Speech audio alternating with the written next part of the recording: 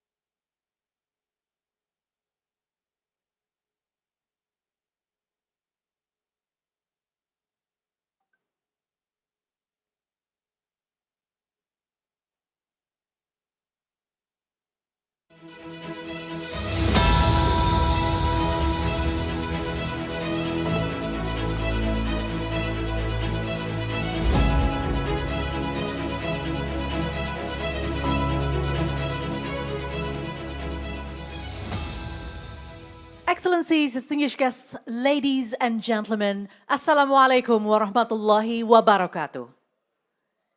May peace be upon us all. Good morning and welcome back to the plenary hall, and it is an honor to stand before you on the second day on the International Infrastructure Summit 2025. And yesterday we set the tone for collective action, policy alignment, and innovative strategies to advance Indonesia's infrastructure landscape. And today we'll continue that momentum with fresh perspectives and focused dialogues that promise to inspire and to transform. So can we give an energy to the International Conference on Infrastructure 2025 second day, please, everyone. I am Rahma Alia, and I am having the privilege to guide you through until the end of ICI 2025, especially on the second day. Before we start, allow me to extend a special welcome to our esteemed guests and speakers. The Coordinating Minister for Infrastructure and Regional Development of the Republic of Indonesia, His Excellency Bapak Agus Harimurti Yudhoyono. Selamat pagi and welcome back, Bapak. Minister of Foreign Affairs of the Republic of Indonesia, His Excellency Bapak Sugiono. Minister for National Development Planning, Head of Bappenas, His Excellency Bapak Rahmat Pambudi. Selamat pagi. Vice Minister of Agrarian Affairs and Spatial Planning, Vice Head of the National Land Agency, His Excellency Bapak Ossi Darmawan. Selamat datang. All of the respectable speakers and moderators, and of course, distinguished guests, ladies and gentlemen, we are honored to have your presence today on the second day of ICI 2025. Distinguished guests, ladies and gentlemen, we are honored to begin this morning with a series of strategic keynote addresses that will frame our collective direction for today, entitled Working Together, Global Collaboration in Building Sustainable Infrastructure. So without further ado, let us now welcome the Minister of Foreign Affairs of the Republic of Indonesia, His Excellency Bapak Sugiono.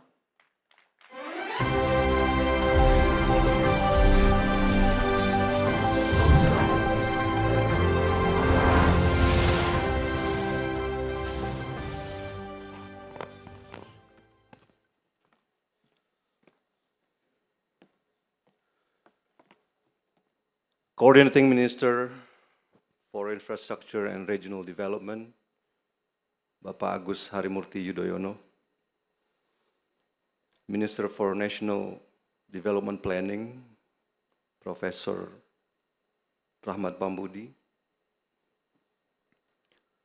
Vice Minister for Agrarian Affairs and Spatial Planning, Bapak Ossi Darmawan, Member of Commission 5 of the House of Representatives, Bapak Danang Wicaksana Sulistia, distinguished guests, ladies and gentlemen. A very good morning and very warm welcome to all of you, especially those who have just traveled to be with us on the second day of the International Conference on Infrastructure. And I'm very pleased this morning that many of our partner countries, investors, companies, and financial institutions are present at this conference. It's also giving a strong signal that there is a strong global interest in this conference. And I would like to thank Coordinating Minister of Infrastructure and Regional Development for hosting this prominent conference and also for inviting me to give an address in this conference. To deliver a message with, I think, is very powerful and timely theme, which is working together and collaborating, because this is also the theme of Indonesian foreign policy, basically, that we try to find common ground with our friendly countries, with all of our neighbors, immediate, intermediate, and far away, to work together and collaborate and cooperate for the prosperity and for the good of our people. And I would like to personally also thank Coordinating Minister of Infrastructure for giving me this opportunity to talk. And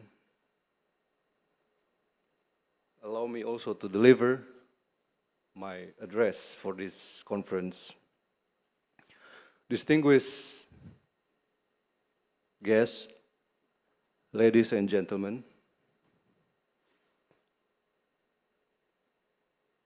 one of President Prabowo's administration's focus, and I think we all aware of that by now, is to alleviate poverty and eliminate hunger, as well as investing in human capital of Indonesia, to reach an objective which we term as the Indonesia Emas 2045.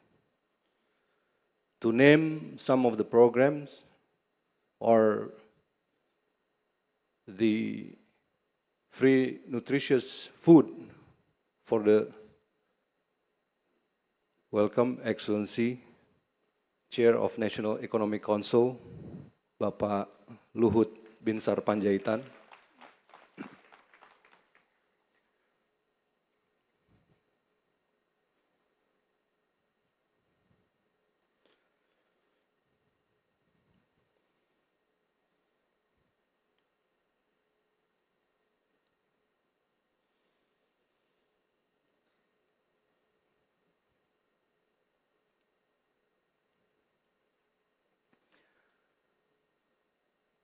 Request permission to carry on, Excellency. To name some of the programs that have been launched by President Prabowo's administration, first of all is the free nutritious food for school children and for the expecting mothers, and 3 million housing annually for the low-income family, and providing more affordable and accessible schools for Indonesian children who are talented but have limited access to educational institutions. These programs are directed to increase the quality of life of the Indonesian and also to prepare future generation of Indonesia. And indeed, building infrastructure is not merely building physical objects, but also breathing life into the society by addressing the challenges that they have, addressing the challenges that society is facing in regards with their infrastructure need. Because it is the right of the people to have proper, affordable, and humane housing. It is also the rights of the people to greater access to the national wealth, not only to some privileged member of society, but all of Indonesian. And this means that good infrastructures is also the right of the people.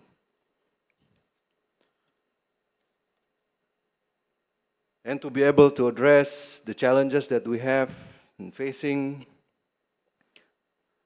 this infrastructure problem and issues, and addressing various global challenges, requires us to work together across borders, sectors, and stakeholders. Over the past decade, Indonesia has made significant strides in infrastructure expansion, which provide greater access and connectivity for the people, boost economic activities, and a lot more. And none of this progress has been possible without the cooperation and the partnership from all of our friends. And therefore, I would like to use this opportunity also to thank our partners and investors for long-standing commitment and cooperation. Distinguished ladies and gentlemen, on the other hand, building infrastructure need also to consider the preservation of environment as well as addressing the issue of environment itself. That's why I think two of the most important programs that's launched by President Prabowo's administration, first of all, is the giant seawall, which covered the length of northern coast of Java, as one of the big answer to the issue of inundated coastline of the island, and also the waste management program that will also answer the issue of a cleaner environment. Because we believe that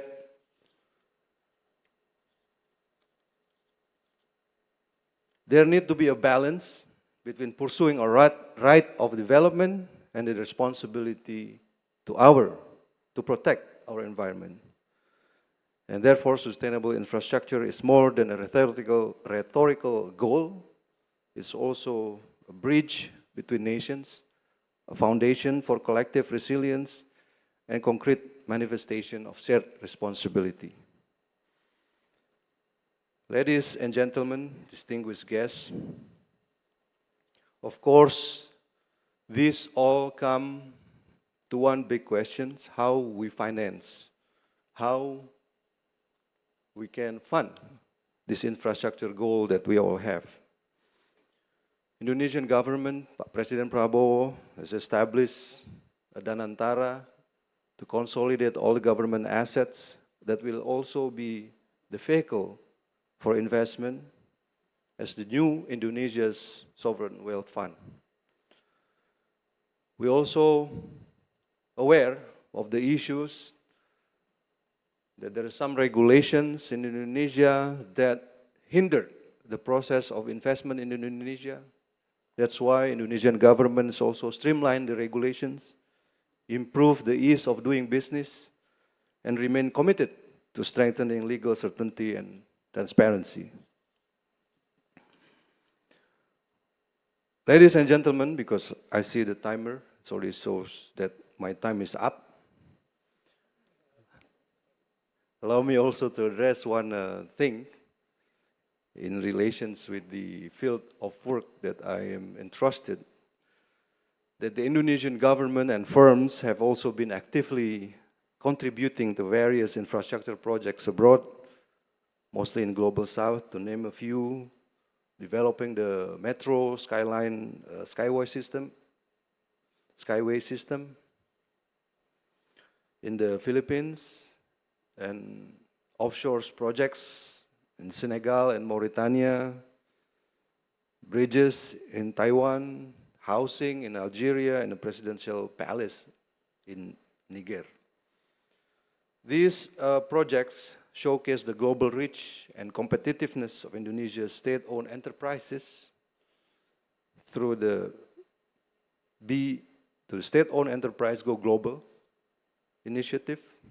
And I think with Danantara as the new vehicle, this effort can be expanded to cover more part of the global south.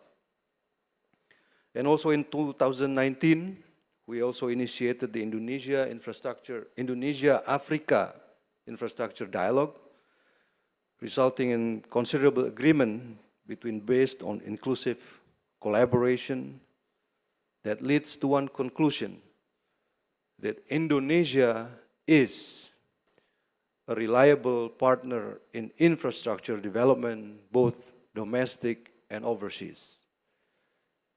And with the policy of President Prabowo, which opened the infrastructure market to private sector, as well as all the effort in streamlining the regulation, this is also a very good opportunities for our friends to come and also answer the issues of developing infrastructure project in Indonesia.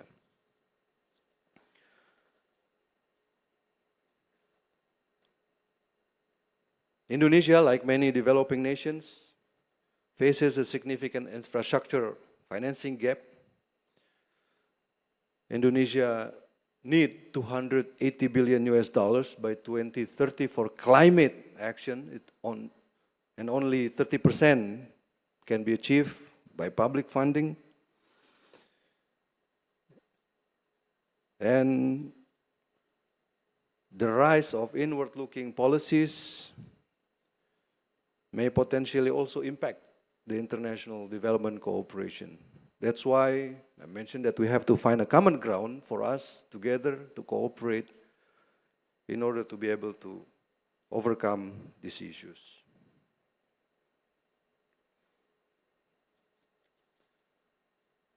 Equally important, Indonesia is now embracing a public-private people partnership model as an expansion of the classic PPP model to involve local communities in projects and strengthening multilateral platform to align standards, funding, and impact, and as well as inclusivity.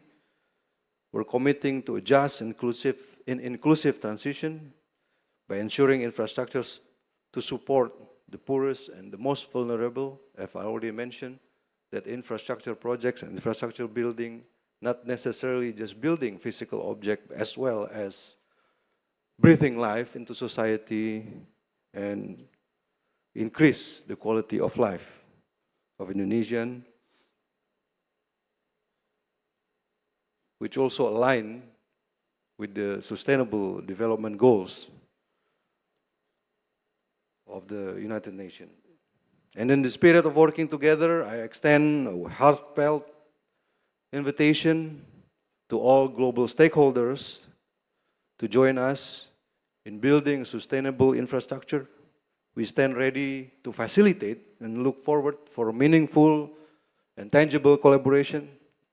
And together, we can build not only sustainable infrastructure, but also enduring bonds between nations, brick by brick, hand in hand.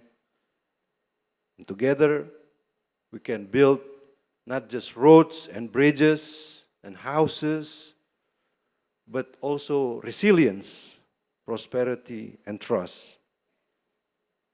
And together, we can leave behind isolation and short-termism and step forward into a future shaped by solidarity and sustainability.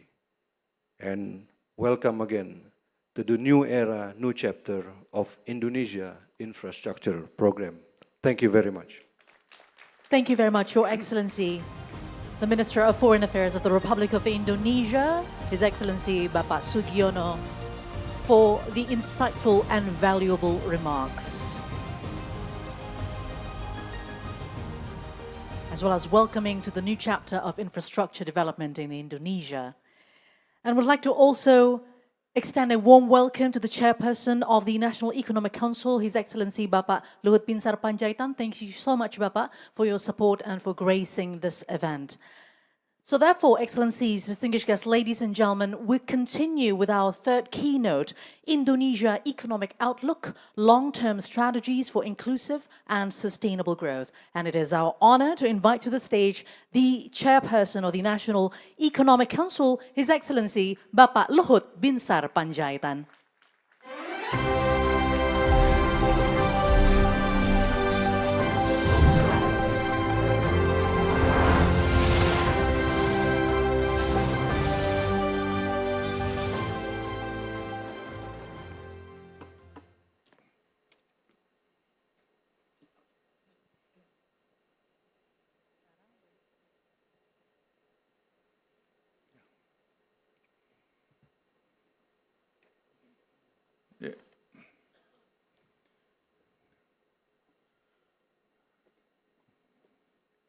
Good morning, everybody. Assalamualaikum warahmatullahi wabarakatuh. Excellency Bapak Agus Yudhoyono, Menteri Koordinator Bidang Infrastruktur dan Pembangunan Kewilayahan, Bapak Sugiono, Menteri Luar Negeri, Bapak Rahmat, Menteri Bappenas, Bapak Osi Darmawan, Wakil Menteri Agraria dan Tata Ruang. It's a great honor for me to be here this morning because this is, I think, great opportunity also to have a look what's going to happen to Indonesia for the next 5 to 10 years. If you look at my slide, I just go to my slide. The projection of Indonesia for the next 5 years, 5 to 10 years, I believe we can grow like 8, even to 9%. We've been doing a study on this in the National Economic Council because there are so many good projects ongoing right now in Indonesia. Number one, I think we are talking about school meal, which is, I think, the very beautiful program. I just jump in very quick on that. The size of this program, we finance like 161 trillion rupiah this year and around maybe 300 trillion rupiah next year. I think this is the first time in the history of Indonesia that we could do something that bring or establish new economic center in so many areas around the country. So then this could bring equality in this country. And we can tackle also a lot of things in a remote area. If you look at this, ladies and gentlemen, this is the slide. This is that we should move. If you're talking about 2045, we have to grow like 6, 7, or 8% by 28, 29. Or 30.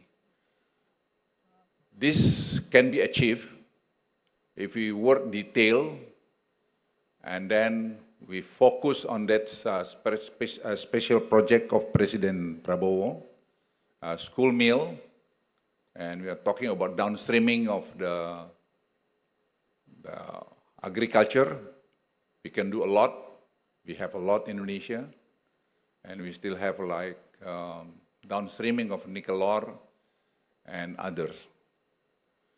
Ladies and gentlemen, you look at the chart here, the slide, you can read this over there, that we are not over optimistic about this, but we are confident because I experienced the last 10 years, nearly 11 years, how do we manage?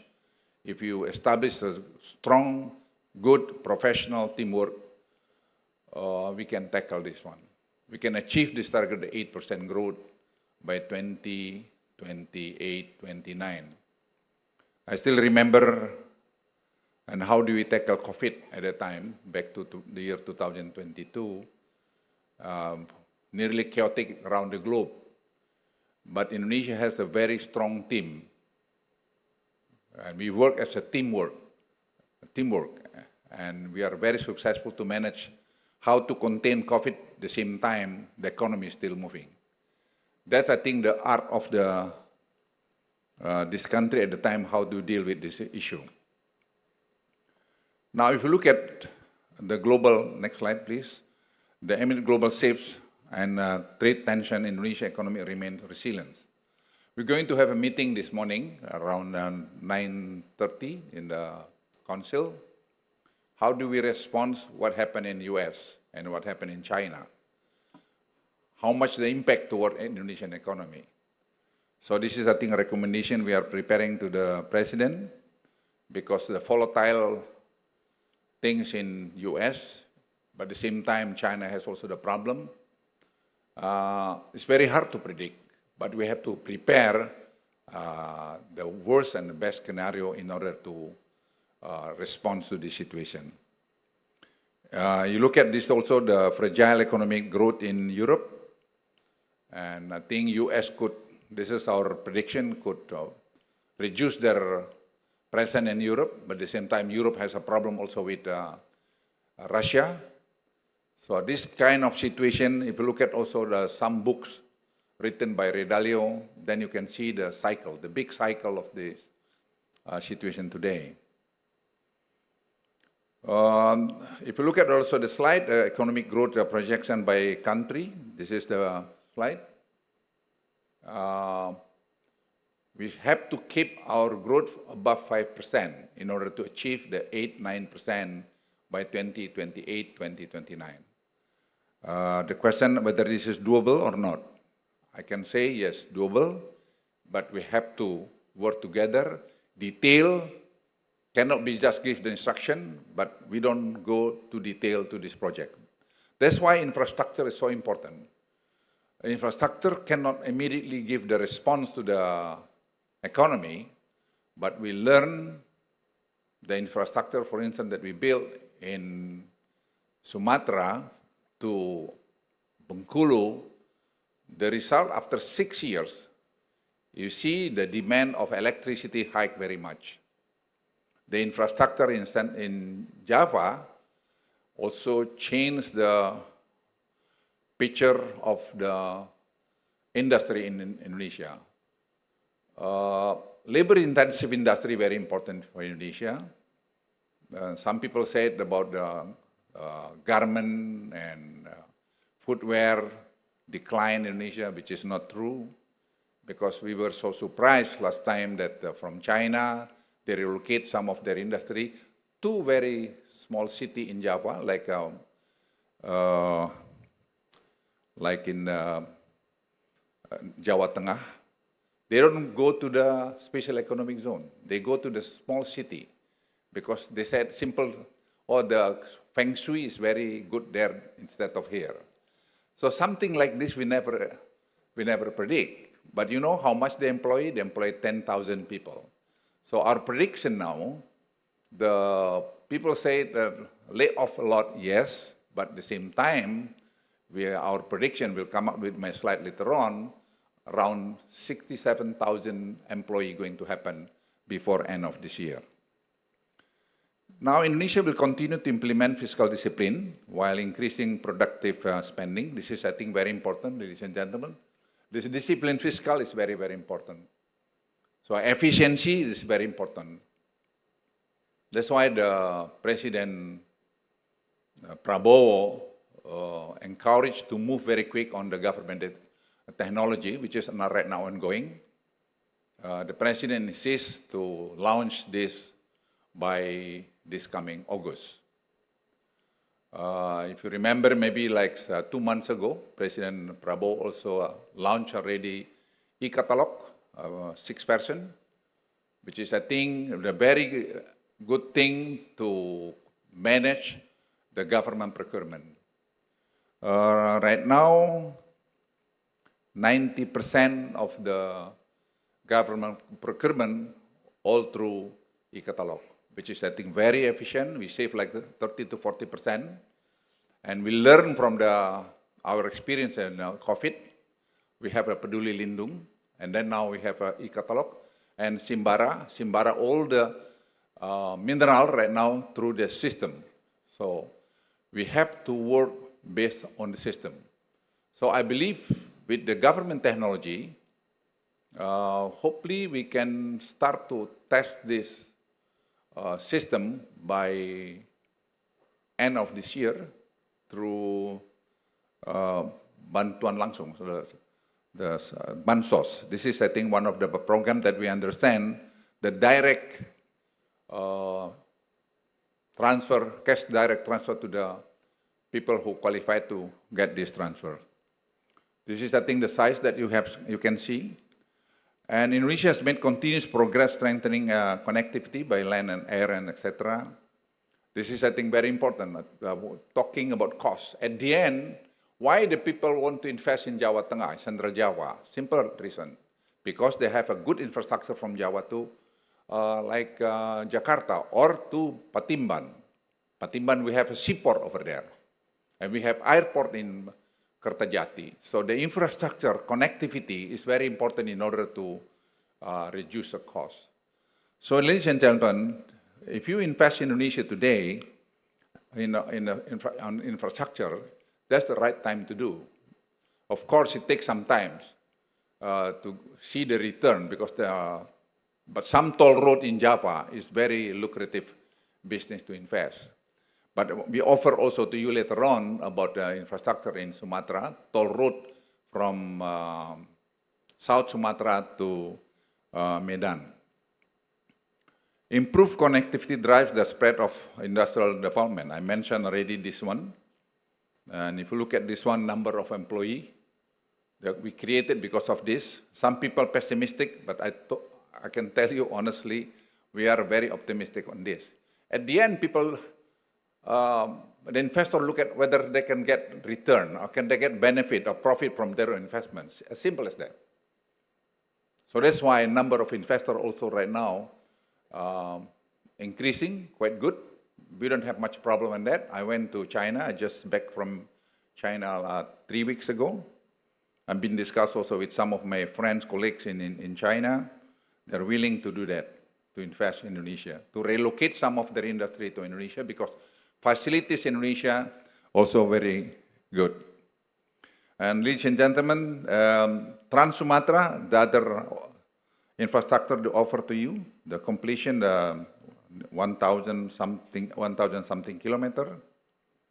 Yeah, this is, I think, financing need to connect Lampung to North Sumatra. This is 161 trillion rupiah. This is, I think, very important for Indonesia because once this toll road, we able to finish this by within 5 years' time, then we can see the economy can move much faster in the Sumatra area. Because in the middle of Sumatra, there are so many industry over there, so many potential renewable energy over there. I mentioned earlier about free nutrition meal, pro-jobs, pro-poor, and pro-equality program. This is, I think, very, very important for Indonesia to bring equality in Indonesia. Before, we don't have this kind of program. But this program, I sent my team to have a look what's going on the school meal. I think ongoing quite well. Of course, still have some problem here and there. But in general, I think it's going very well. And we're going to establish supply chain because of this. Then we can see the new economic sector in the rural area, in the district, and in other area. So we are not focused in one area. So you can imagine 161 trillion rupiah. Normally, we can just put it in Java, but right now, we spread out all over Indonesia. And next year, going to be 300 trillion rupiah. So that's the bring confidence to me, to our National Economic Council, that 8% growth achievable. But again, we have to do with a strong team, and we have to work in detail The regulation have to be in place.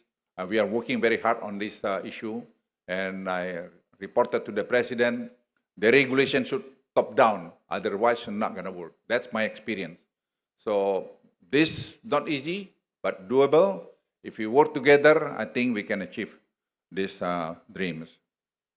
Indonesia will continue to transform the economy by shifting from raw materials to value-added industry. I think we experienced about nickel ore. I still remember back to 10 years ago. Our export nickel ore at the time, dirt, is 1.3 billion US dollars. And last year, I think our export after precursor, cathode, and others, it's around 35 billion US dollars. And I believe by 2045, we can go even higher than that. Maybe we can go to around 50 billion US dollars. Only one item, nickel ore, but we have also another potential of the seaweed, for instance. I can tell you seaweed is a very, very important also that we can develop. Because I remember also when we began with nickel ore, we banning the nickel ore export at the time. People complained, some of my colleagues also in the cabinet said, hey, why we lost that 1.3 billion US dollar. But I said to the president at the time, I said, Pak President, yes, we lost 1.3 billion dollars, but over time, maybe 2-3 years, we can get more than that. And last year, we export from nickel ore with downstreaming is over 34 billion US dollars.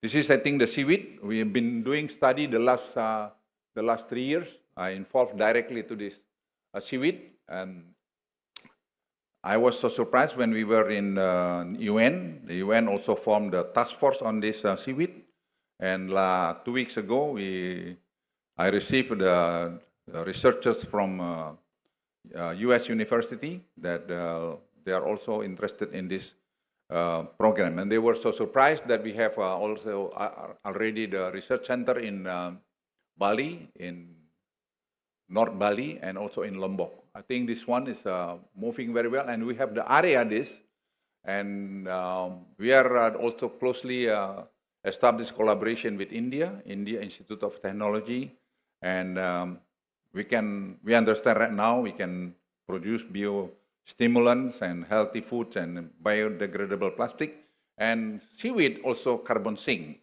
So Indonesia is going to played a very important role in this regard. So that's why, again, infrastructure is very important. If you are aware that 62-point-something% people of Indonesia live in the coastal area. Coastal area, poverty is a problem over there. But because of seaweed, because after 30 days, you can harvest seaweed. So the people can grow fish, grow abalone, grow lobster over there. So issue of this is going to be less and less problem about the poverty in the coastal area. So we plan right now, we study very carefully how to build our industry on the fertilizer, organic fertilizer, because we export right now the raw material seaweed to India, and they process in India. And I said, why we should export this one? This is not rocket science. This we can do. So right now we have genome sequencing research center in Lake Toba. Then how do we editing the yield of any crops? So right now we are doing on the garlic. So we are ready grow garlic over there. We believe that we see the result. Our target 1 hectare can be 20 tons per hectare of garlic. So if we are able to do this one within 3 years time, 4 years time, we can reduce the import of garlic very much, because our import today nearly $800 million. So by doing this, we can do a lot in order to reduce our import any crops around the globe. Benchmarking biofuel cost, for instance, this is, I think, the biofuel we can pay because of the seaweed. So you can see the potential of this. Again, I just want to remind you, when I proposed about the downstreaming of nickel ore at the time, people, very pessimistic on that. So I hope you don't pessimistic about these dreams.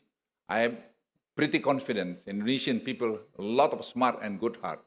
We can achieve this one. But at the end, we need again the infrastructures. So infrastructure, connectivity is very, very important in order to bring down the cost.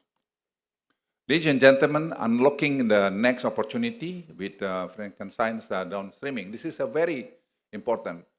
Indonesia produce 80% of the Frankenstein, 80%.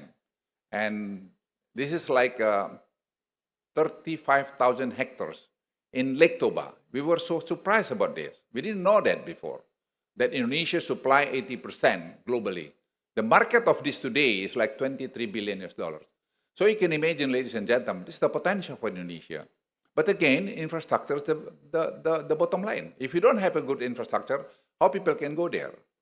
So this is right now ongoing, and genome sequencing also working on that. We are able to have a data about this, and I think the data that we collected the last 3 weeks, 4 weeks, is around 75,000 trees of the Frankensteins in Lake Toba that can produce 75,000 kilograms of Frankenstein. So this is again the potential in Indonesia, but again we need the infrastructure, toll road, and also other things. But basic infrastructure right now are already in place. The bilateral cooperation has offered key lesson and paved the way for further. If you look at this with China, two-country twin parks, and also about Kaltara Green Industrial Park. I think this Kaltara Green Industrial Park is the biggest green industrial park globally, because we have like 7 gigawatt of hydropower. We can go maybe to 8, 9. Existing right now 6 something gigawatt. So all the industry over there, the aluminum, for instance, everything gonna energy by green energy. So we have like 6.3 TCF of gas in IDD in South Sulawesi. It's a very close connective to SIS. And also the fiber optic cable from US past this Makassar Strait. So if we have the data center over there, we can have the data center with the green energy. We can just connect to the this cable. So Indonesia, ladies and gentlemen, I think we can do a lot today, especially when the Danantara Sovereign Wealth Fund are already in place right now. I understand they're working around the clock in order to, to fulfill the president wish to 7.5% return of this in Danantara investment. So I'm pretty confident that this could bring Indonesia again, to support Indonesia again to go to 7-8% growth by 2028-29. So the National Digital Service I mentioned already to all of you. I think they have 4 pillars of this. My slide, please. Yeah, 4 pillars. We are already working on this very much, and again, I'm pretty confident because of being experienced. We are not begin from scratch. We are ready in some area. We just to connect, but we need basically how do we work together? So among the ministry and also with the other agencies. And I'm so happy with the Bappenas, and then Bappenas also involved and also with us. And we have some issue here and there, but in general, I think we were able and successfully to tackle the problem within the ministry and also with the institution. And Simbara, I believe ongoing right now, and I believe Cortex can be, function very well within 1 or 2 years' time. So this also could help to 1.5% our economic growth. So this is making Indonesia become so transparent and making Indonesia more efficient. I'm not saying that we don't have a corruption. We still have a corruption. But anywhere, even in US and anywhere, you go globally, they have a corruption. But don't ever claim that you don't have corruption, but you can manage the corruption very much because it becomes very hard to do. Because you don't deal to the human, but you deal with the machine. It's like e-catalog. E-catalog today, you deal with the machine, you don't deal with the human. My conclusion and closing remarks, ladies and gentlemen, achieving the vision of Golden Indonesia 2045 requires sustaining and inclusive economic growth while effectively navigating global and domestic challenges. We have a lot of challenges globally, but I believe Indonesia experience to navigate in this kind of situation. With the leadership President Prabowo, I think I don't see any problem. I know him very well, and he can bring Indonesia to the better future in the not too long from now. Thank you very much. Thank you very much, Your Excellency, for very thought-provoking remarks. His Excellency Bapak Luhut bin Sarpanjaitan, you may return to your seat. Thank you very much, Bapak. One very good note, one very positive and optimistic note about Indonesia, especially on the economic outlook. When we have better infrastructure, that translates to better economy. But that means we need more collaborative actions with the private sector's partners as well as global partners to make those goals come true in the near future.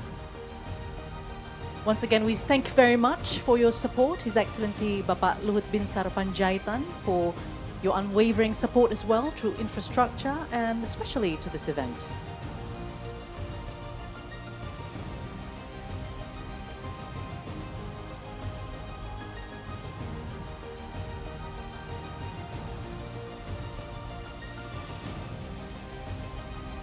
And now, Excellencies, distinguished guests, ladies and gentlemen, we talked about international affairs and economic outlook.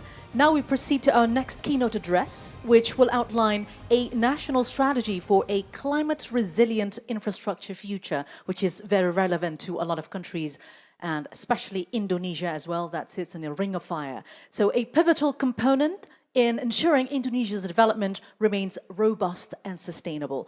Please join me in welcoming Minister for National Development Planning and Head of Bappenas, His Excellency Bapak Rahmat Pambudi.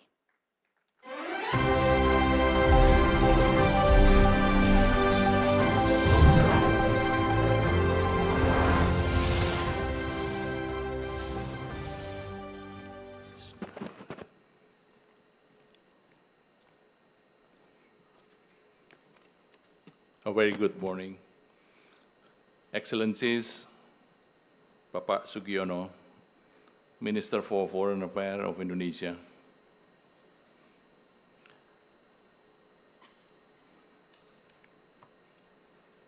Vice Minister of Agrarian Affairs and Spatial Planning, Bapak Osi Darmawan, and the most important person here, the host of today,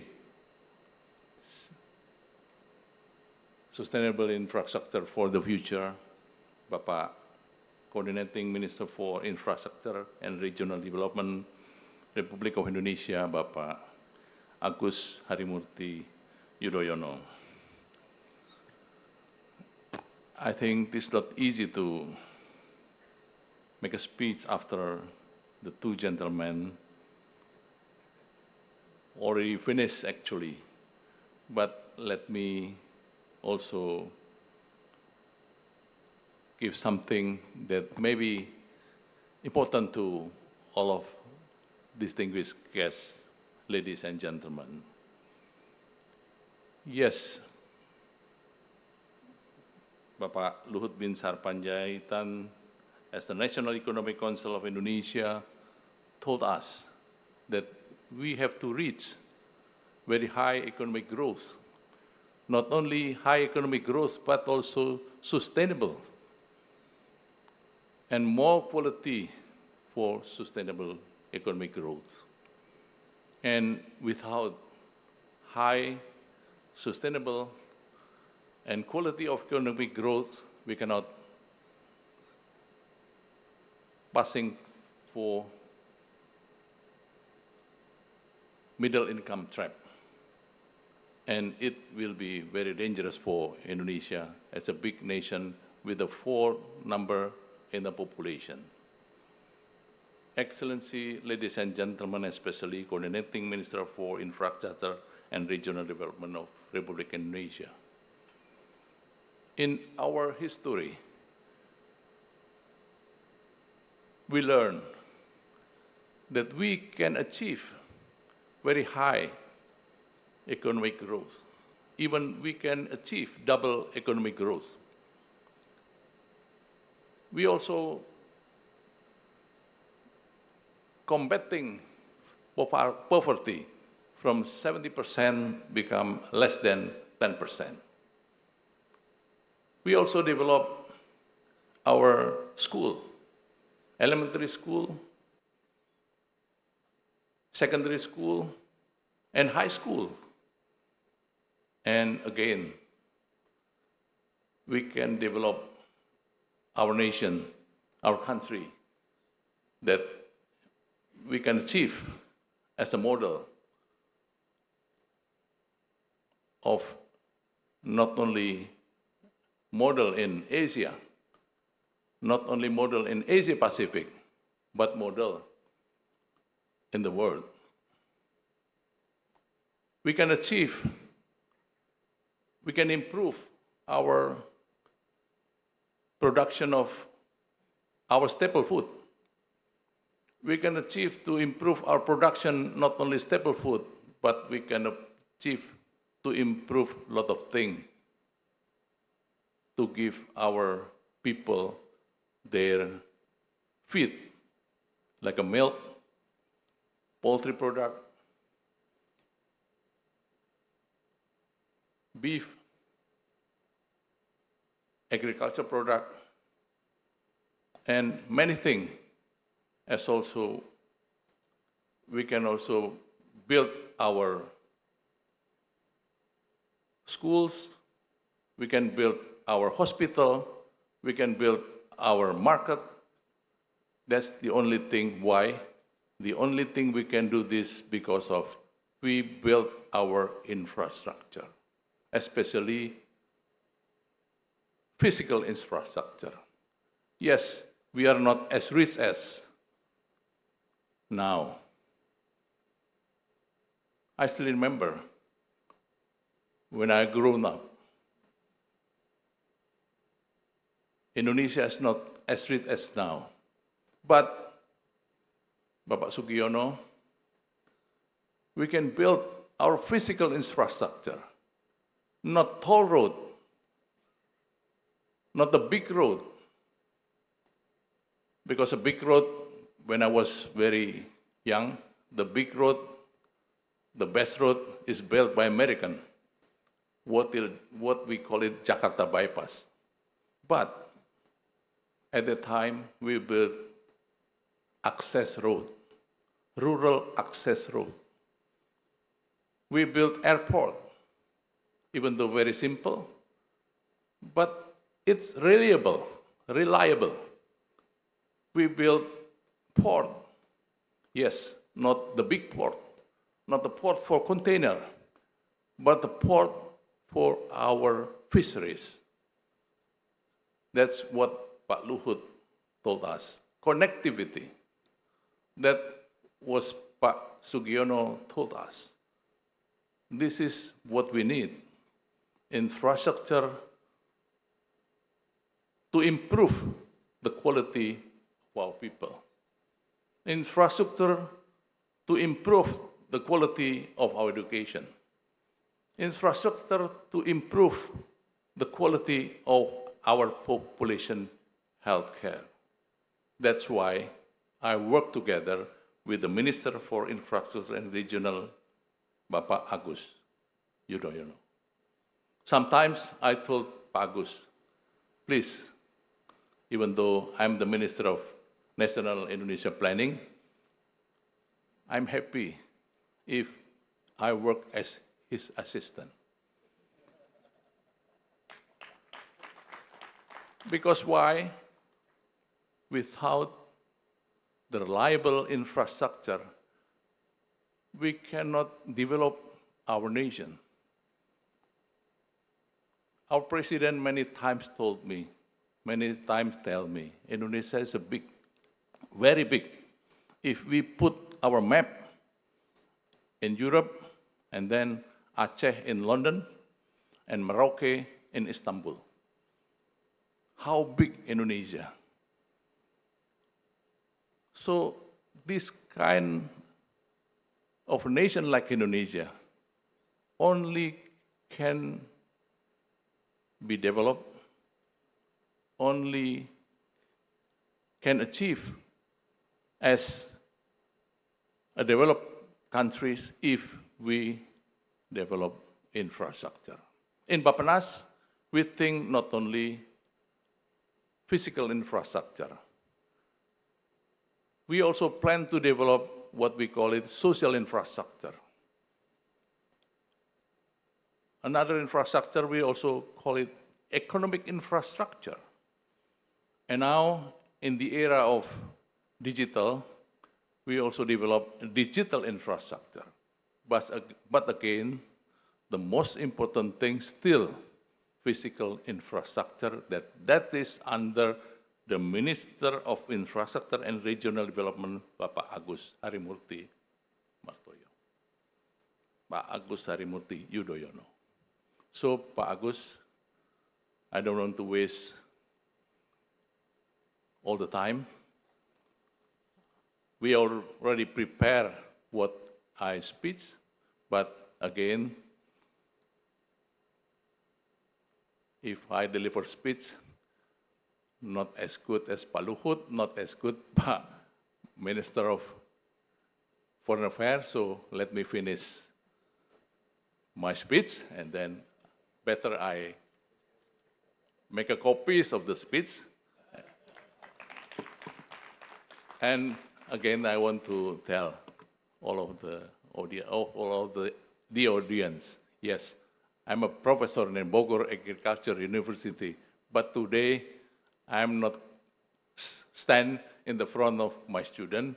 I stand as a very senior minister like Bapak Agus Harimurti and Bapak Sugiono.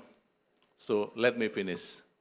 Oh, I see the ambassador here, the ambassador of United Kingdom, sorry.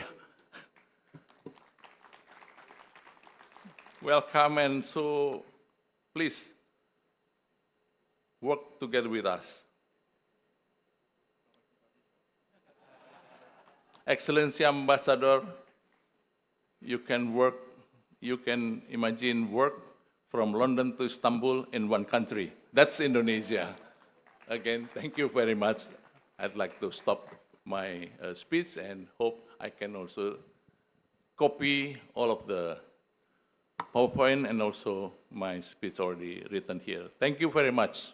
Thank you very much, Your Excellency, Bapak Rahmat Pambudi, for your unwavering commitment on the Indonesia's infrastructure agenda, opening the hands to help out, especially with the agenda of infrastructures under the Coordinating Ministry of Infrastructure and Regional Development.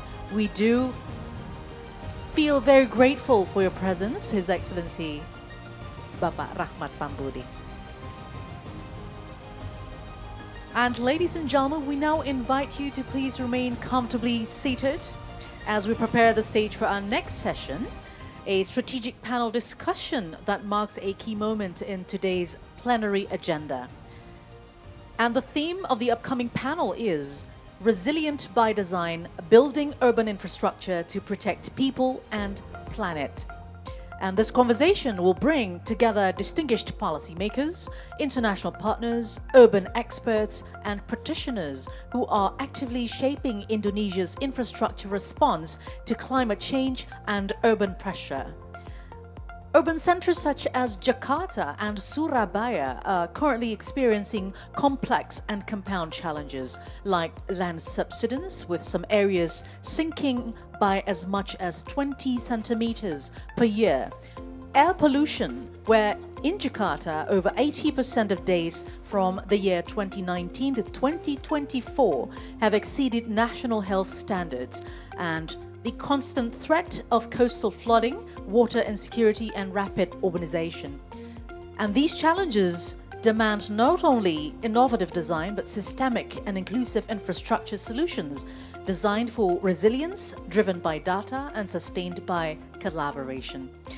So this session that we're about to have will explore how to integrate climate risk into urban planning, how to deploy I repeat that, how to deploy flood and coastal protection system effectively, how to manage air quality, natural resources and urban livability, and how to build synergies between national and local governments, the private sector and global partners.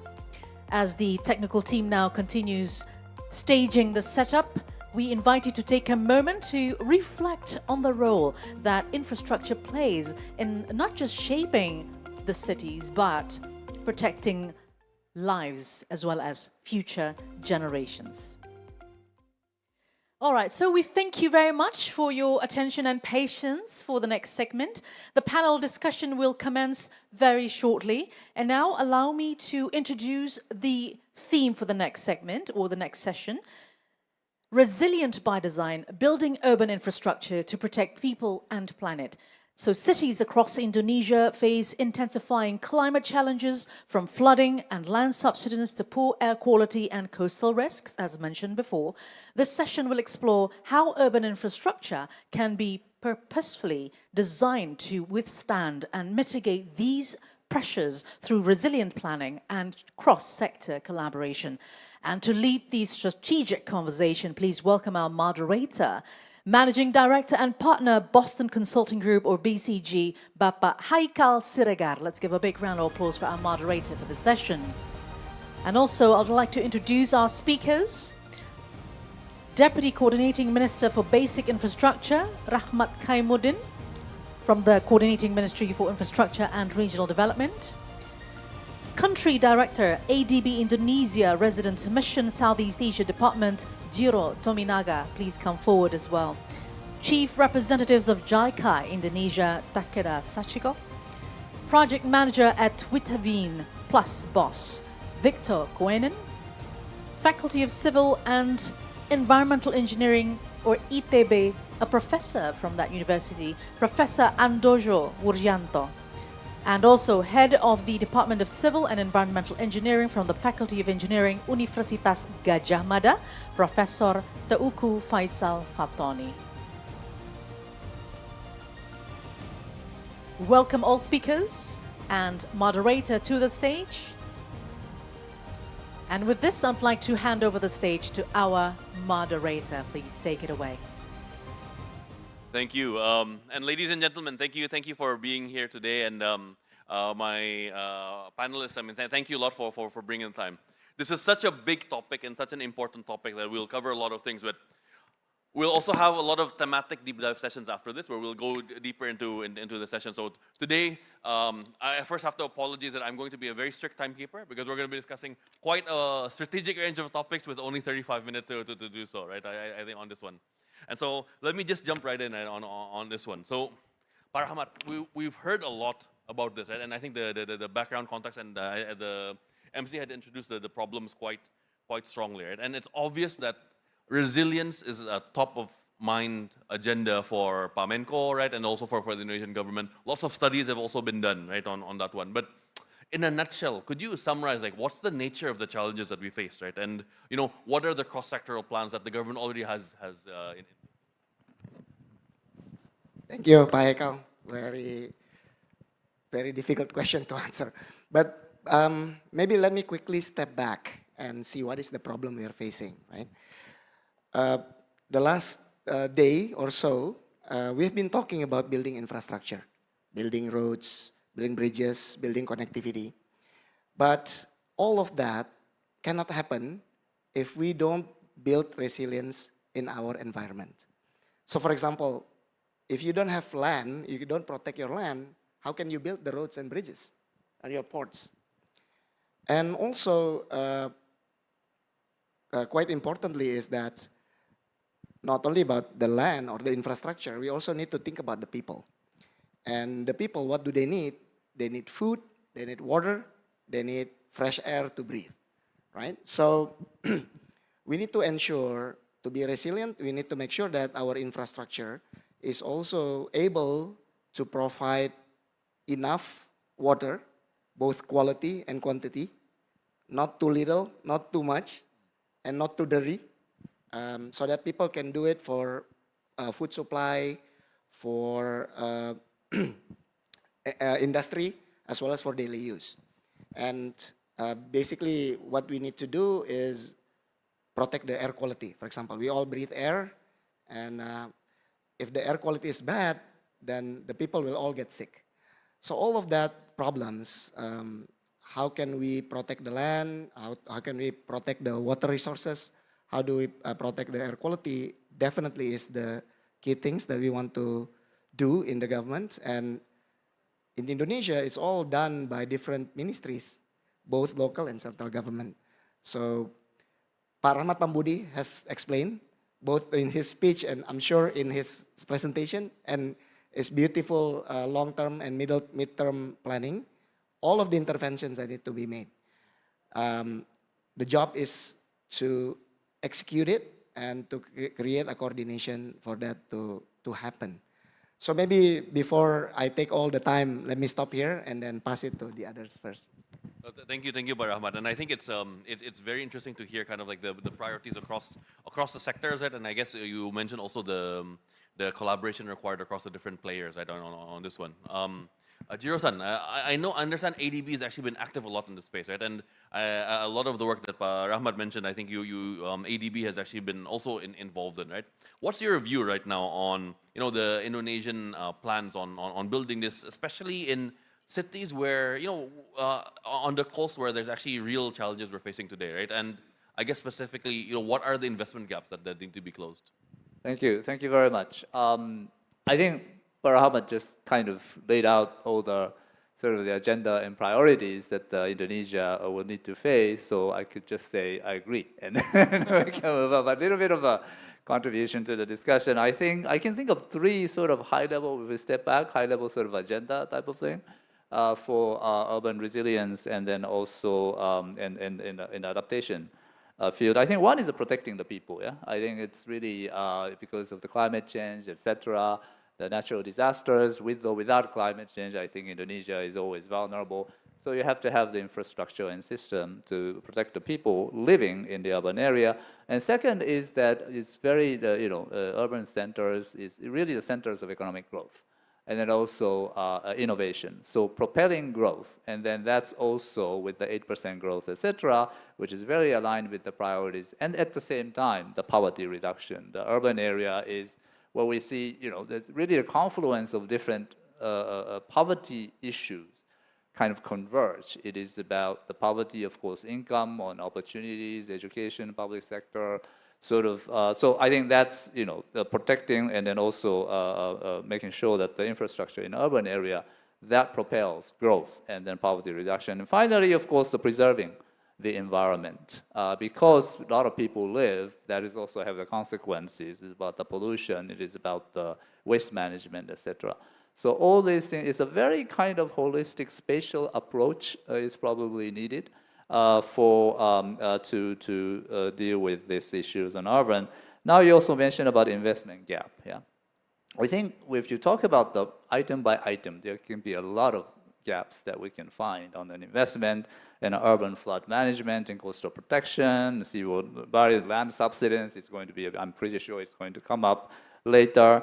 Water resource management, also about the new source of watershed management and storage of water storage, sanitation and solid waste management as well. It is also about infrastructure, but also about the system, right? The public awareness of the sanitations, and then also about waste management, and also connecting the sewage system to the households also requires collaboration and understanding at the civil community level that it is needed. So that kind of, in addition to the physical infrastructure, but also the social infrastructure.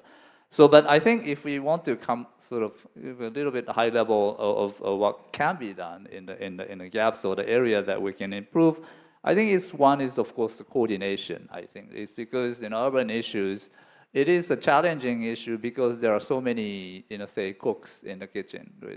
It is not in a critical or sarcastic way, but it is just the way it is because it just transcends the boundaries between the sector or also central and local government. So there needs to be a very sort of functional system of coordination. So coordinating ministry like Pak Ahmad and his team, it's going to be very, very important, I think. And second is, of course, funding, financing. It's both the private sector financing is very, very important, but at the same time, particularly in the adaptation area, some level of public financing is also very important to really to make the functional investment. And then also that also aligns with how to mobilize the resources for that, for that investment. And thirdly, also about, as I mentioned a little bit about this, is not only about the physical investment, but it's the institution around, it is the system, public awareness, in sort of all the building codes, how it can be enhanced or enforced about that.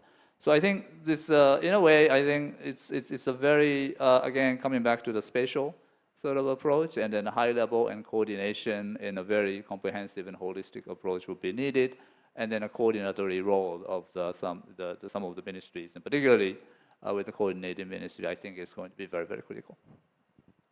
Thank you, Jiro-san. And it's very interesting, right? It's clear priorities: people, jobs, right, and then the planet. And then actually making it happen is not only investing in physical infrastructure, but the social. But I think also importance of making it all happen, right, on this one. Now, I think Takeda-san, right? JICA has actually been incredibly instrumental, I think, in Indonesia in like bringing investments into some of the biggest infrastructure projects, as well as actually also capability building and thinking about this coordination that Jiro-san had mentioned and so on, right? So I'd love to hear a little bit from you actually on, what's JICA priorities in this area of urban resilience, and I'm sure like there are things that we can also learn from Japan. So I'd love to hear a little bit about that. Yeah. Okay. Thank you, Hago. Actually, Pa Rahmat and Jiro-san already covered all the sectors, so I would like to concentrate on the flood control and coastal protection. Okay, and as you know very well, Indonesia and Japan have a very similar geographical characteristics and natural disasters.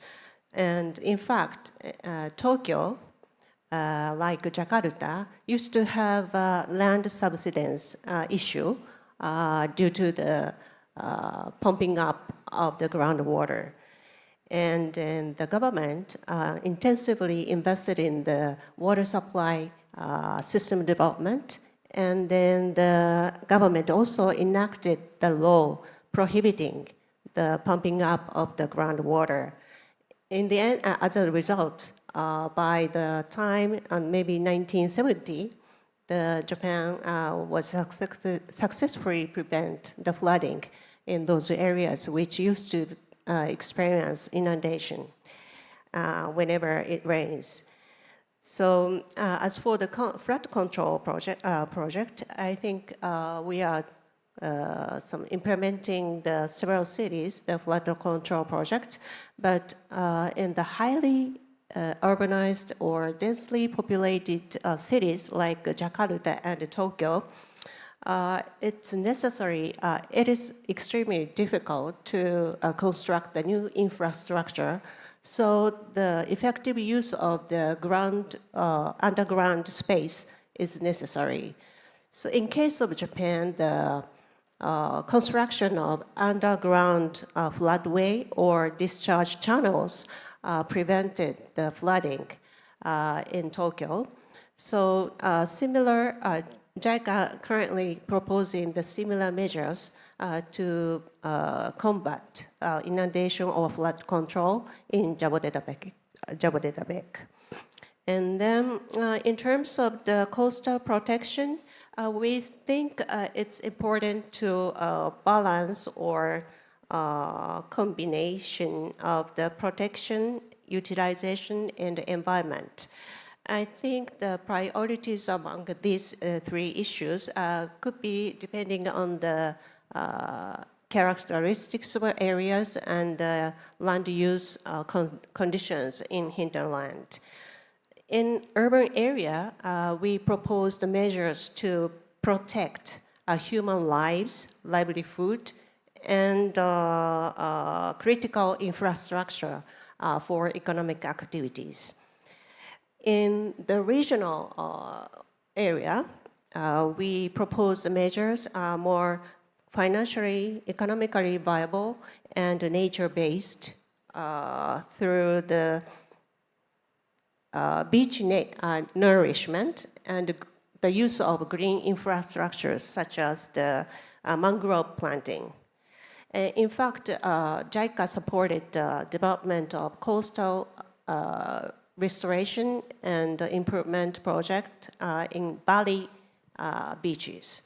And then it was successfully implementing. And then we are also proposing the similar measures in the several cities in the coast of northern Java. Okay, that's it. Thank you, Takeda-san. It's a very interesting point you mentioned on you need to have a specific solution for each specific area, right? And so that you can't take a single paintbrush and apply to all different areas on this one, right?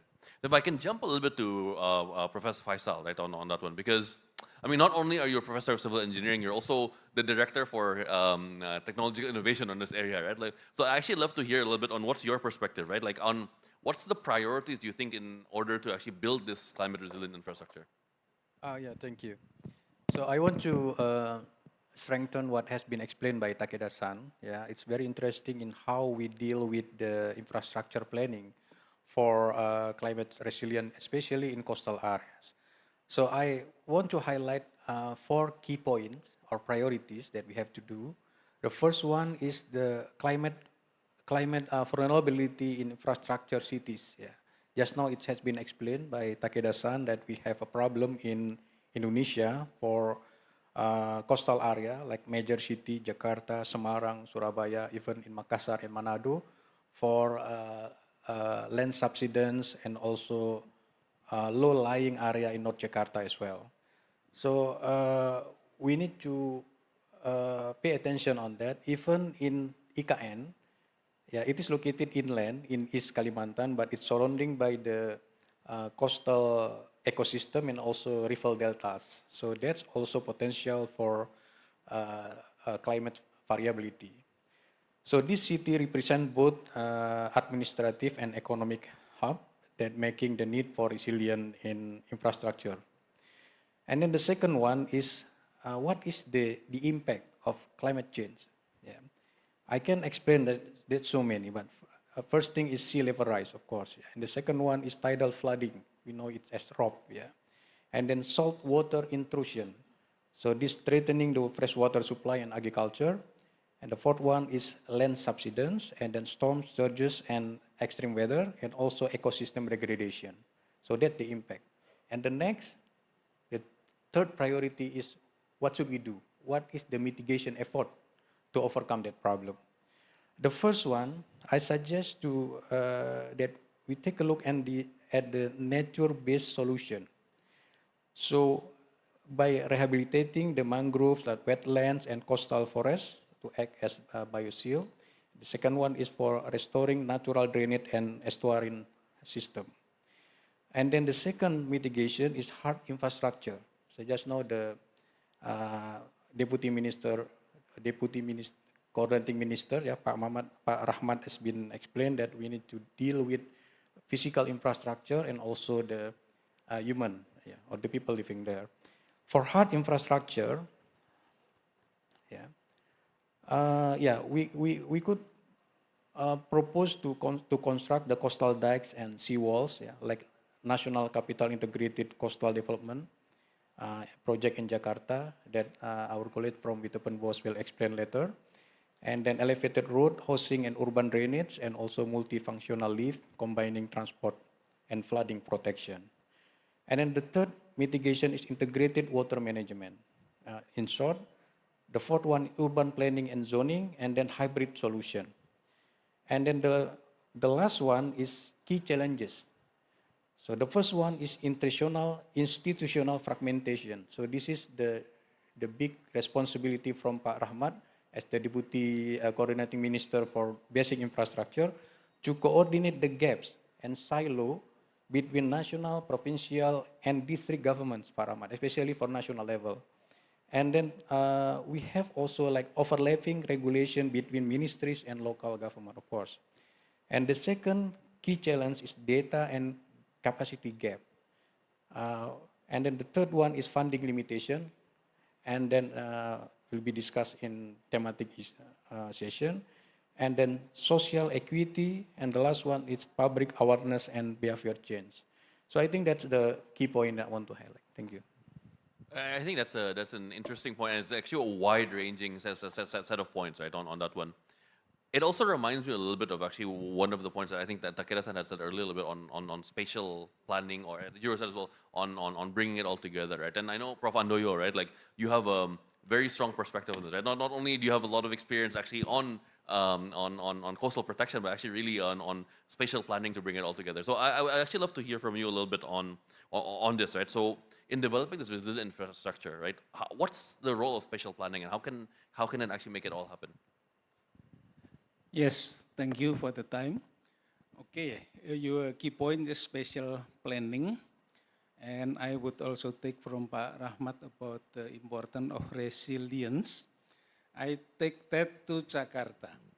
Even though our president talked about protecting the whole coastal line from Banten to Gresik, but I also remember that the coordinating minister, Pak Yudhoyono, already mentioned that we start from Jakarta.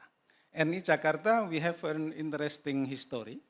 We already deal or trying to find a solution for integrated coastal development since 2010. It was 15 years ago with different names. We have GCDS, we have NCICD, and the latest, an improved version is called IFSP. I do not mention those to make it short, okay? We learn from the past efforts and also from different countries. The country from Pak Kunen, for example. I have a book last month proposing a new layout, which I took a part of the IFSP, the latest government plan for the western part of Jakarta. And then I proposed the eastern part of Jakarta. It's all about coastal protection. But because coastal protection is usually a cost center, I would like to propose that we utilize or we ask the private sector to contribute. And in my book, I offered that from Pertamina to port of Marunda, not the Tanjung Priok port, because we do not touch Tanjung Priok. We don't want to build a dam in front of Tanjung Priok. It is already an economic center. We don't disturb it and so on. So I cannot say in detail, but the history is long. So we just need to collect the archive from past experience. I note that the NCICD, it's a huge document, which now disappeared from internet. When in 2014, we can access the internet and got a lot of information there. So we just continue and learning from Netherlands, learning from Korean, learning from Spanish and so on. Okay. And about the spatial planning itself, I would like to talk, I'm not an expert in spatial planning, but I follow the spatial planning of Jakarta closely. Jakarta had this 2012 spatial planning, which laid out the 17 new reclamation islands. It didn't go well, and actually it was not environmentally friendly because it adds to the problem instead of solving the problem. And then the new spatial planning is 2024. Because of the what's so-called the public debate about the reclamation island and so on, I think the 2024 does not dare to put any development on the coastal area. And that's why in my book I propose the new and improved spatial planning, learning from the past and learning from other countries. That's what I can say in this occasion. Thank you. Thank you, Prof. Andoyo. I think it's it's very interesting that this is actually a long journey, right? And then you mentioned several different projects and actually building on different learning from the past, but I guess also from other successful examples, right? And actually, Victor, I'd like to actually hear from you on the successful examples, right? Because I think Netherlands is probably one of the most best examples we can think of coastal protection, right? And you yourself, I know, have been involved in NCICD as well as other projects as well. So any learning that you can share that on this? Yeah, I think that the Netherlands would be much smaller if we didn't have coastal protection. I think we're about half of the country is below sea level, so we need to protect ourselves. If you look at the international lessons learned from coastal protection, that if you build it in a bad way, you have 5 years of construction and 50 years of repairing the impacts. So, and what is building in a bad way is, okay, I have flooding, I need to build a dike, and then the problems start. Ecosystems are destroyed, fishermen lose their job, you need to get rid of the water behind the dike. So that is a bad way of doing things. The right way of doing things, and I think we all agree, is that you look at the local situation, the local opportunities, the local needs, and you find a solution that fits those local needs, the local situation, the local environment. And then you find a technical solution fitting those local needs, and you try to include those local needs into your design. And sometimes it can be a dike, sometimes it can be mangrove, depending on those local needs. So coastal protection basically starts investigating other interests, socioeconomic interest, community interest, ecological interest, and then you come up with a solution. If you do it the other way around, again, 5 years construction, 50 years of headache. That's a nice summary, right, on this one. And I think you've talked a lot about like the technical solution on this one. So I wonder if I can go back to Takeda-san a little bit, right, on this one. So beyond the technical solution, right, how did Japan solve the financing part, and then especially the public-private part? Thank you, Helco. So yes, I would like to share the experiences of Japan in developing urban coastal area in Yokohama City. We call the project Minato Mirai 21, MM21. This project is to redevelop the port area and to create a mixed-use urban area with the functions of commerce, business, culture, and residential living.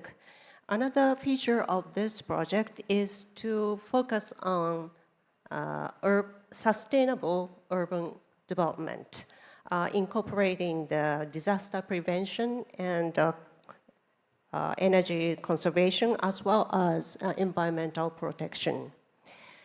So when the project starts in 1983, MM21 area, it was largely vacant land.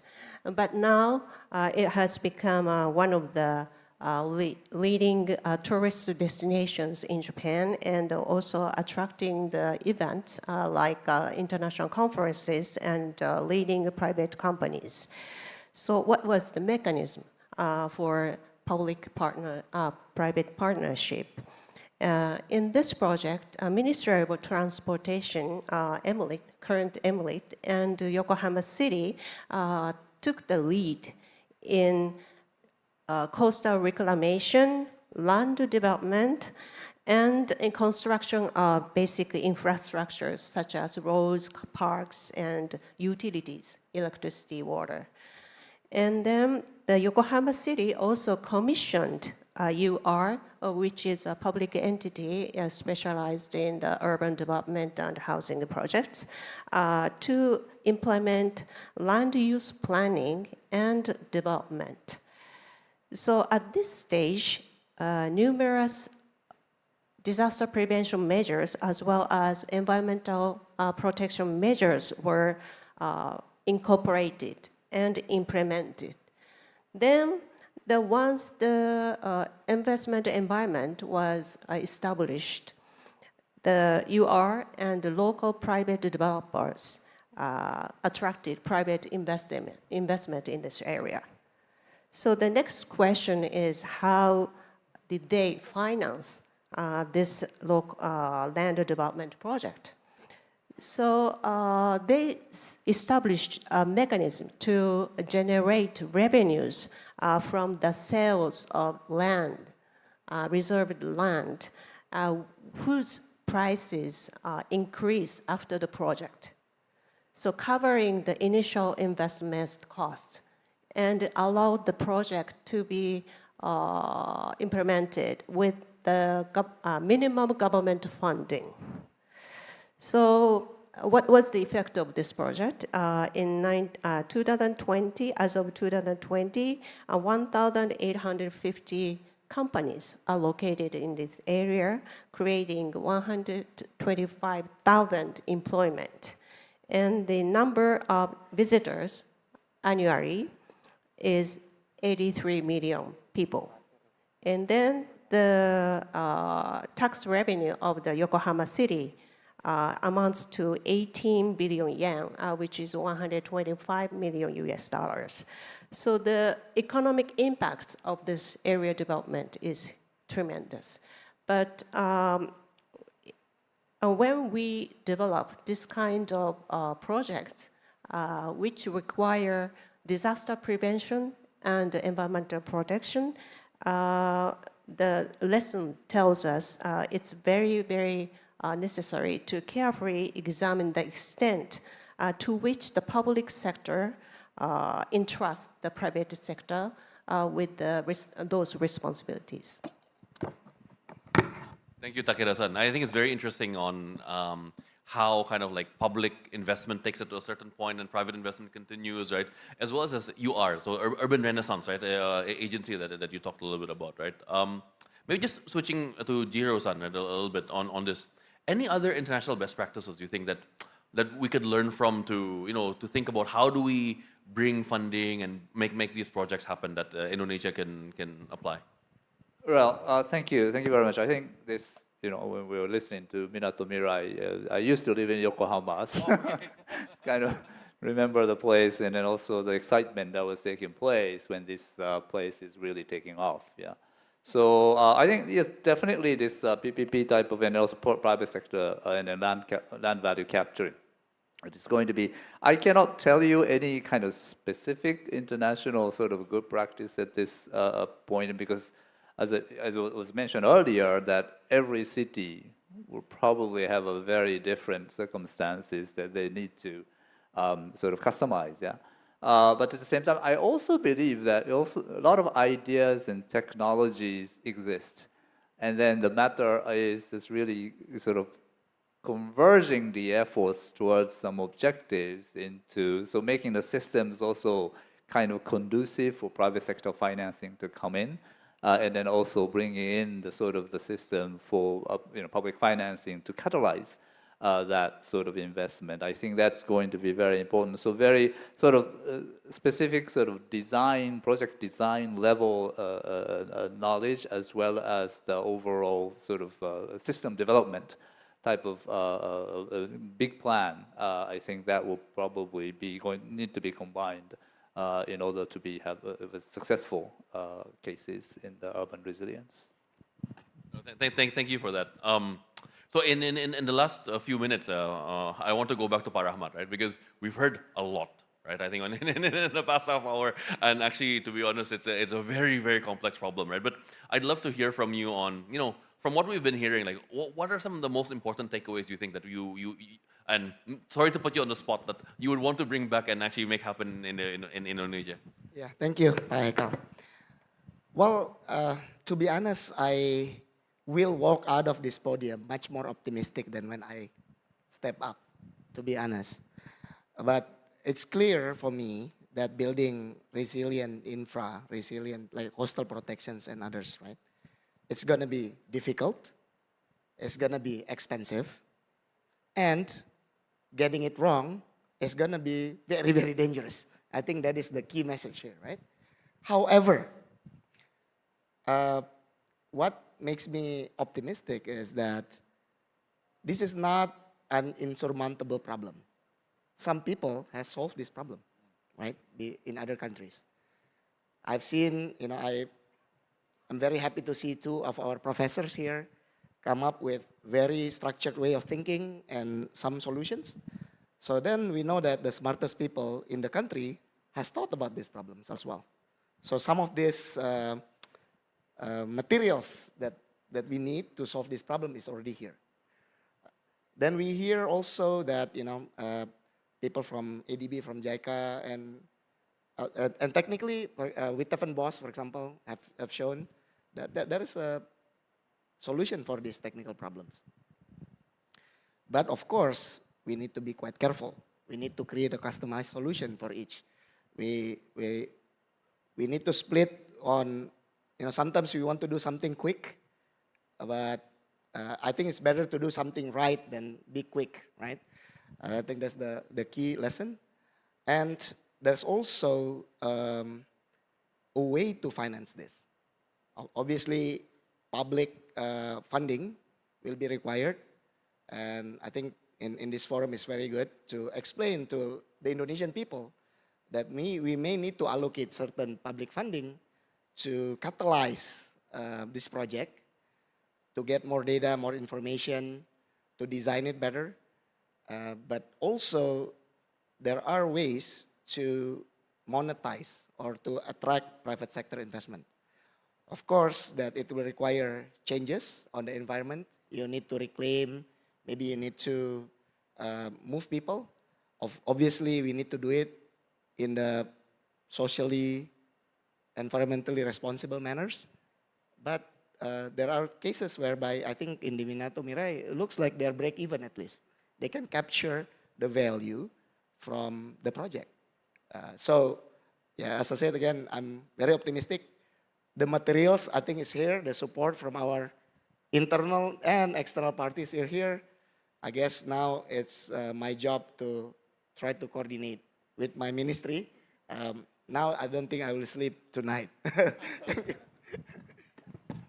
Thank you, Pak Rahmat, right? And then, look, just as a conclusion to this, one, the discussion has only just started, and we'll be continuing this, of course, on thematic, but also, I think, beyond this, right? But today we heard actually a lot about the challenges on technical, financial, as well as kind of coordination or governance, but actually a lot of the solutions, right, on this one. And as Pak Rahmat said, right, we have the best minds in Indonesia, for example, Prof. Faisal and Prof. Andoyo working on this, but also globally, for example, like Victor actually working on this. Lots of learning that we can take from other countries, lots of development partners engaged, such as JICA or ADB, right? And if I can add just one point of optimism to Pak Rahmat, right? I'm actually very happy that you're actually taking on this challenge, right? And the coordinating Ministry of Infrastructure. So I think there's hope for us all. So I guess for this panel, I think we will conclude at this. Thank you so much for your inputs. Thank you.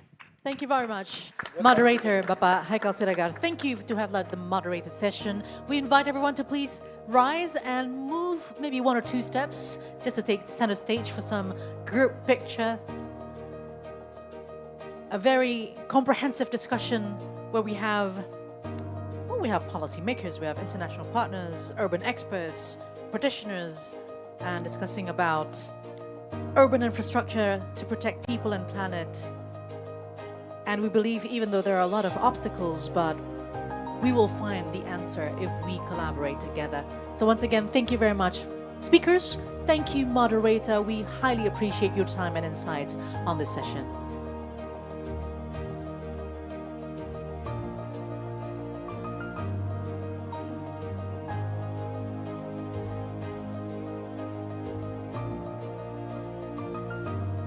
And ladies and gentlemen, please stay put wherever you are and please stay seated as we'll continue right away with our next session, which is a keynote speech. We now move forward to another strategic perspective in today's discussion. And this keynote will highlight the critical role of spatial planning in urban and ensuring that infrastructure is not only efficiently built, but strategically located for maximum impact. So without further ado, please welcome to the stage Vice Minister for Agrarian Affairs and Spatial Planning, Vice Head of National Land Agency, His Excellency Bapak Ossi Dermawan to the stage. Let's give a big round of applause, everyone.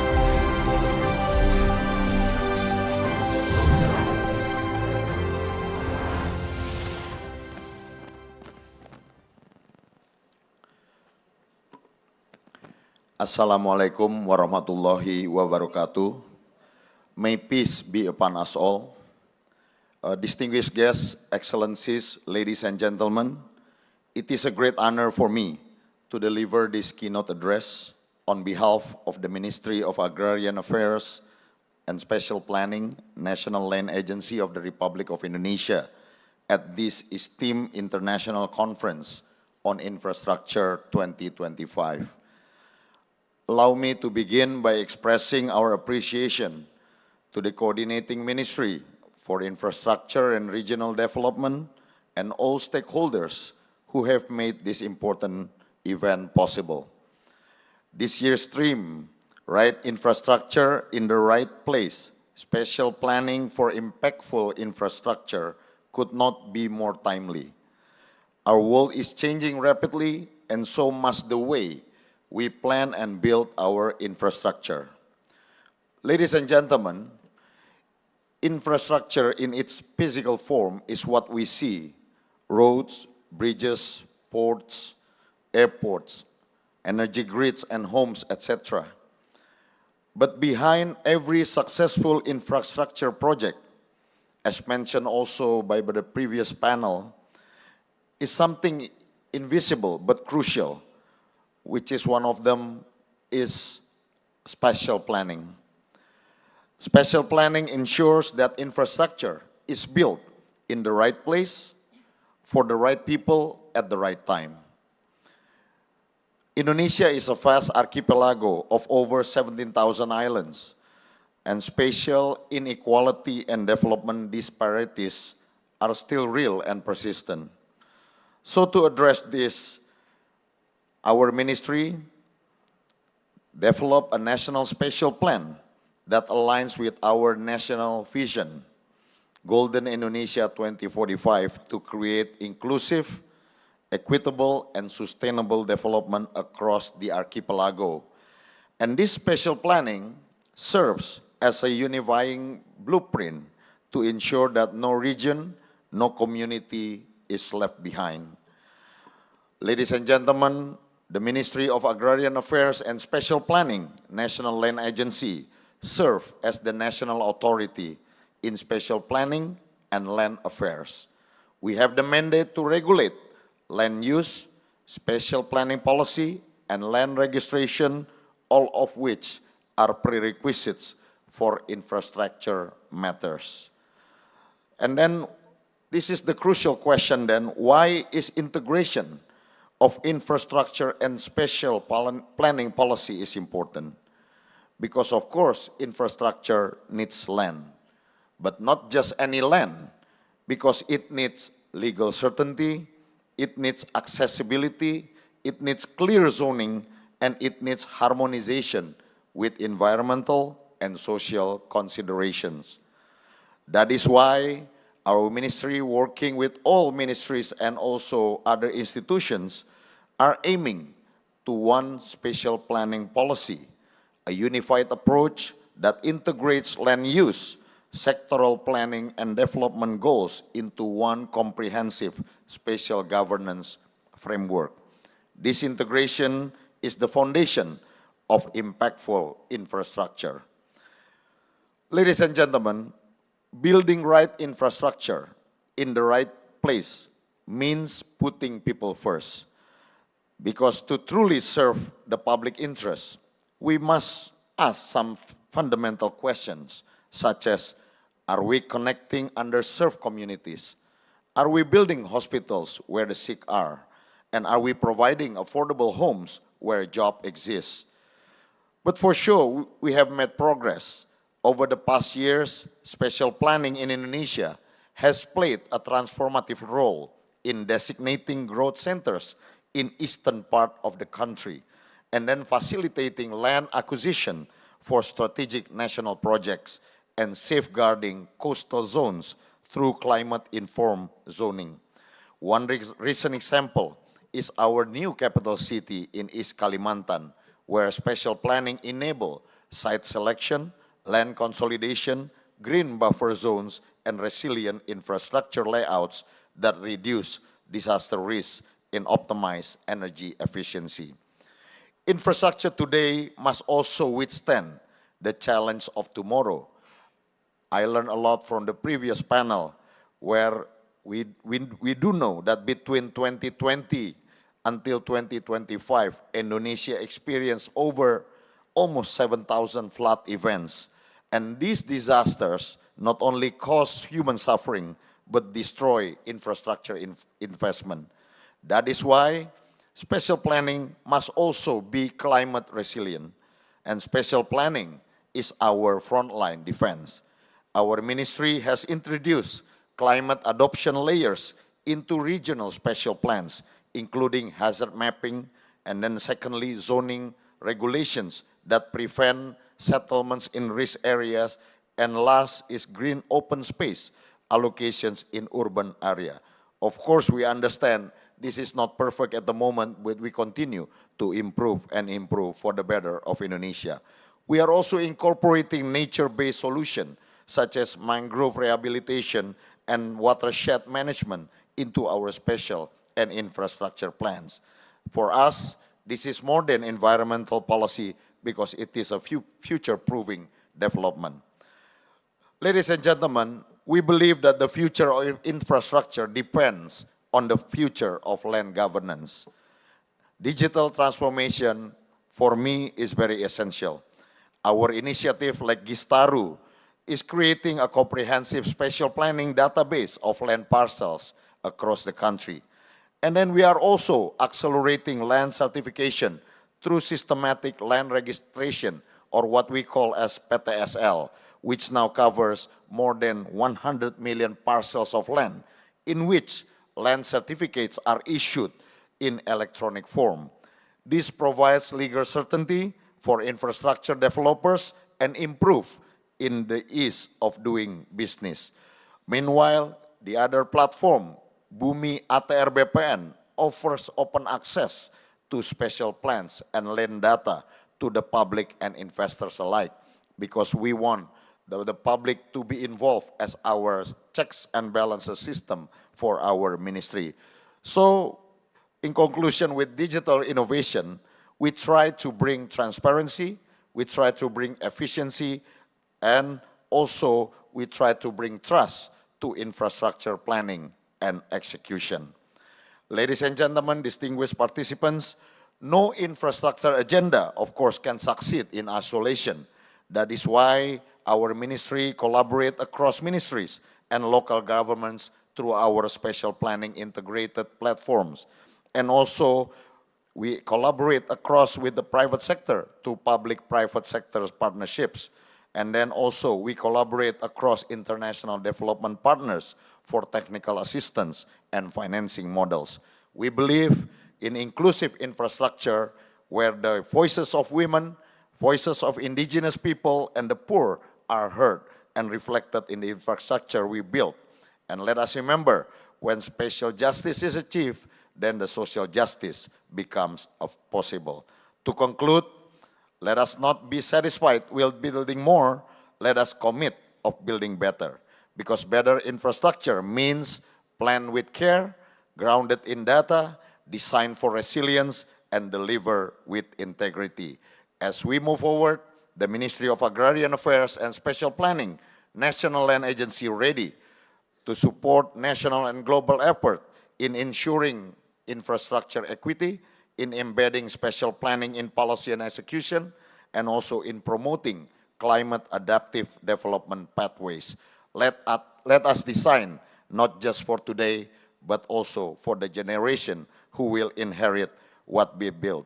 Thank you very much for your attention. Wassalamualaikum warahmatullahi wabarakatuh. Waalaikumsalam warahmatullahi wabarakatuh. Thank you very much, Your Excellency, Bapak Ossi Dermawan, for your thought-provoking remarks. And ladies and gentlemen, we do hope that you stay put at the plenary hall because we'll continue with our next agenda very soon.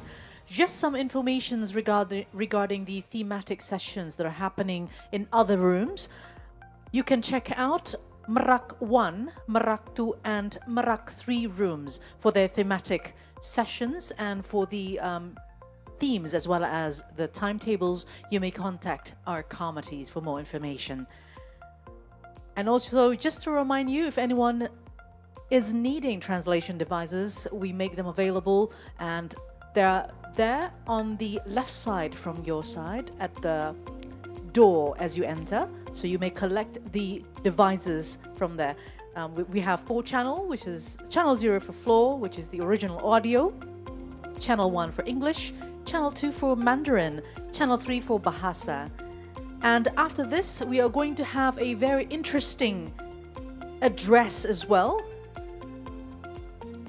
that focuses on one of the most human-centered sectors, actually 2 of the most human-centered sectors, health as well as tourism. So we do have you stay put here and continue with the next agenda with us. Thank you.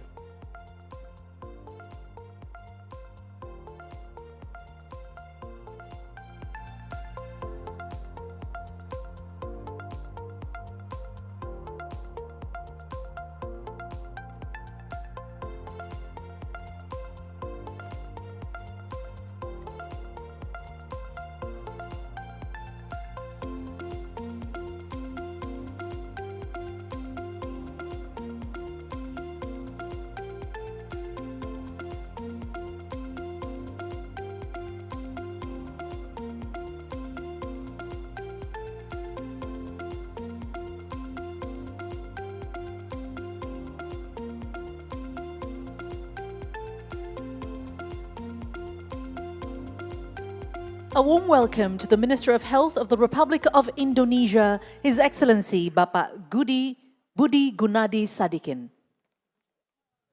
And also a warm welcome to the Minister of Tourism of the Republic of Indonesia, Her Excellency Ibu Widi Wardana.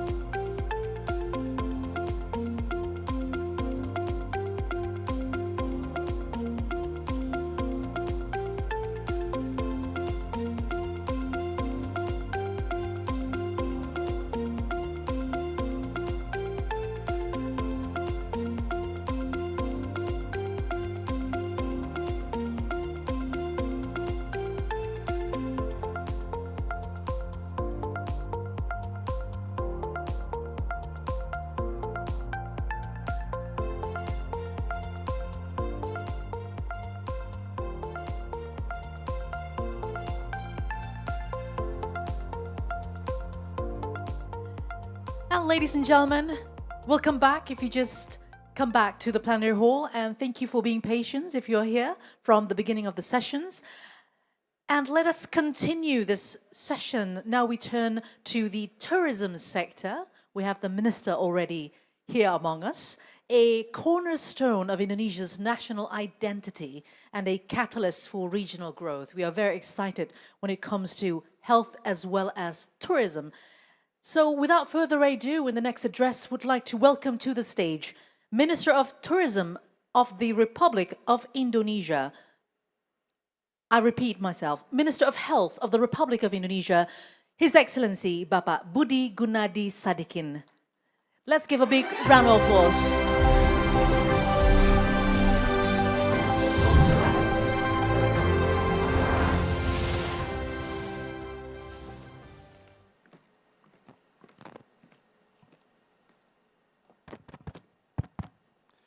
Ladies and gentlemen, good morning. Indonesia is a very rich country. It has 280 million population spread over 7,000 inhabited islands. And as a Ministry of Health, it is my responsibility to make sure that they are all healthy so they can work, including in tourism sector. Ladies and gentlemen, the Indonesians spend their money to be healthy. The average life of Indonesians now is around 72 years old. and they spend around $140 per annum, each of them. So the total spending on healthcare sector by Indonesian is around 40 billion US.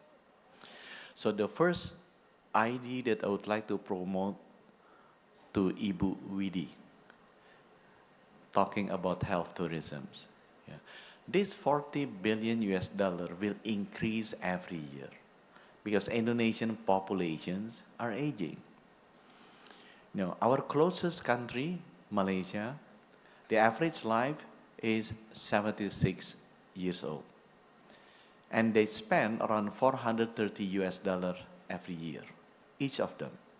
So 300 US more than Indonesian. If we assume that Indonesian will be aging, and we will reach the average life of Malaysian 76, so logically, each of Indonesian will spend additional 300 US. So you multiply by 280 million population, that will be an 84 billion US dollar opportunity. This number is the opportunity for every investors if they want to invest in healthcare infrastructure in Indonesia. 84 billion US dollar every year. For Indonesia that have 1.5 trillion nominal GDP numbers, 1% GDP is 15 billion. So 84 billion is close to 6 times, 6% GDP increase in healthcare sector alone. Now the second fact that I would like to share with you related with this number is the number of money, the amount of money that Indonesians spend abroad. Many Indonesians, rich Indonesian or upper middle income Indonesian spend their money to have healthcare services in Malaysia, in Singapore, in Thailand, United States. The numbers that I received, it is more than 10 billion US dollar they spend. Between 1 million or 2 million Indonesian every year go abroad. 10 billion US dollar is almost 1% of the total GDP. So my first proposal to you and to Ibu Widi, if we would like to focus and create healthcare tourism industry, let's start with a domestic healthcare tourism industry. Let's start to attract the rich Indonesians and upper middle income Indonesian to divert this 10 billion US dollar money that they spend on Malaysia's healthcare services, on Singapore healthcare services, to Bali, or to Labuan Bajo, or to Batam, or to other interesting cities. So they can spend their money not only to come to see the beach, to see the painting, to see the culture for holiday, but also for health. If we can successfully attract Indonesians to take the healthcare services in Indonesia, then it will be easier for us to convince foreigners to come. Because in my view, before you can convince foreigners to come to your country for healthcare services, you need to convince the rich Indonesian, Ibu Widi families, the governors, families, the ministers. If they're sick, if they prefer to be served in Indonesia, that will be a good example. So in the future, I do hope that tourism is not only for holidays, but tourism also to improve your health. That people not come only for visit, but also they come to heal. And let's move forward together, because uniting health and tourism, we can build a healthier, stronger, and more jobs for Indonesia. Thank you.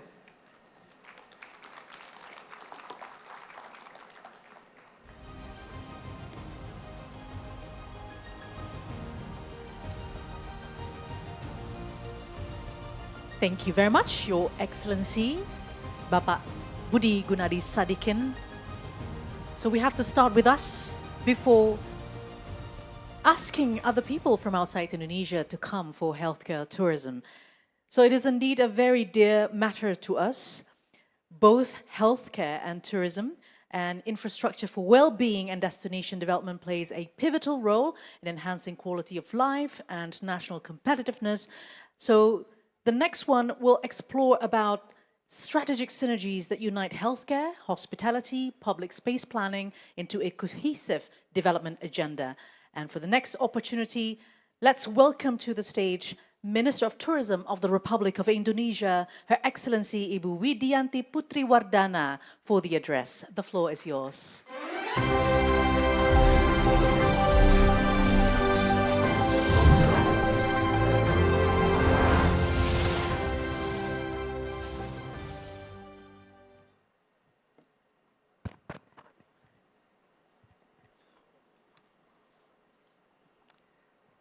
To the Honorable Minister of Health of the Republic of Indonesia, Mr. Budi Gunadi Sadikin,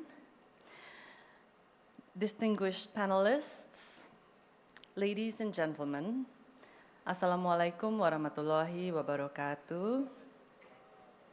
Shalom, Om Swastiastu, Namo Buddhaya, Salam Kebajikan. May peace be upon us all.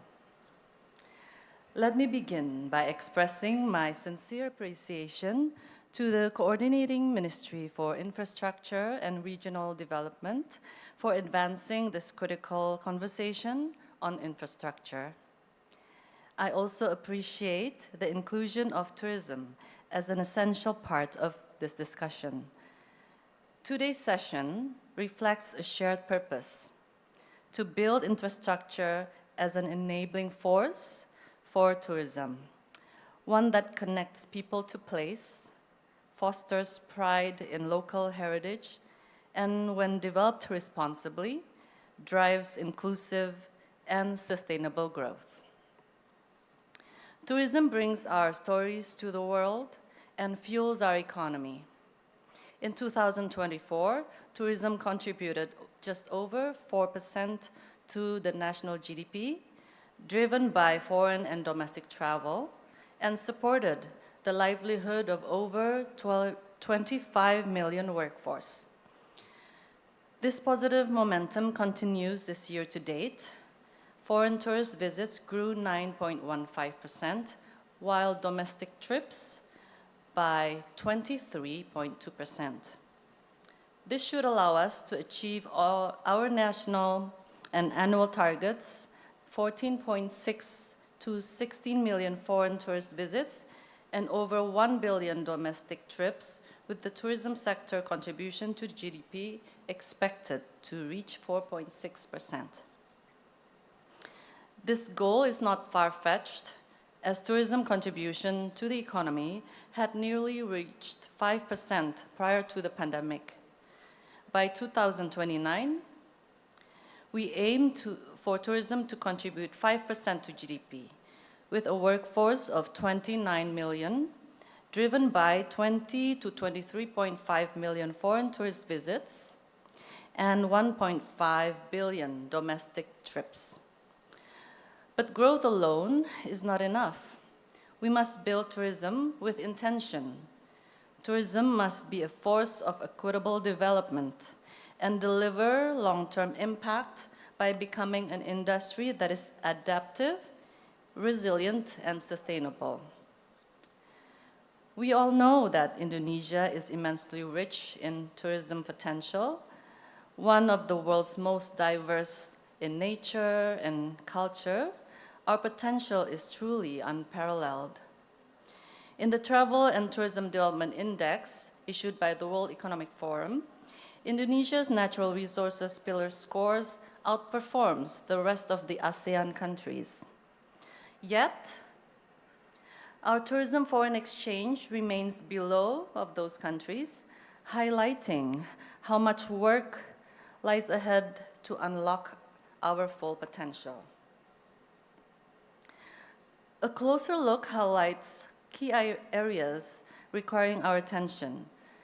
which is strengthening tourism infrastructure and services, as well as improving health and hygiene aspects, both of which are currently lagging behind the Asia-Pacific average. Our approach to infrastructure must be focused, measurable, and guided by a concrete plan.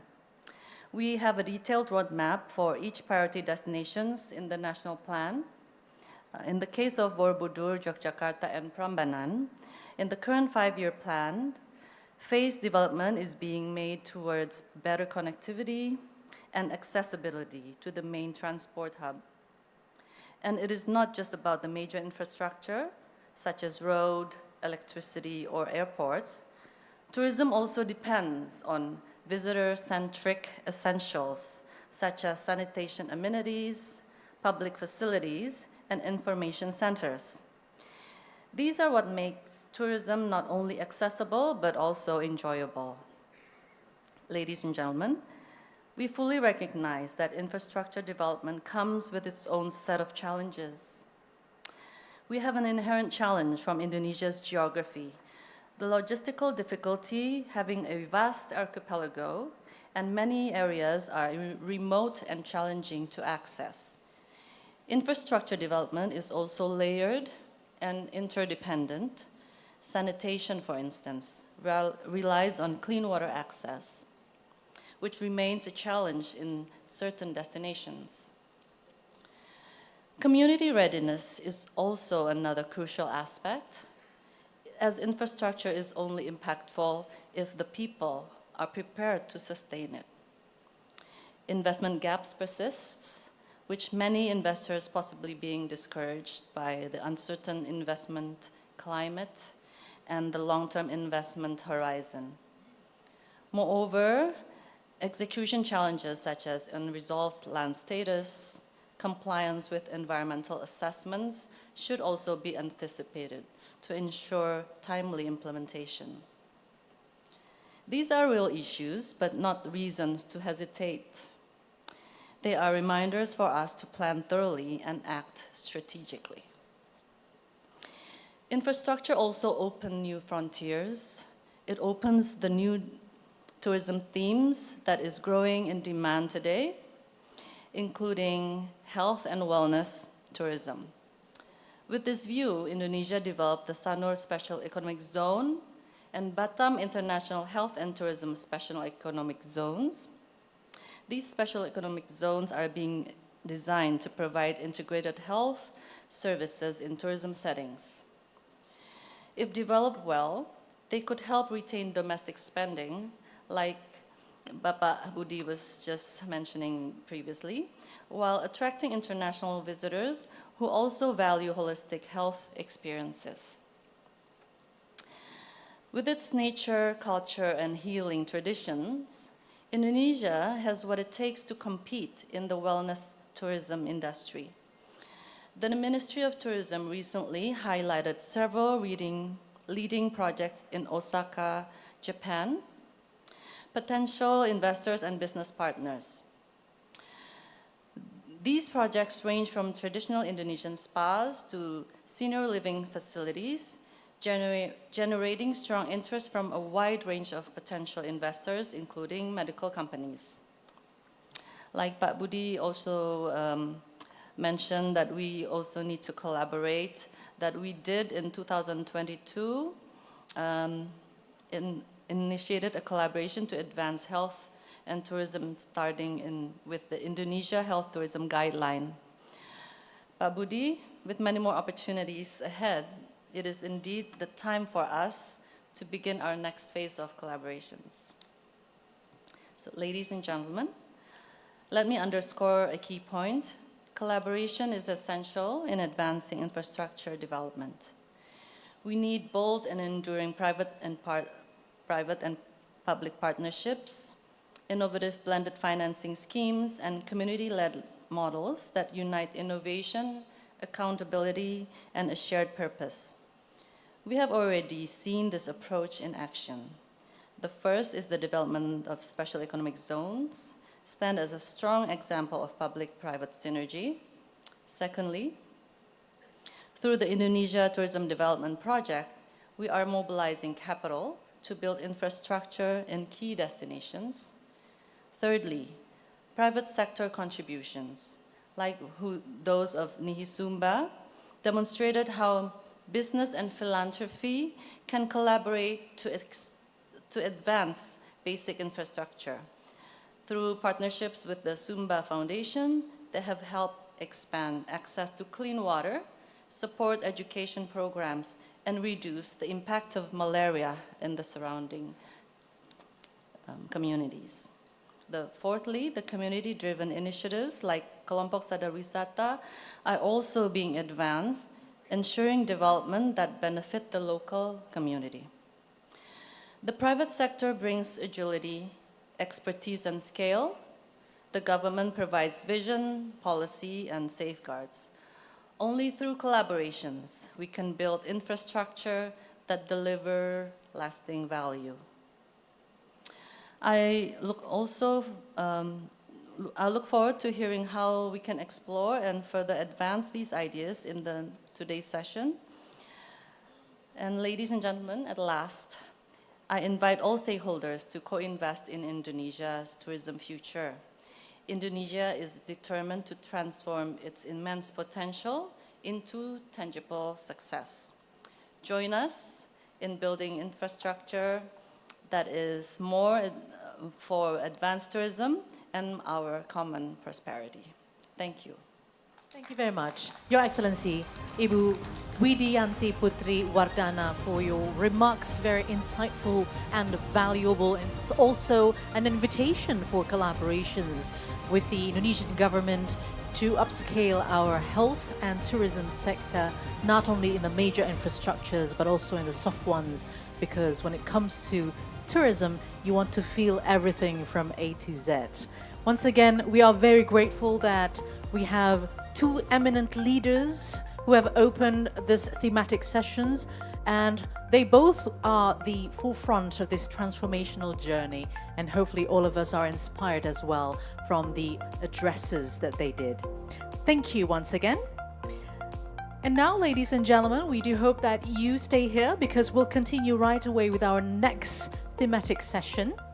The connection between health and tourism represents an exciting frontier for infrastructure development, one that encompasses wellness, economic growth, and cultural expression. So on the theme, health and tourism synergies, advancing infrastructure for well-being and destination excellence, we are going to discuss about this. This panel will explore how strategic collaboration between the public and private sectors can strengthen health infrastructure, promote wellness tourism, and enrich Indonesia's destination experiences. And to moderate this discussion, please welcome our session chair from the Asian Development Bank, or ADB, Senior Health Specialist of ADB, Mr. Ye Xu. Please join him, welcoming him on the stage as a moderator. Oh, it's a lady. Hello. I'm very sorry for that. We're grateful to have you as a moderator. We'd like to also welcome the speakers for this session. President Director of PT Pengembangan Pariwisata Indonesia Persero ITDC, Bapak Ari Respati, and also President of the Regional Tourism Promotion Board, Special Region of Yogyakarta, HRH Princess Gusti Bendoro, President Director of PT Swire Investments Indonesia, Ainsley Mann, and also CEO of Primaya Hospital Group, Ibu Leona Karnali. Welcome all speakers and moderator to the stage. And with this, I hand over the session to you, moderator. Thank you very much.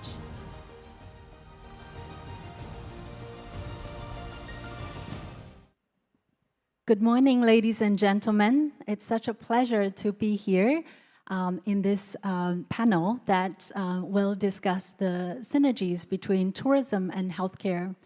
I'd like to first appreciate Minister Budi and Minister Widi's excellent presentations that clearly laid out the strong facts and justifications for investing in tourism and healthcare. Today, we have 4 distinguished guests from different sectors, both public and private sectors, to share their experience and insights on their work in the annex of tourism and healthcare.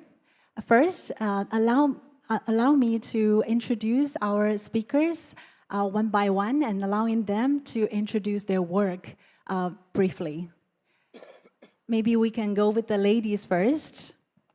Ibu Pendoro, Her Excellency, could you please introduce your work?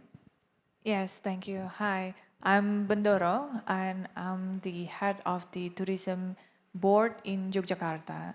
Yogyakarta is a special region that have the highest number of domestic tourists in Indonesia, and we have a new airport that is open during the pandemic, a bad time to open, but it's open. So we have international flight as well. So the connectivity between Yogyakarta and Singapore and Malaysia, and soon will be Thailand as well. Maybe. Excellent. Thank you Thank so you. much. Next, can we move on to Ms. Leona? Thank you. Good morning, everyone. Mr. Budi, please allow me. I'm very happy to be here. I'm Leona Karnali. I'm the CEO of Primaya Hospital Group. We are a publicly listed private healthcare institutions in Indonesia. Currently, we have 18 hospitals in our network, from the Type C to Type A hospitals, with a total of 2,400 beds in 12 major cities across Indonesia, from Jakarta, Tangerang, Bekasi, Depok, Bandung, Karawang, Sukabumi, Semarang, Pangkal Pinang, Palangkaraya, and Makassar. Yeah, I'm happy to be here. We continue to grow and support the development of Indonesia healthcare infrastructure. Thank you, Ms. Leona. Next, can we move to Pak Ansley? Good morning, everyone. My name is Ainsley. I'm originally from Scotland. I work for a 220-year-old UK company that has been in Asia for 170, 180 years. We're actually quite involved in the tourism sector. We own an airline called Cathay Pacific. We have real estate, we have hotels, we have Coca-Cola bottling, we do shipping, and we also have healthcare platforms in China and more recently in Indonesia through Indonesia Healthcare Corporation, which includes the hospital in Sanur in Bali. And I would like to fly to Yogyakarta from Hong Kong if we got the rights. Great. Last but not least, Pak Ari.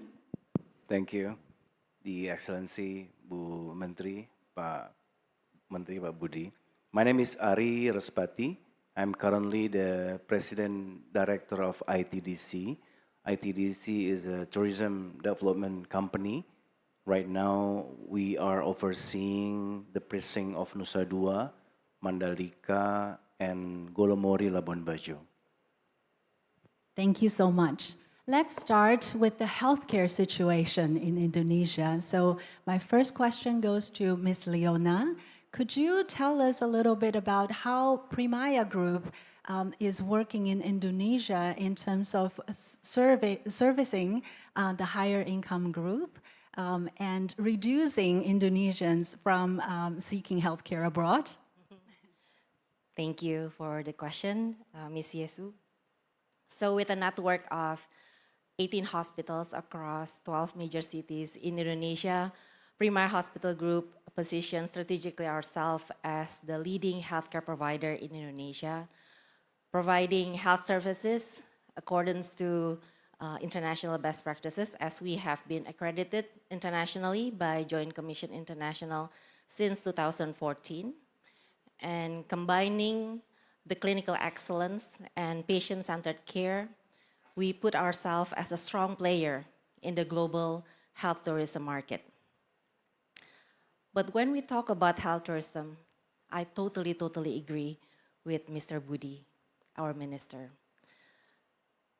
We still have the fact, it's a harsh fact for us, but we have to accept that many Indonesians, some of us, still not satisfied with health services in Indonesia.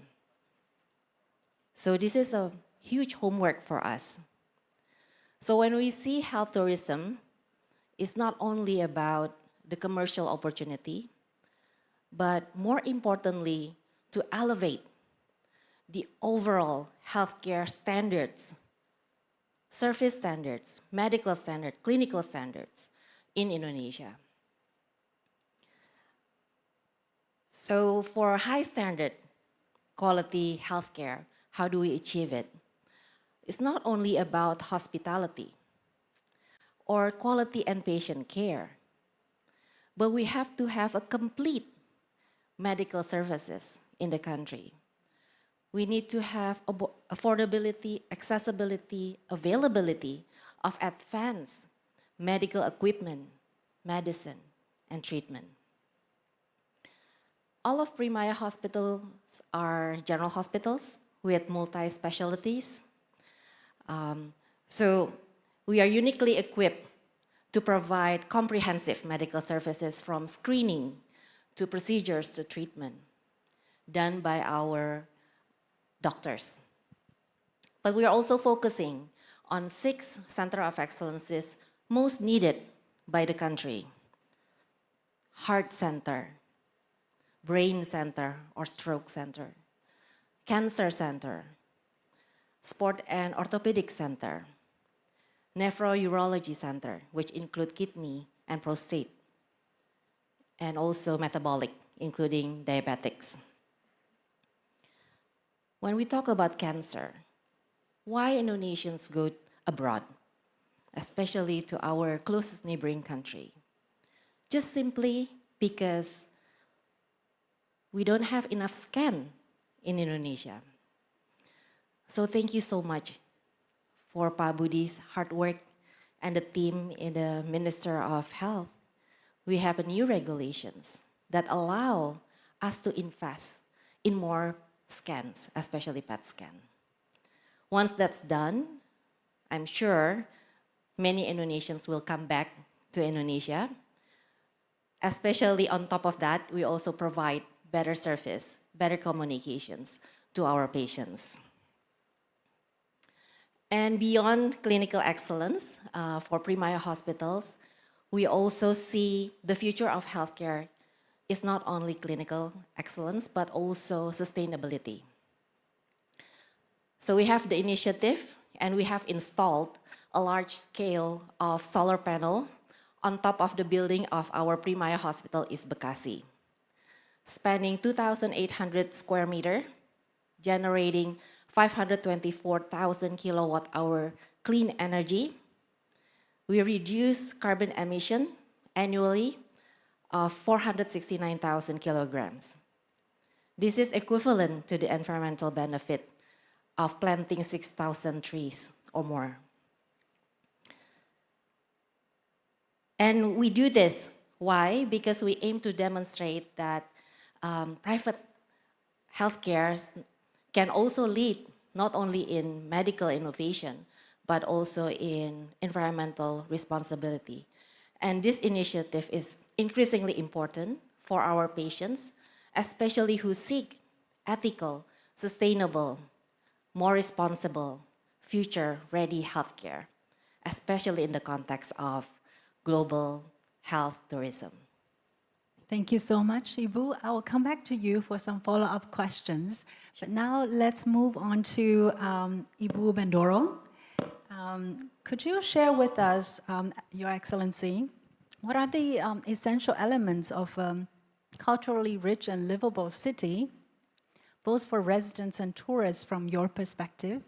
Yes, it's the balancing between the conservation and also the love of the local people for their culture. And Yogyakarta is a special region. It have the label of special region because we are, the governor is the king is the governor. So it also means the stability in the local politics. So with that special region label, we got special funded that we use it for cultural. So we increase and we wanting the local to understand their roots and also preserve the culture within the local community. And we also have the regulation where the tourists coming to Yogyakarta, they not only taking pictures for their Instagrams or their TikToks, but all the tourist packages have to embed the cultural aspect and the local wisdom of Yogyakarta. That's important. Thank you. Do you think healthcare and well-being is a very important aspect of that culture in Jogja, and particularly in the tourism sector? Yes. Currently, Yogyakarta held the, you can say, the longevity of the people. In Yogyakarta, it's 75, I believe. And then people that work in Jakarta, usually they always say that they want to retire and be in Yogyakarta when they retired. And Yogyakarta held that special, we have the local wisdom, which is the trilogy of Pangeran Mangkubumi, or the first king, that it's also combining between the health and also the wellness, the sustainable, but in a physiological way for 275 years.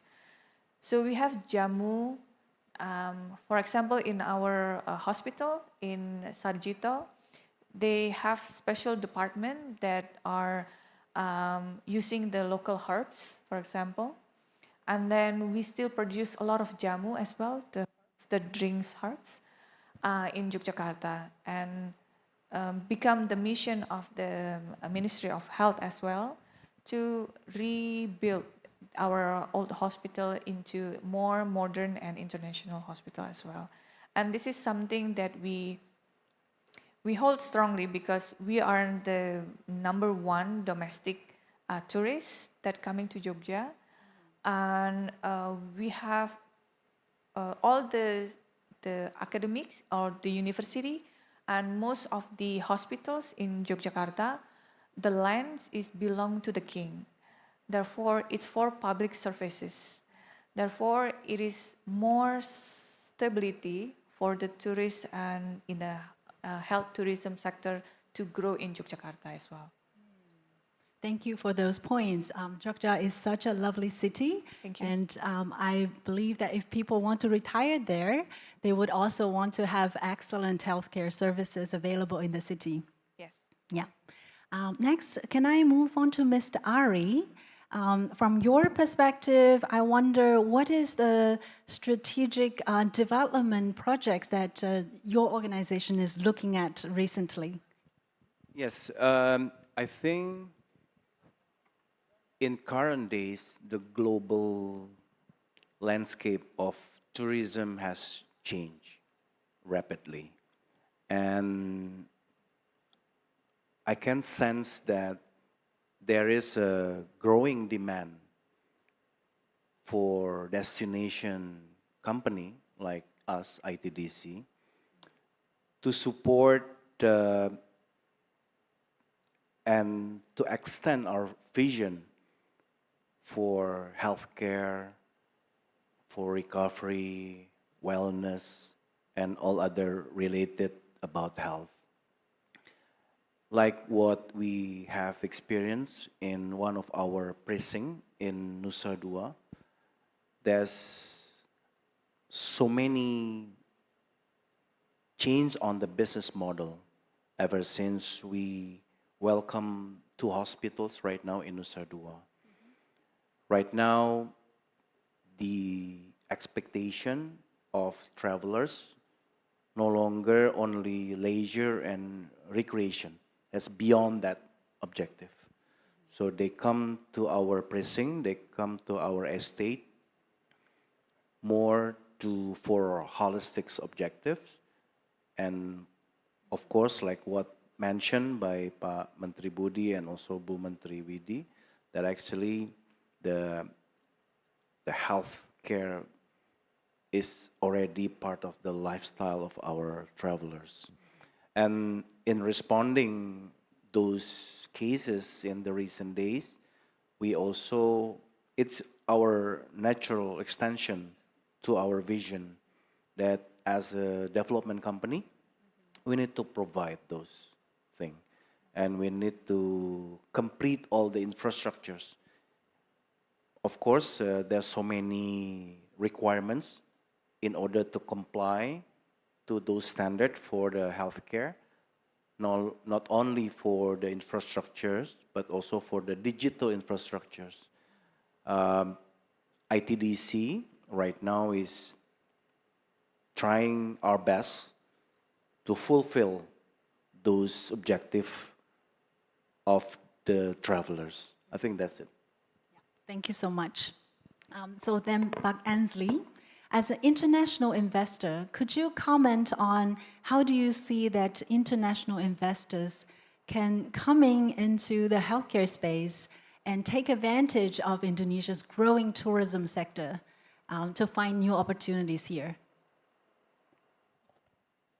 Okay, the attractiveness for us to invest in the healthcare sector in Indonesia actually was very well articulated by Minister Budi.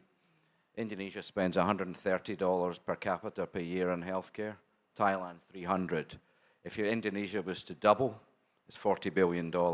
So the demand for improved and expanded healthcare services is enormous. There's enough room for Primaya, our company, loads of companies in this sector, not just in hospitals, but in the supply chain, in the capability development side of things. And given the scale of the country, that expansion program will probably never, certainly will never stop in my lifetime. It will continue. So the opportunities are really endless. And we were lucky to get involved in a platform of 40 hospitals at one time to move forward. So this is, for our company, Indonesia is a significant focal point for the development of our healthcare business, whether it be hospitals and possibly even in the supply chain as well. In terms of tourism,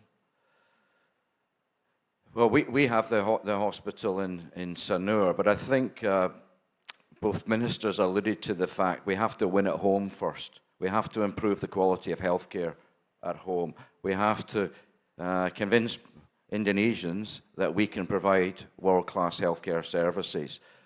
As a foreign investor, the way we've attempted to do that is, for example, a lot of Indonesians go to Penang or Singapore for cancer care. So I went to the top cancer care provider in Singapore, an Australian company, actually big in the UK as well, and we partnered with them in Bali. I went to cardiology, heart center, #1 in Japan. We partnered with them in Bali. Orthopedics, we're also bringing in from overseas. So in order to try and improve the capability, I'm partnering with specialist providers for centers of excellence to develop that capability within, first of all, our Bali hospital, but to use that as training for the other hospitals. And a number of these partners are very familiar to Indonesian patients. For example, our cancer care partner, 80% of their patients in Penang are Indonesian. A very large percentage of them are stage 3, stage 4 cancer, which means the cancer hasn't been detected in Indonesia until, well, I wouldn't say too late, but late on. So that we also need to really develop the screening capability, the diagnostic capability to improve the overall healthcare provision here. So the preventative healthcare is very important. In terms of tourism, in the first month in our Bali hospital, we treated 58 different nationalities. So we're quite well integrated into the foreign market. But I think what Indonesia's got that a lot of countries do not have is quite a unique culture. And we spoke about this Yogyakarta, but also Bali. The culture is unique, and we need to embed that culture into our service provision. We give people an experience they wouldn't necessarily get elsewhere, not just in terms of quality of care, but in terms of a very unique service. And that's how we can win over the international market.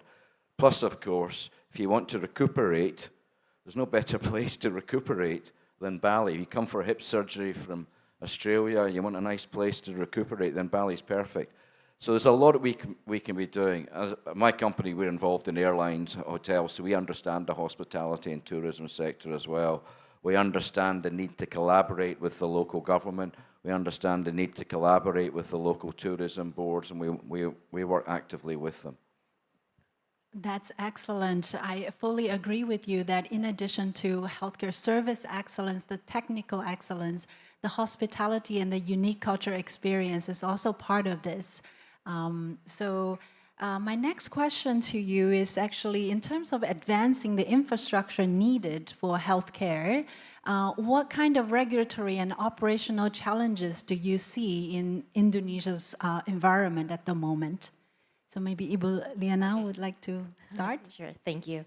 So in regards to infrastructure, because this is the topic of the day, in healthcare we see the challenges relates to licensing and regulatory processes that can be complex and time-consuming. But we also see that there's significant progress from the government, especially, that have shown strong commitment to private sector and really reduce the time and accelerate the licensing process. So that's why we have been able to building hospitals in Indonesia. But the real challenge is not really the building. I think you can see that private hospitals, even public hospitals, can build really nice, beautiful, modern hospitals, buildings. The real challenge comes to the talents. I'm talking about specialists, subspecialists, consultants, as well as hospital management in Indonesia that are competent and can think widely, globally. And also, as I mentioned before, the availability and affordability of high-tech equipment especially. Thank you. Pak Ansley? I see the minister's gone because he knows I'm going to give him a hard time on some of the regulations. The investment regulations for foreign companies into hospitals, there's still some restrictions. They're not as open as they should be, and if they were more open, the investment flow would accelerate. Capability development is still a real challenge. Last year I went to Germany, Holland and the UK to meet Indonesian diaspora doctors. Some of them are Indonesian nationals, some of them are not, but they're Indonesians.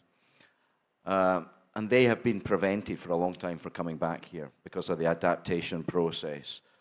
The talent is out there, and there's incredible Indonesian talent overseas. We need that talent to come back, and we need the regulations and adjusted in such a way that they feel welcome to come back.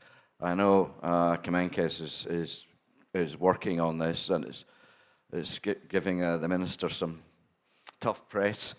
I feel some sympathy with them, but the talent is out there, and we need it to come back. And it's under-leveraged because in order to improve the capability, we need to bring in specialists, subspecialists with lots of experience from overseas to do the transfer of knowledge. This is not taking jobs away from people. Far from it. There's not enough doctors and specialists in Indonesia. We need more. So that's my, Kemenkes know, that's my big ask, to loosen up and accelerate the process to allow us to bring back the talent from overseas. Totally, totally. I think the Ministry of Health has been doing a lot of work in terms of streamlining the regulation and also developing the talents in healthcare. Ministry also invested in a series of fellowships for specialists training, hoping to increase the number of doctors as well as specialists that can serve the Indonesian population. So let's hope that this effort continues. So moving to Pak Ari and Ibu Bendoro, what do you see as a promising public-private collaboration model in advancing the healthcare in tourism? Yes, I think as the state-owned enterprises and part of the holding in journey, I don't think we can work with our own system without a support from the private sectors. That's for sure indeed.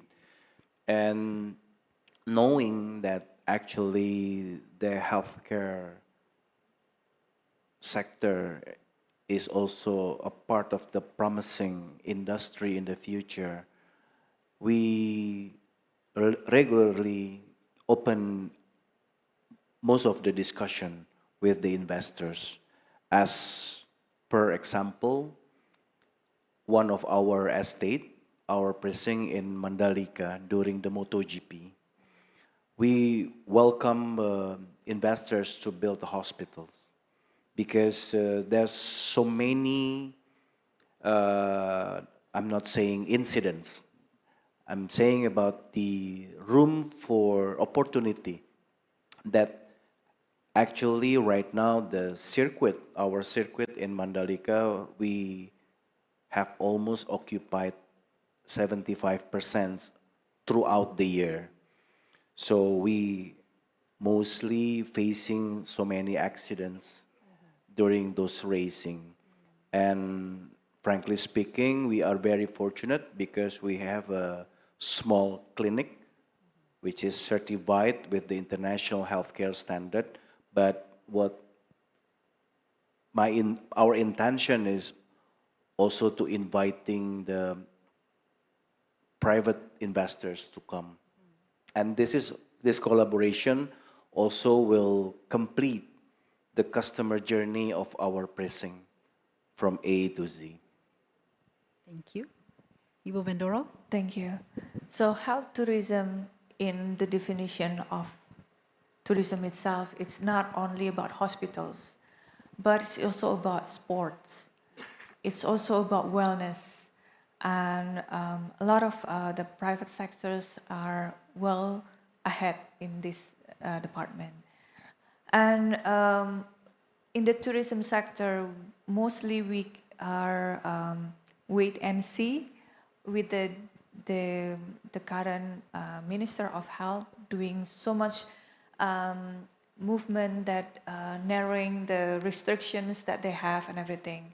Because in the tourism industry, Indonesia are trying to bring more tourists to Indonesia, but if there's no guarantee for them to coming healthy and living healthy, then it will become question mark to coming to Indonesia. So health become a necessity for tourists that coming here, not only for specific medical checkup, but also people with disability or certain medication that they have to intake daily, for example.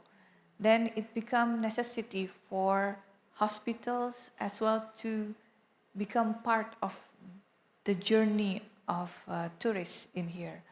For example, we still have difficulties, for example, a tourist that need HIV drug daily intake, but then it get lost or it got spoiled during their vacation in here.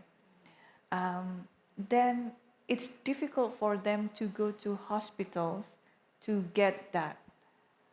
And there's certain areas that you can get it, but it's not well publicized on where you can get it. It's still very taboo for Indonesian to get that. And then this has become difficult. If hospitals are not opening up for this kind of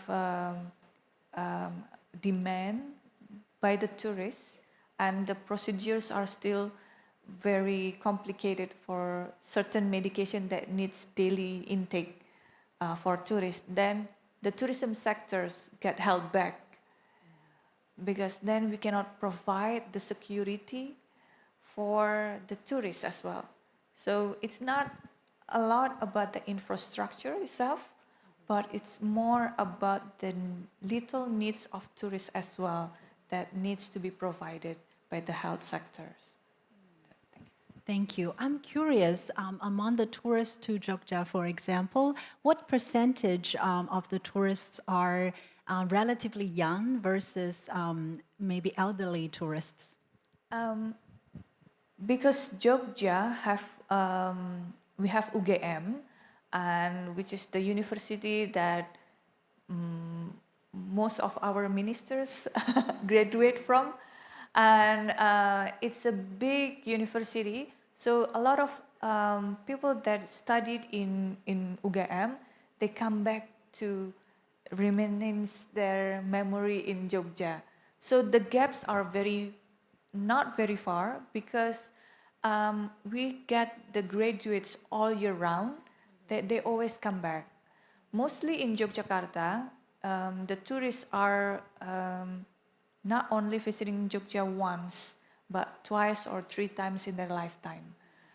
We get all the time domestic return tourists, yeah. But the younger generation, they go to Jogja, the newer Jogja, the one that very Instagrammable areas and everything, where the millennials and older generation, they come back for their small cafe that they were once visited or something like that. So we have all year gap. So all age are coming to Jogja, but mostly are domestic. I see. I'm just thinking of the Thailand model where, you know, Thailand actually welcomes retirees to reside in the country. And in that model, excellent healthcare is definitely a very critical element.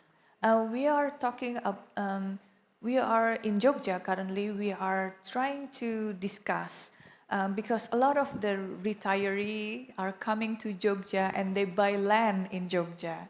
And then the price going steep for the local to buy the land. It's the problem as well in Bali. People are retiring in Bali and also in Jogja. And we are trying to have a discussion with the government where we have one area for the retiree to reside without purchasing the land. So they can lease it for 30, 40 years. And then, so usually this is solving a lot of problems.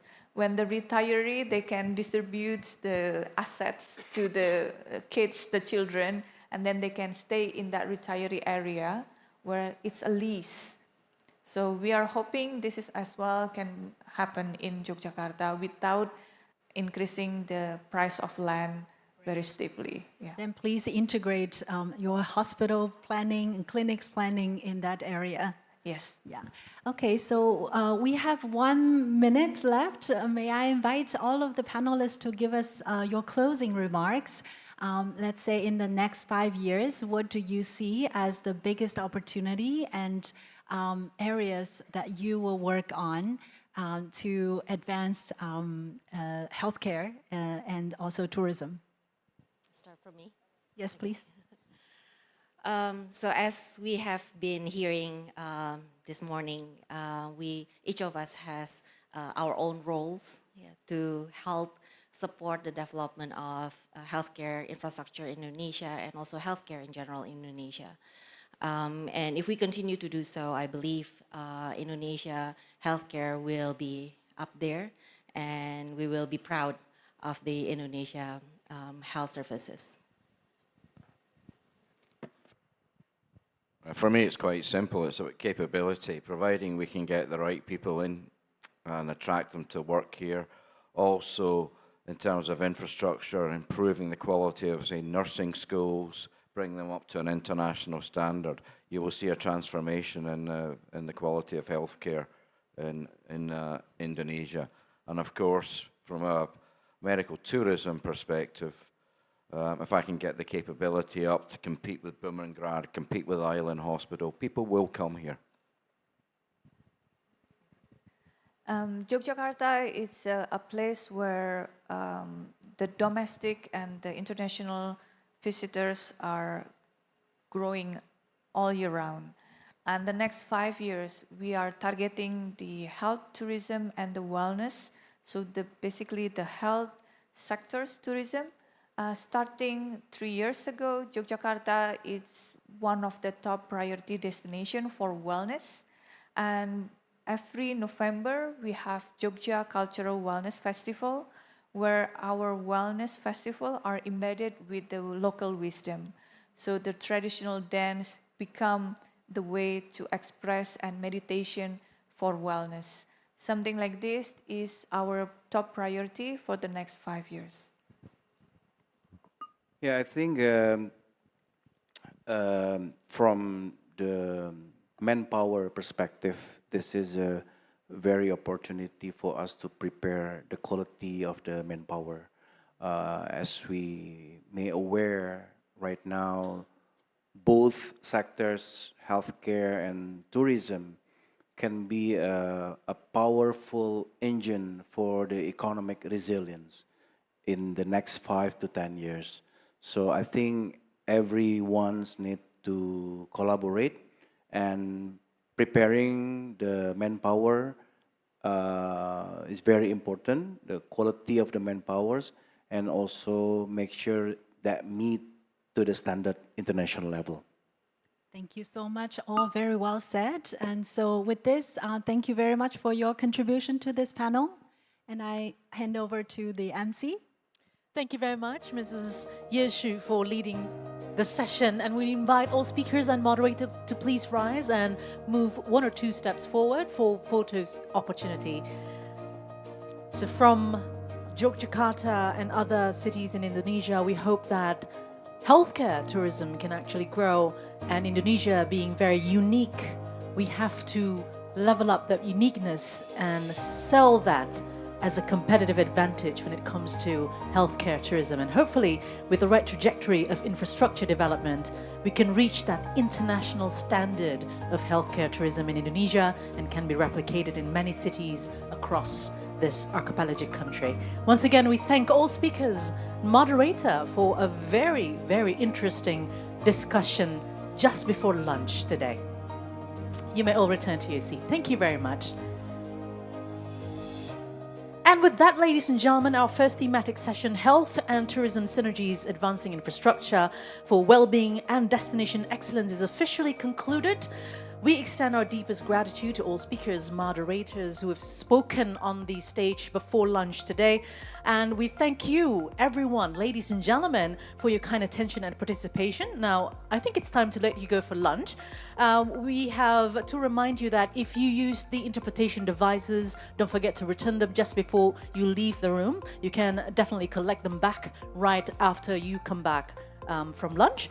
And we'll now pause for lunch break. We'll reconvene here in the plenary hall at 1 p.m. for our next session, which will be taking the theme Enabling Innovation, Developing Infrastructure for Education and Creative Economy. So enjoy your lunch for now and hoping to see you soon.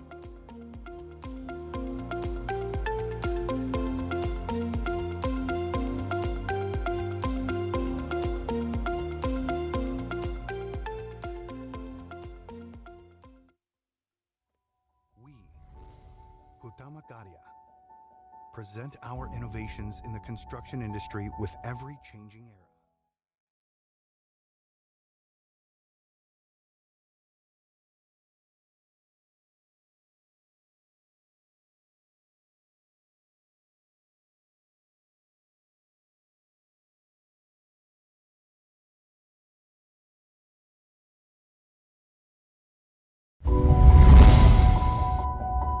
We, Hutama Karya, present our innovations in the construction industry with every changing era. supported by the professionals in their fields, the latest construction technology operation techniques. We commit to generate best outcomes, aiming to deliver an equitable distribution of beneficial infrastructure for the entire country and build a bright future for our civilization.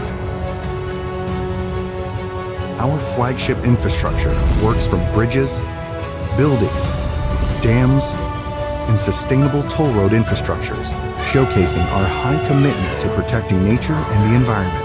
We believe that our every step will shape our future, ensuring a developed future Indonesia.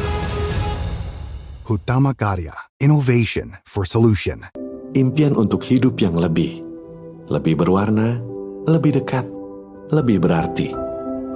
Karena rumah bukan sekadar bangunan, tapi sebuah benih untuk masa depan. Ini visi kami untuk menjadi pengembang pemukiman dan perumahan rakyat terpercaya di Indonesia. Bersama sejumlah lembaga terkemuka, Perumnas menyatukan impian dan menenun harapan kepemilikan rumah bagi setiap anak negeri. Dalam kebersamaan, kita menciptakan dunia bagi benih muda untuk tumbuh, belajar, dan berkembang. Perumnas, sebuah simfoni mimpi di mana setiap sekatnya membawa benih harapan akan masa depan yang lebih cerah. Bersama, kita bisa mewujudkan impian di tanah air tercinta.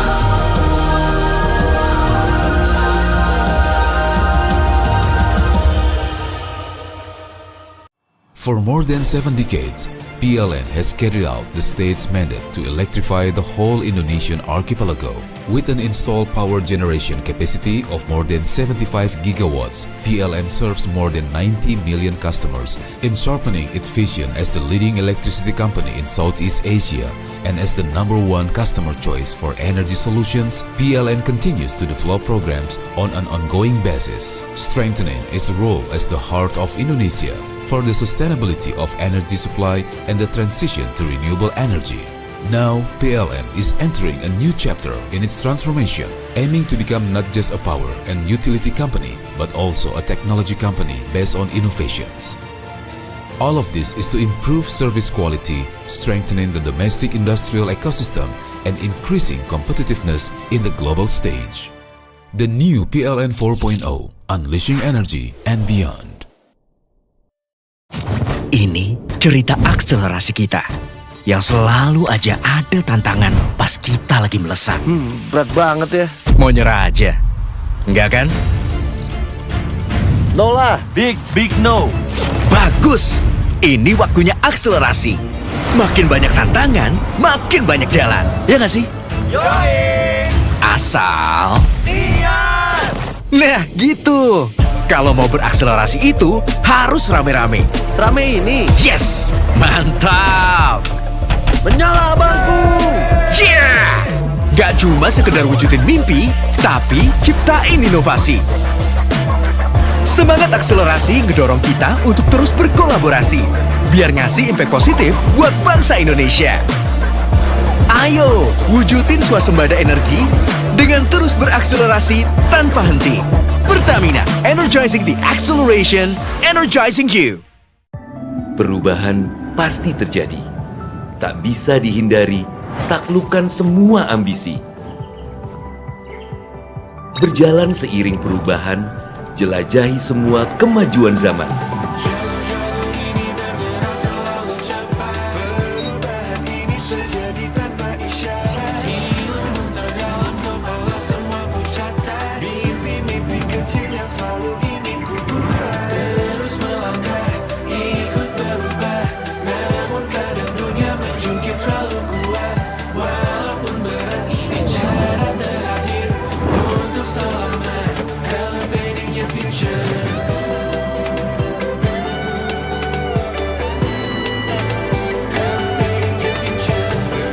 Tunjukkan pada dunia, kita mampu berelevasi jadi bangsa yang luar biasa.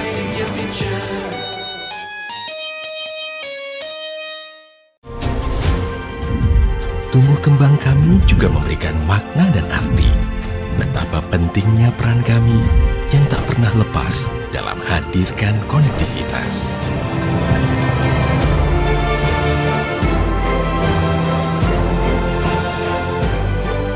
Karena kami yakin dan mampu untuk terus lewati batas dan merajut konektivitas. Indonesia. Indonesia, a land of natural beauty and cultural diversity. The Ministry of State-Owned Enterprises has initiated a breakthrough by synergizing all state-owned enterprises in tourism through the Indonesia Journey, or IN-Journey. From airport and cargo services, tourist destination development, heritage and attraction management, hotels, retail management, to international events and our creative industries.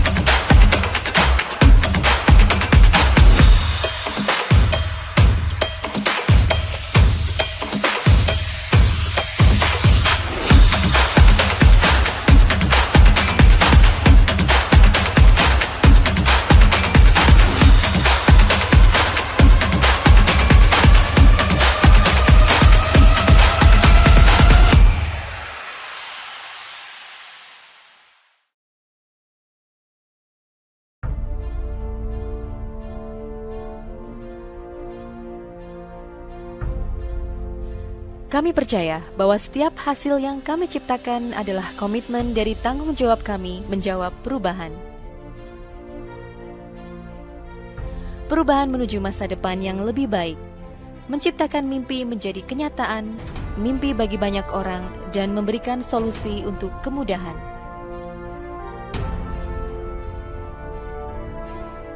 Kami merupakan manufaktur kereta api yang terintegrasi pertama di Asia Tenggara. Fokus kami adalah menghasilkan produk yang berkualitas tinggi di bidang perkeretaapian. Kami adalah mitra untuk membangun masa depan. Kami terus menatap ke depan untuk terus berinovasi, mengembangkan visi besar, membangun industri transportasi yang lebih baik.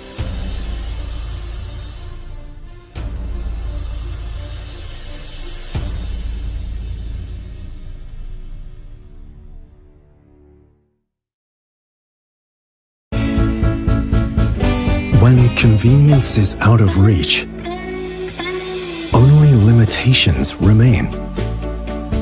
Constrained business navigation limits the potential growth. In business, flexibility is everything.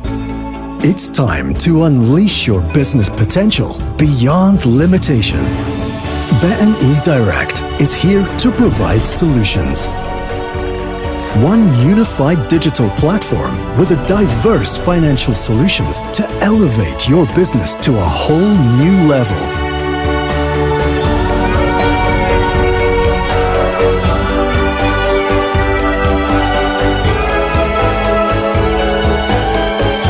BNI Direct, directing your business to new heights.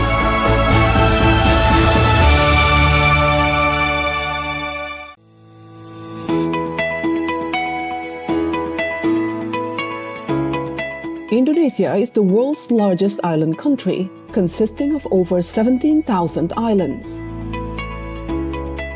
This would be a special agency to manage and guarantee the availability of land, to control the land, to manage the land use for economic development, including for public infrastructure, housing, investment, and agrarian reform.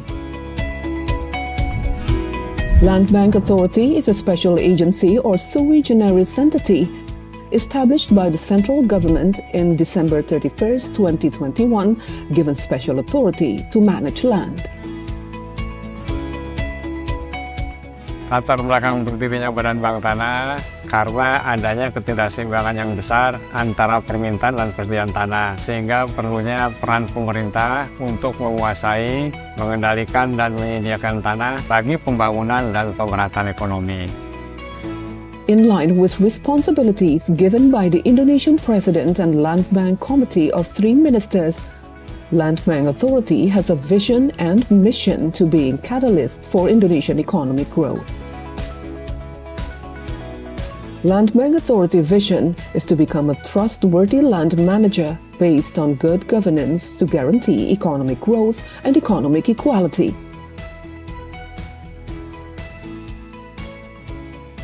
Land Bank Authority mission is to carry out various efforts related to land bank operational for public interest, social interest, national development interest, economic equality, land consolidation, and agrarian reforms, as well as improving community welfare to provide employment.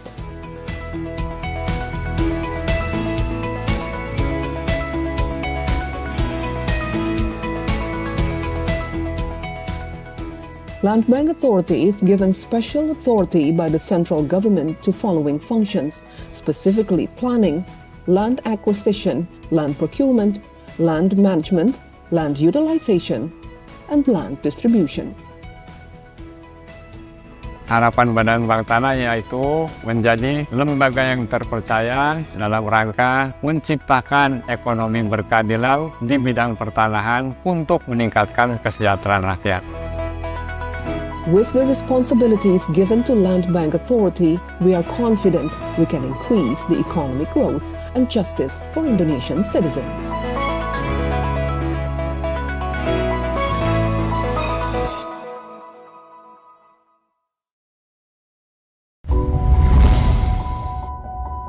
We, Utama Karya, present our innovations in the construction industry with every changing era.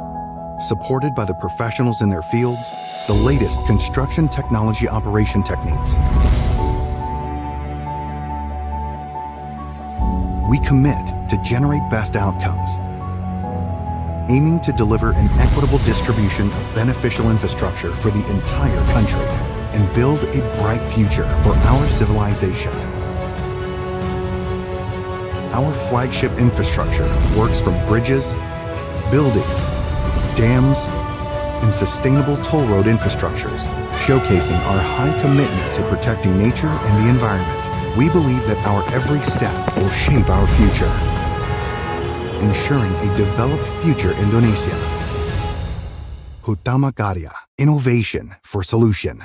Impian untuk hidup yang lebih berwarna, lebih dekat, lebih berarti. Karena rumah bukan sekadar bangunan, tapi sebuah benih untuk masa depan. Ini visi kami untuk menjadi pengembang pemukiman dan perumahan rakyat terpercaya di Indonesia. Bersama sejumlah lembaga terkemuka, Perumnas menyatukan impian dan menenun harapan kepemilikan rumah bagi setiap anak negeri. Dalam kebersamaan, kita menciptakan dunia bagi benih muda untuk tumbuh, belajar, dan berkembang. Perumnas, sebuah simfoni mimpi di mana setiap sekatnya membawa benih harapan akan masa depan yang lebih cerah. Bersama, kita bisa mewujudkan impian di tanah air tercinta.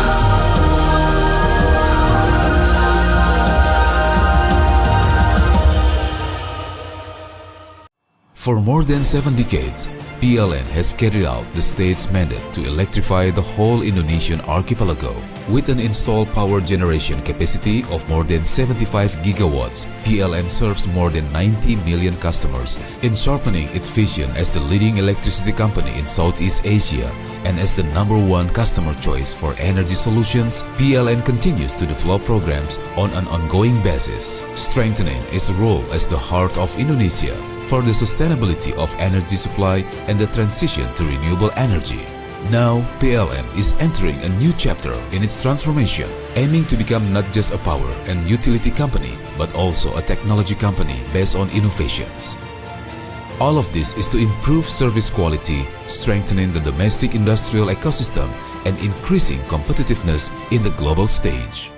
The new PLN 4.0, Unleashing Energy and Beyond. Ini cerita akselerasi kita yang selalu aja ada tantangan pas kita lagi melesat. Berat banget ya. Mau nyerah aja? Enggak kan? No lah, big no. Bagus! Ini waktunya akselerasi.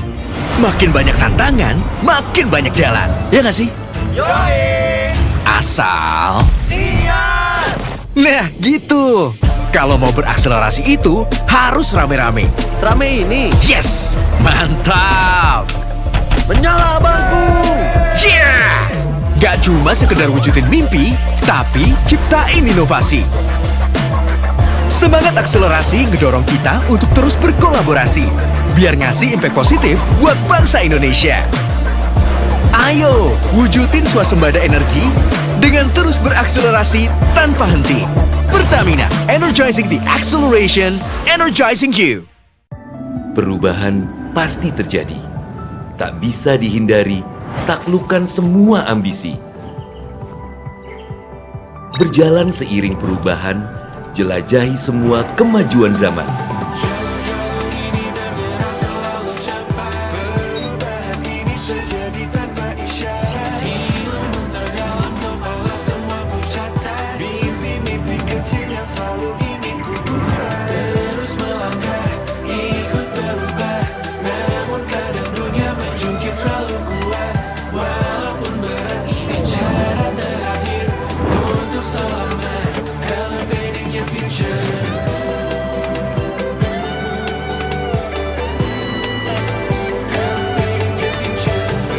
Tunjukkan pada dunia, kita mampu berelevasi jadi bangsa yang luar biasa.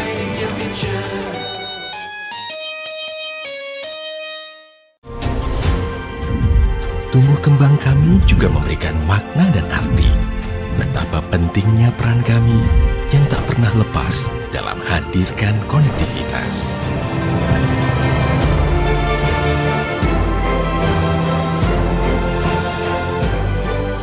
Karena kami yakin dan mampu untuk terus lewati batas dan merajut konektivitas.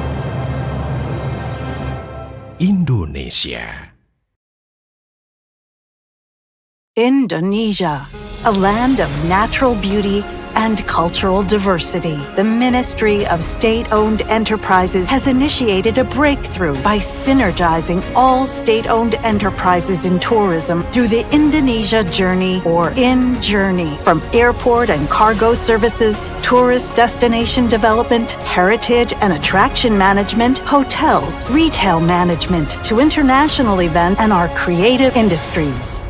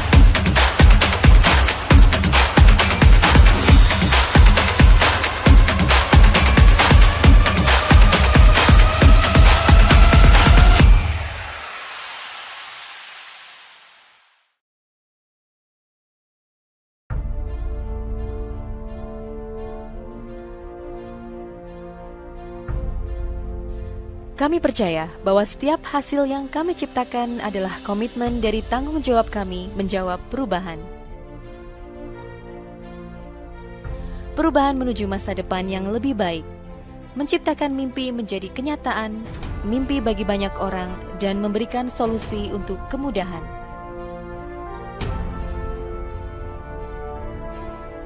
Kami merupakan manufaktur kereta api yang terintegrasi pertama di Asia Tenggara. Fokus kami adalah menghasilkan produk yang berkualitas tinggi di bidang perkeretaapian. Kami adalah mitra untuk membangun masa depan. Kami terus menatap ke depan untuk terus berinovasi, mengembangkan visi besar, membangun industri transportasi yang lebih baik.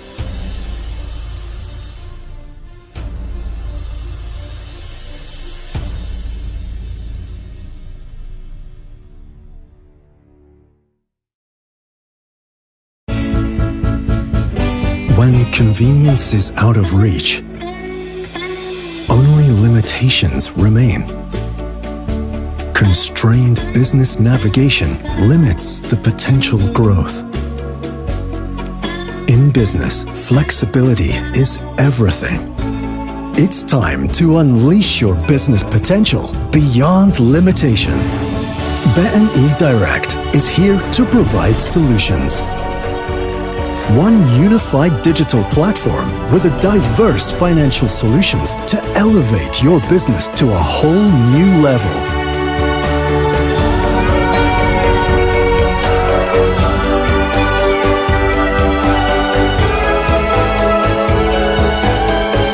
BNI Direct, directing your business to new heights.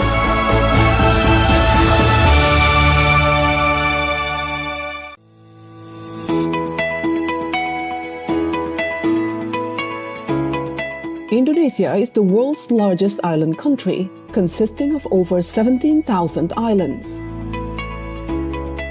This would be a special agency to manage and guarantee the availability of land, to control the land, to manage the land use for economic development, including for public infrastructure, housing, investment, and agrarian reform.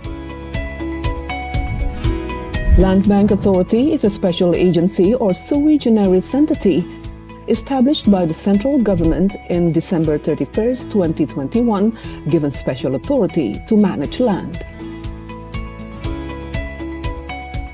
Latar belakang berdirinya Badan Bank Tanah karena adanya ketidakseimbangan yang besar antara permintaan dan persediaan tanah, sehingga perlunya peran pemerintah untuk menguasai, mengendalikan, dan menyediakan tanah bagi pembangunan dan pemerataan ekonomi. In line with responsibilities given by the Indonesian President and Land Bank Committee of 3 ministers, Land Bank Authority has a vision and mission to be a catalyst for Indonesian economic growth. Land Bank Authority vision is to become a trustworthy land manager based on good governance to guarantee economic growth and economic equality.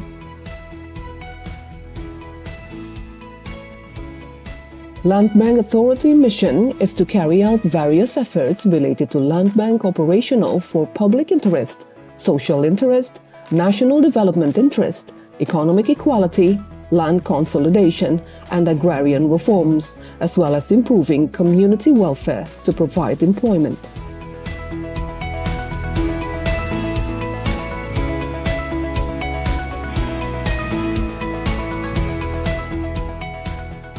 Land Bank Authority is given special authority by the central government to following functions, specifically planning, land acquisition, land procurement, land management, land utilization, and land distribution.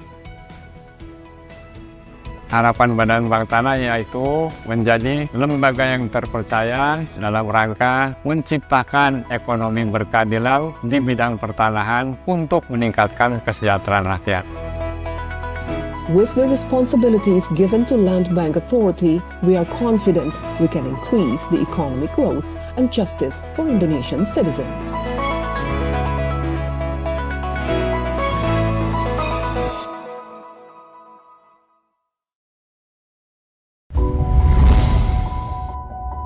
We, Hutama Karya, present our innovations in the construction industry with every changing era. Supported by the professionals in their fields, the latest construction technology operation techniques. We commit to generate best outcomes, aiming to deliver an equitable distribution of beneficial infrastructure for the entire country and build a bright future for our civilization. Our flagship infrastructure works from bridges, buildings, dams, and sustainable toll road infrastructures, showcasing our high commitment to protecting nature and the environment. We believe that our every step will shape our future, ensuring a developed future Indonesia. Hutama Karya, innovation for solution. Impian untuk hidup yang lebih berwarna, lebih dekat, lebih berarti. Karena rumah bukan sekadar bangunan, tapi sebuah benih untuk masa depan. Ini visi kami untuk menjadi pengembang pemukiman dan perumahan rakyat terpercaya di Indonesia. Bersama sejumlah lembaga terkemuka, Perumnas menyatukan impian dan menenun harapan kepemilikan rumah bagi setiap anak negeri. Dalam kebersamaan, kita menciptakan dunia bagi benih muda untuk tumbuh, belajar, dan berkembang. Perumnas, sebuah simfoni mimpi di mana setiap sekatnya membawa benih harapan akan masa depan yang lebih cerah. Bersama, kita bisa mewujudkan impian di tanah air tercinta.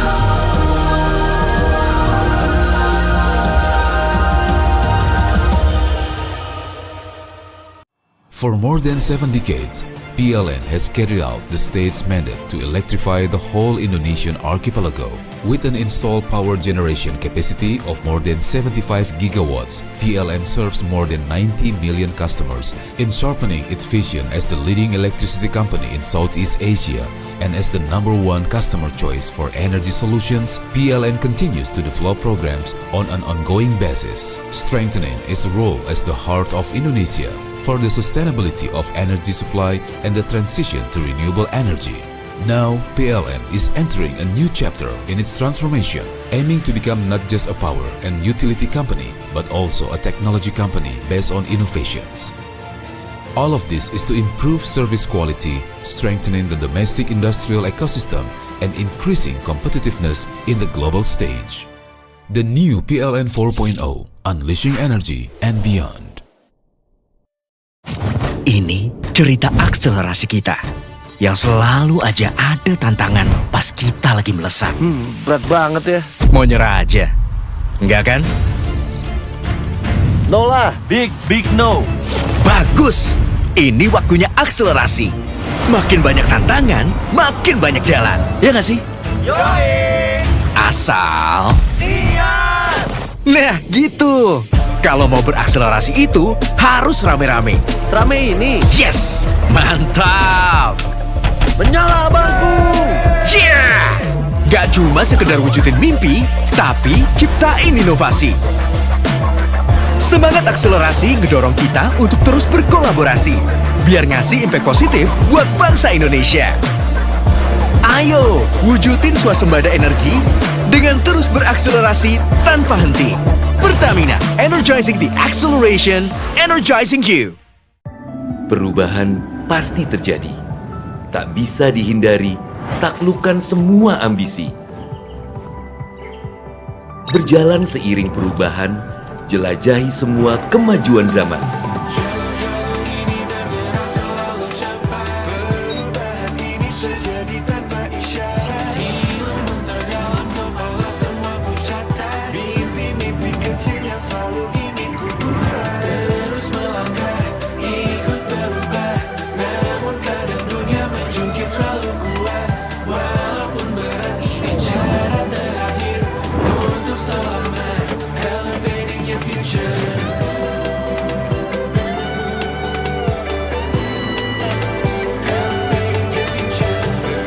Tunjukkan pada dunia, kita mampu berelevasi jadi bangsa yang luar biasa.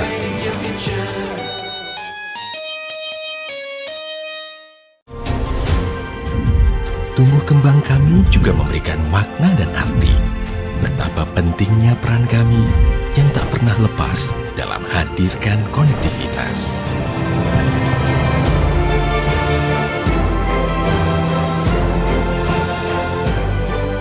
Karena kami yakin dan mampu untuk terus lewati batas dan merajut konektivitas.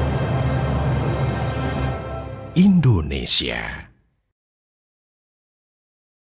Indonesia, a land of natural beauty and cultural diversity. The Ministry of State-Owned Enterprises has initiated a breakthrough by synergizing all state-owned enterprises in tourism through the Indonesia Journey, or IN-Journey. From airport and cargo services, tourist destination development, heritage and attraction management, hotels, retail management, to international events and our creative industries.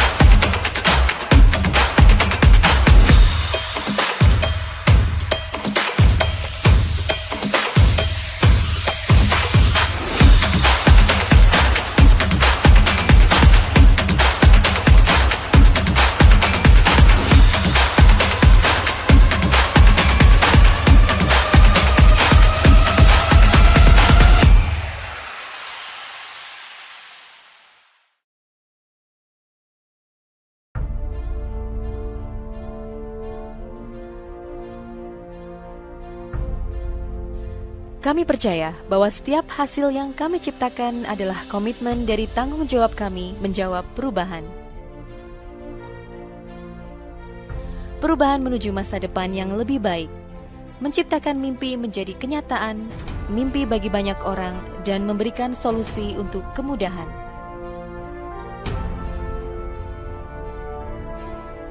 Kami merupakan manufaktur kereta api yang terintegrasi pertama di Asia Tenggara. Fokus kami adalah menghasilkan produk yang berkualitas tinggi di bidang perkeretaapian. Kami adalah mitra untuk membangun masa depan. Kami terus menatap ke depan untuk terus berinovasi, mengembangkan visi besar, membangun industri transportasi yang lebih baik.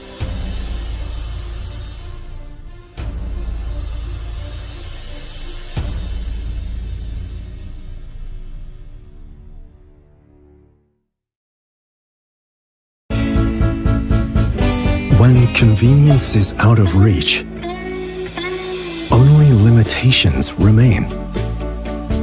Constrained business navigation limits the potential growth. In business, flexibility is everything.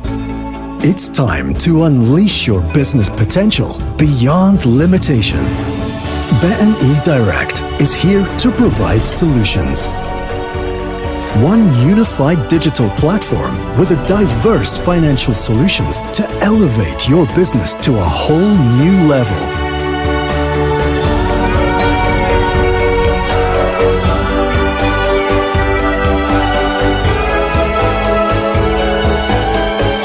BNI Direct, directing your business to new heights.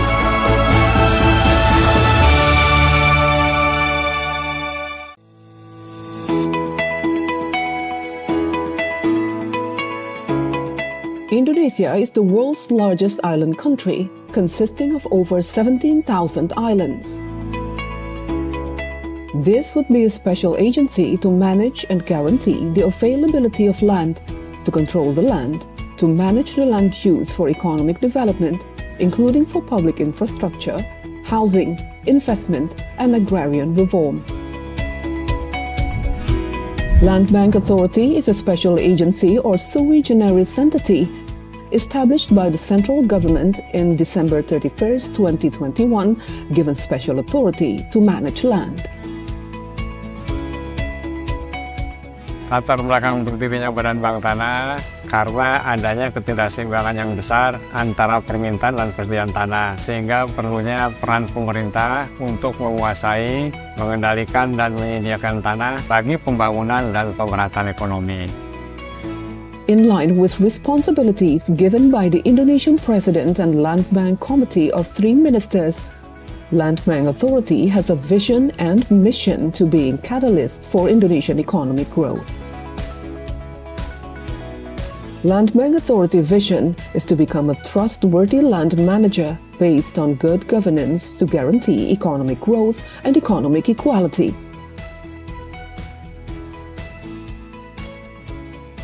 Land Bank Authority mission is to carry out various efforts related to land bank operational for public interest, social interest, national development interest, economic equality, land consolidation, and agrarian reforms, as well as improving community welfare to provide employment.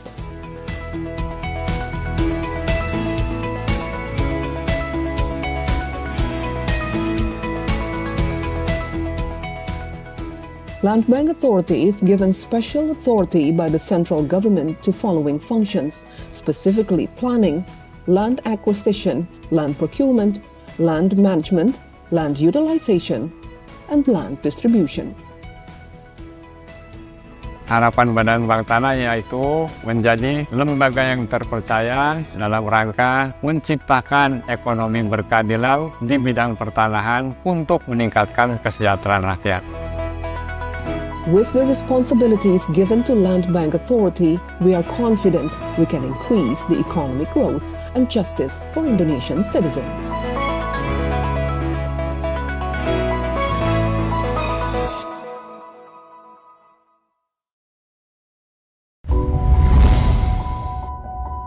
We, Hutama Karya, present our innovations in the construction industry with every changing era.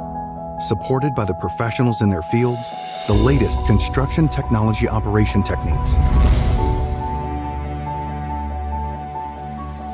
We commit to generate best outcomes, aiming to deliver an equitable distribution of beneficial infrastructure for the entire country and build a bright future for our civilization. Our flagship infrastructure works from bridges, buildings, dams, and sustainable toll road infrastructures, showcasing our high commitment to protecting nature and the environment. We believe that our every step will shape our future, ensuring a developed future Indonesia. Hutama Karya, innovation for solution. Impian untuk hidup yang lebih berwarna, lebih dekat, lebih berarti. Karena rumah bukan sekadar bangunan, tapi sebuah benih untuk masa depan. Ini visi kami untuk menjadi pengembang pemukiman dan perumahan rakyat terpercaya di Indonesia. Bersama sejumlah lembaga terkemuka, Perumnas menyatukan impian dan menenun harapan kepemilikan rumah bagi setiap anak negeri. Dalam kebersamaan, kita menciptakan dunia bagi benih muda untuk tumbuh, belajar, dan berkembang. Perumnas, sebuah simfoni mimpi di mana setiap sekatnya membawa benih harapan akan masa depan yang lebih cerah. Bersama, kita bisa mewujudkan impian di tanah air tercinta.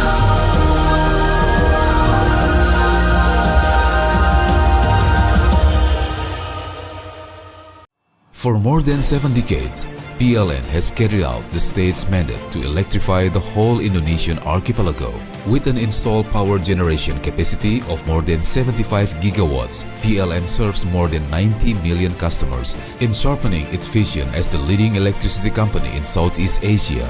And as the #1 customer choice for energy solutions, PLN continues to develop programs on an ongoing basis, strengthening its role as the heart of Indonesia for the sustainability of energy supply and the transition to renewable energy. Now, PLN is entering a new chapter in its transformation, aiming to become not just a power and utility company, but also a technology company based on innovations. All of this is to improve service quality, strengthening the domestic industrial ecosystem, and increasing competitiveness in the global stage. The new PLN 4.0, Unleashing Energy and Beyond. Ini cerita akselerasi kita yang selalu aja ada tantangan pas kita lagi melesat. Berat banget ya. Mau nyerah aja. Enggak kan? No lah, big no. Bagus. Ini waktunya akselerasi. Makin banyak tantangan, makin banyak jalan. Ya nggak sih? Yoi. Asal Niat. Nah, gitu. Kalau mau berakselerasi itu harus rame-rame. Rame ini. Yes, mantap. Menyala bangku. Yeah. Gak cuma sekedar wujudin mimpi, tapi ciptain inovasi. Semangat akselerasi ngedorong kita untuk terus berkolaborasi, biar ngasih impact positif buat bangsa Indonesia. Ayo, wujudin swasembada energi dengan terus berakselerasi tanpa henti. Pertamina, energizing the acceleration, energizing you. Perubahan pasti terjadi. Tak bisa dihindari, taklukkan semua ambisi. Berjalan seiring perubahan, jelajahi semua kemajuan zaman.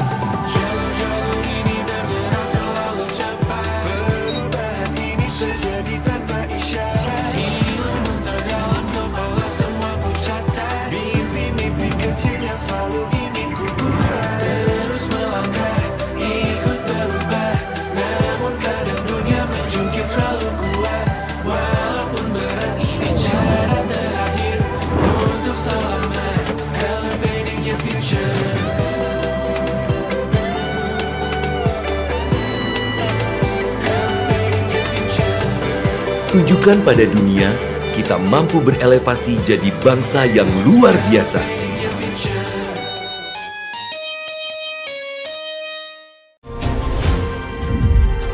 kembang kami juga memberikan makna dan arti.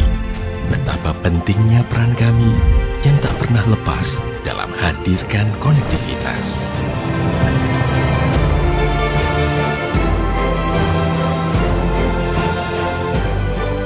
Karena kami yakin dan mampu untuk terus lewati batas dan merajut konektivitas. Indonesia. Indonesia, a land of natural beauty and cultural diversity. The Ministry of State-Owned Enterprises has initiated a breakthrough by synergizing all state-owned enterprises in tourism through the Indonesia Journey, or IN-Journey. From airport and cargo services, tourist destination development, heritage and attraction management, hotels, retail management, to international events and our creative industries.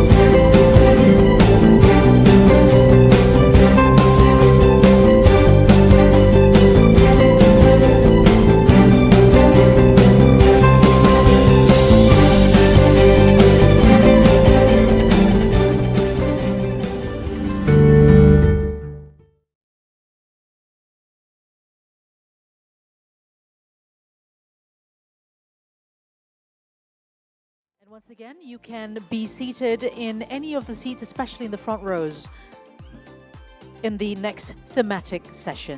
Once again, we invite everyone to please be seated and be ready for the next session to start. Bapak Ibu tamu undangan sekalian, kami mengundang Anda kembali untuk bisa masuk ke dalam plenary hall dan mengisi tempat duduk yang telah disediakan.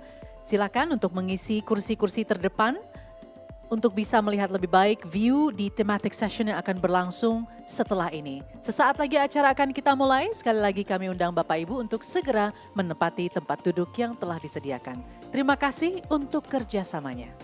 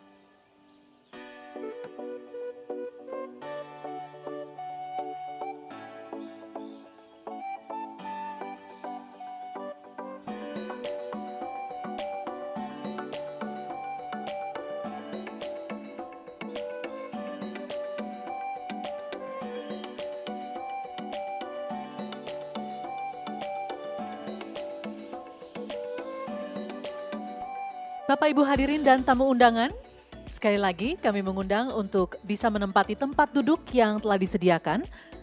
Agenda selanjutnya akan dimulai sebentar lagi. Mohon kerjasamanya untuk dapat menempati tempat duduk yang disediakan karena kita segera akan mulai dengan agenda berikutnya siang ini. Terima kasih.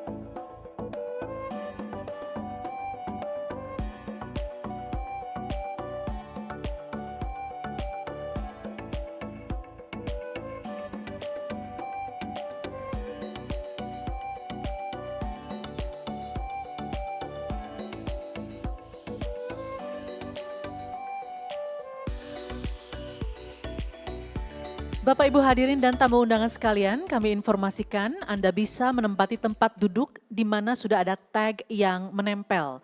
Mohon untuk tidak menggeser tag tersebut, tetapi silahkan untuk menempati tempat duduknya. Tag itu akan kami gunakan untuk keperluan closing ceremony. Sekali lagi dipersilahkan untuk menempati tempat duduk terutama di barisan depan dan acara segera akan kita mulai. Terima kasih.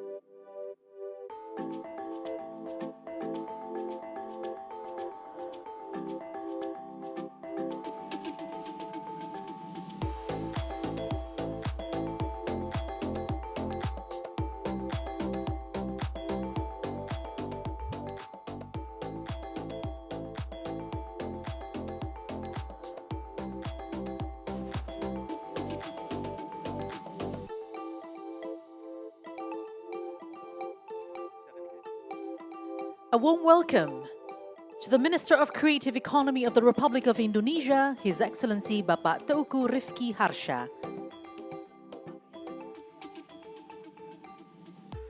And also a warm welcome to the Minister of Higher Education, Science and Technology of the Republic of Indonesia, His Excellency Bapak Brian Yuliarto.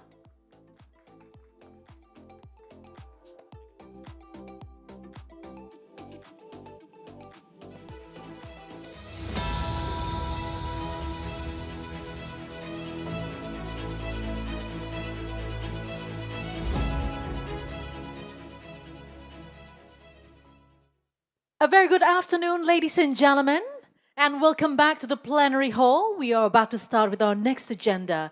We do hope that you enjoyed the refreshments and some conversations along the way and still in the high spirits of absorbing information regarding infrastructures in Indonesia.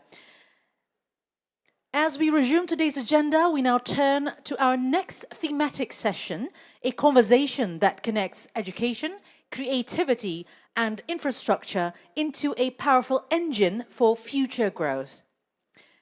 And now let's dive back into today's agenda with a session. And to open that session, we are honored to welcome a leader who continues to advance Indonesia's creative industries through infrastructure, innovation and education. And I am beyond pleased to invite the Minister of Creative Economy of the Republic of Indonesia to deliver his keynote addresses. Please welcome His Excellency Bapak Teuku Rifki Harsha.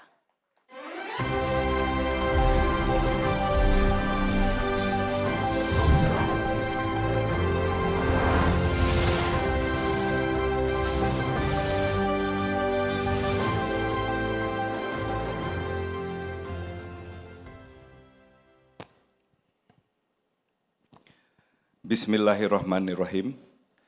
Assalamualaikum warahmatullahi wabarakatuh. Shalom, Om Swastiastu, Namo Buddhaya, Salam Kebajikan. Excellency Bapak Brian Yuliarto, Minister of Higher Education, Science and Technology. Ibu Stella Christie, Vice Minister of Higher Education, Science and Technology. And all the panelists, Ibu Maulidia Najila Shihab, Yumiko Yamakawa, Mas Gupta, Mas Aldi, and all governor, mayors, and regions, all delegates, participants of International Conference on Infrastructure. As we gather today, we are reminded of the transformative power of creative economy, a sector driven by ideas, collaboration, and innovation. Looking ahead, we believe that investing in creative economy infrastructure is not just about building facilities. It is about shaping a future where Indonesia leads with the creativity, empowers its youth, and steps confidently toward the vision of Indonesia Emas 2045. Distinguished guests, ladies and gentlemen, allow me to begin with this title, Enabling Innovation, Developing Infrastructure for Quality Education and Creative Economy. Enabling innovation highlights a simple truth. Innovation doesn't happen in isolation. It requires an ecosystem where infrastructure and education, also the creative economy, works together as pillars of national progress. These remarks will begin by outlining the strategic foundation that shape Indonesia creative economy, highlighting key infrastructure achievements and presenting the clear targets for the next 5 years. Astacita of President Prabowo emphasized on expanding quality job opportunities, fostering entrepreneurship, developing the creative industry, and continuing infrastructure development. This vision directly aligns with the growth of the creative economy as a key driver of innovation, employment, and national competitiveness. A deeper review of Astacita reveals that President Prabowo has especially paid significant attention to development of creative economy. The importance of this sector, striving Indonesia long-term development goals, serve as a clear evidence that creative economy is an engine to drive economic growth and job creation. The creative economy currently comprised by 17 subsectors, grouped into 4 main domains: cultural creativity, design creativity, digital and technology creativity, and media creativity. To ensure sustainable growth of creative economy, we adopt the hexahelic approach, which integrates 6 key elements: government, academia, business, community, media, and financial institution. Esteemed guests, ladies and gentlemen, In this part, we will see how creative economy has achieved some numbers of statistics and key programs. Evidence of creative economy contribution to the national economy over 11 years shows remarkable growth. Employment has increased by 89%, approximately about 26.5 million people in 2024. Similarly, the value added has surged by 119%, and export value has increased by 67%. This achievement demonstrates the significant potential of the creative economy. Looking ahead, the target set the National Medium-Term Development Plan, RPJMN, is for the creative economy GDP ratio to reach 8.0 to 8.4%. Export growth is targeted at 6%. Workforce absorption is targeted 27.6 million people, and investment growth is targeted at 7 to 8%. We believe that creative economy can be a solution to job creation, especially for the younger generation, where the data shows that 82.6% of unemployment within the 15 to 39 years old age group. However, it also shows that this factor has been a very effective absorber of workforce. In the last 4 years, the number of creative economy works has continuously increased with the strong average growth, reaching 26.5 million people in 2024. The majority of workers in this sector are young generation, where 18.7% are Gen Z and 38.5% are millennials. This proves that creative economy not only creates jobs, but also relevant and appealing jobs for the young demographic. Consequently, our budget and program orientation is aimed to create quality employment in line with Asta Cita number 3, mitigating the impact of tariff wars due to geopolitics, ensuring the achievement of RPJMN targets and contribution to the national economic growth. Honorable audience, the following is a map of priority location for creative economy development across Indonesia. This intervention is prescribed in presidential regulation and concerning the RPJMN shows our commitment to create an equitable and sustainable ecosystem through the country, including infrastructure support.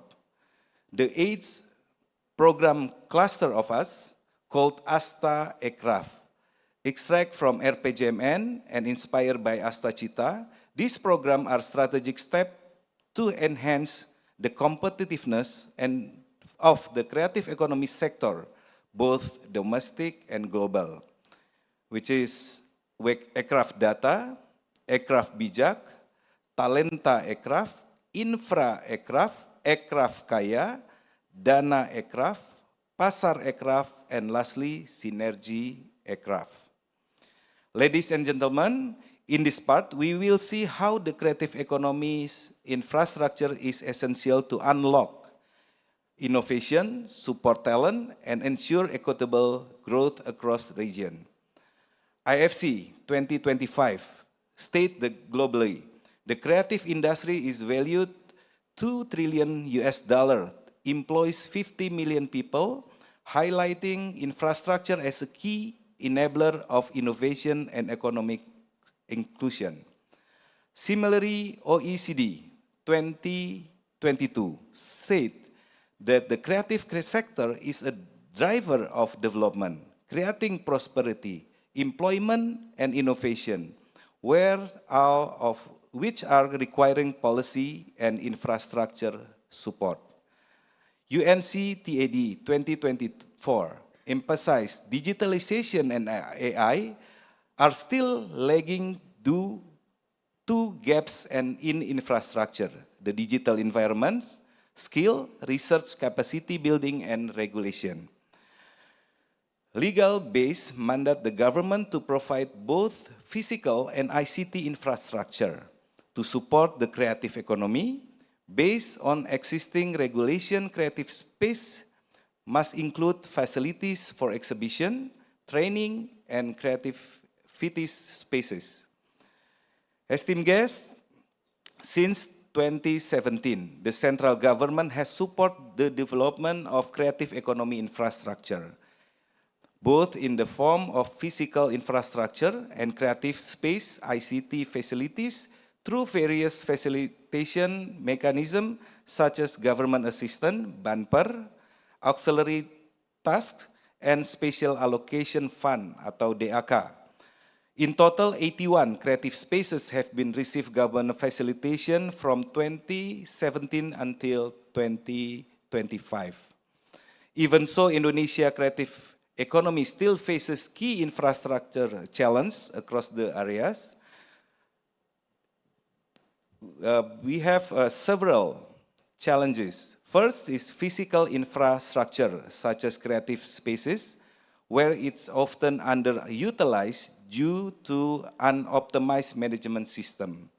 Second, digital infrastructure, including internet access, AI, data system, and need-specific empowerment. And third, soft infrastructure, including talent, policy, education, financing, need to be accelerated to ensure that creative talent are equipped to thrive. Hence, addressing these three pillars together is essential to unlock the full potential of Indonesia creative economy. These strategic infrastructure are closely linked to education and talent development. Physical spaces enable practical learning and entrepreneurship. Digital infrastructure support e-learning, collaboration, and AI skill, while soft infrastructure ensure relevant curriculum and vocational readiness. We are actively strengthening partnership with university to support talent and innovation in the creative sector. Through MOUs with the public and private institutions, we align the three Dharma higher education with creative economy goals, focusing on education, research, and community empowerment. We also initiate the Creative Economy Higher Education Consortium to unite leading universities in advancing a strong and sustainable creative ecosystem for the country. Moreover, this Ministry of Creative Economy is actively engaging with vocational high school, SMK, as a key partner to nurturing creative talent. By visiting school and interacting directly with the students, we reaffirm our commitment to enhancing the quality of human resources. This collaboration with educational institutions highlights the crucial role of SMK in strengthening the qualified talent foundation of our creative ecosystem. Various flagship programs are focused on strengthening the capacity of creative economy talent, including strengthening capabilities for income enhancement, new technology capacity building, strengthening the content creator ecosystem, and talent development and stakeholder engagement with association. We prioritize linking creative infrastructure with education through its flagship program. This includes activating the Creative Hub, both community-based and government-owned, as key space for innovation, talent development, and the idea generation. Strategic effort also extends special economic zones such as Nongsa in Batam and Singosari in Jawa Timur, focusing on sectors like film, animation, games to strengthen industry competitiveness. Since 2016, Indonesia has promoted creative regency or city through self-assessment, mentoring, and UNESCO nomination, resulting in 5 recognized cities: Pekalongan, Bandung, Ambon, Jakarta, and Surakarta. The program now includes 145 creative villages to expand the inclusive, innovation-driven creative economy through local empowerment. Distinguished guests, creative economy infrastructure play a crucial role in driving the growth of sustainability of the creative economy sectors, not only support all the change process, but also creates a conducive ecosystem for innovation and collaboration. We believe that the future of Indonesia creative economy will grow from strong infrastructure foundation with the support of skilled talent and inclusive ecosystem. And at the end, it will be able to absorb millions of high-quality workers, especially the younger generation, and make a significant contribution to the national GDP and export, making it a new engine of growth driven from the region, atau mesin baru pertumbuhan ekonomi nasional yang dimulai dari daerah. Thank you. Wassalamualaikum warahmatullahi wabarakatuh. Waalaikumsalam warahmatullahi wabarakatuh. Your Excellency, thank you very much for your presence and inspiring words. You may return to your seat. What a comprehensive and strategic insights to set the tone for our theme this afternoon. We thank one more time Your Excellency for your presence and support to this event. And now, ladies and gentlemen, to continue this session, we now invite a key figure who is shaping Indonesia's higher education system to align with the needs of the creative, digital, and knowledge of economy. I am pleased to invite the Minister of Higher Education, Science and Technology of the Republic of Indonesia to deliver his keynote address. Let's welcome His Excellency Bapak Brian Yuliarto to the stage.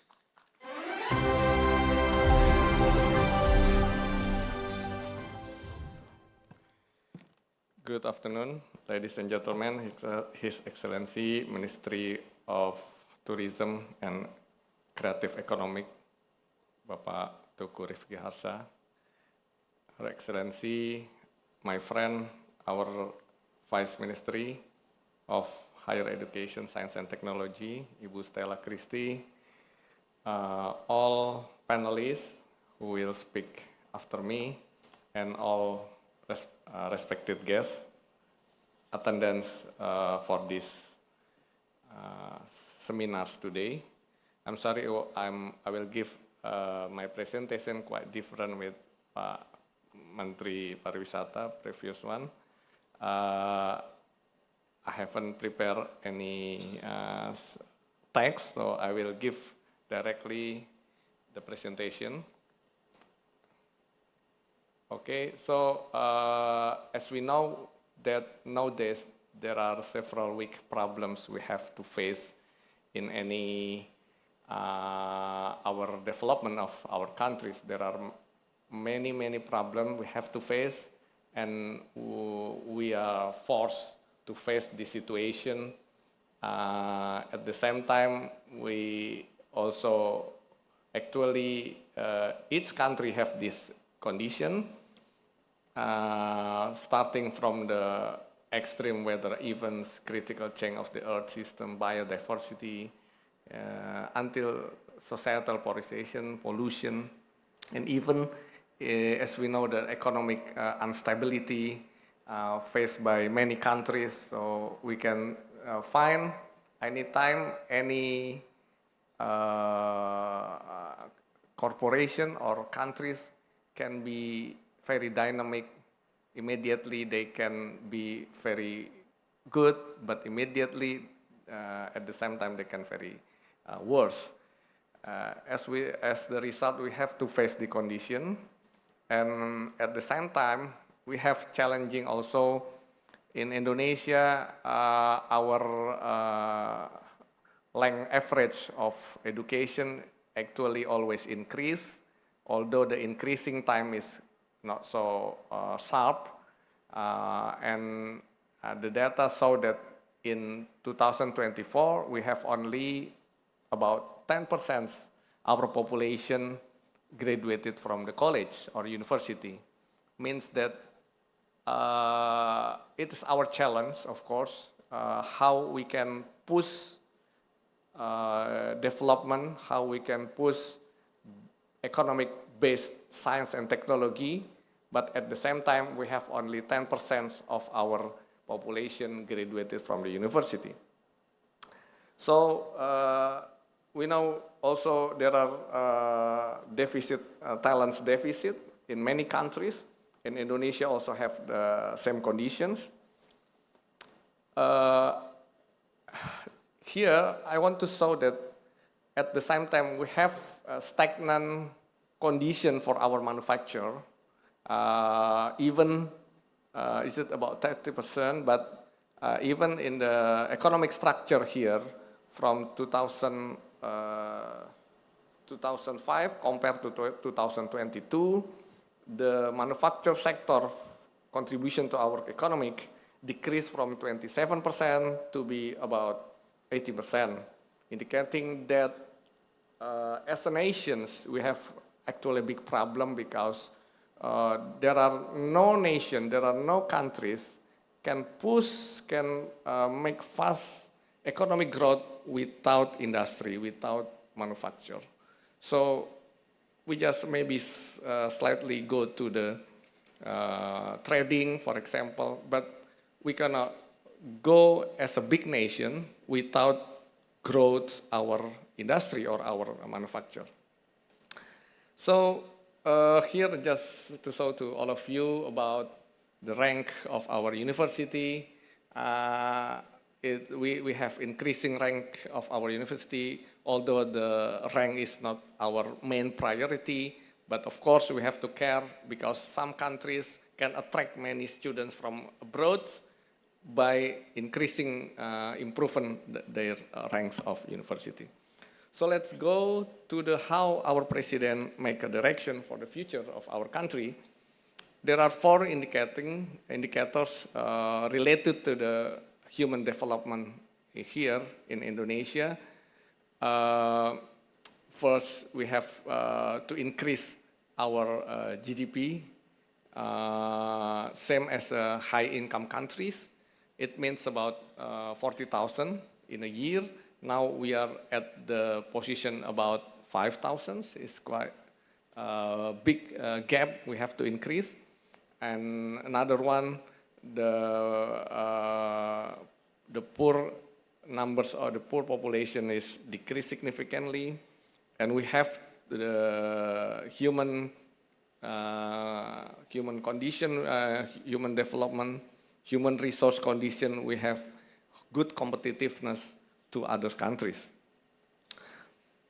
What I want to say is those conditions, those vision and mission of our presidents and our vice president, of course, very related to how we can understand, we can get the science and technology. We need to boost the science and technology in our countries. And here, if we see our history, actually Indonesia have a history with the 8% of economic growth. I mean, what our president said about we have to grow in 8% economic growth, it's not a dream or it's not just vision, but the real world, we already have the history. We have in previous one, even about 5 times in our history, we can have economic growth more than 8%. However, if we compare to how the big countries have a very good growth economic, we can see that like Japan, China, and Korea, US, there are the big industry who will be the backbone of their economic growth. That's we need to create here in Indonesia, how the economic growth come from the big industry.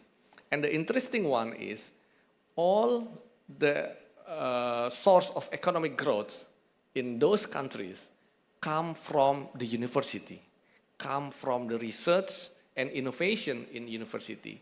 We can see here for example, like Tokyo, Yokohama, they have Mitsubishi Electric, Crompton, the University of Tokyo. And then we can see Huawei, for example, they come from the Sun Yat-sen University in Hong Kong. And then how the Beijing Tsinghua University in Seoul, Samsung Electronic come from the Seoul National University. So I mean, it's the source of growth of economic, of industry, of manufacture come from the research and innovation in the university. So if we see this data, we can see the example, the several examples, which the economic booster from the industry based of science and technology growth born by the university. So moreover, if we compare how technology index in the high income countries compared to the upper middle income, as that is our positions, about 0.6, and we want to go, as our president said, we have to go to the high income countries. We need to increase about 12 times, 12 until 15 times the technology index in our countries. So this is, we have, the future of Indonesia very, very dependent of the how we can get, we can understand, we can create the science and technology for our peoples. It's about innovation, research, very strong.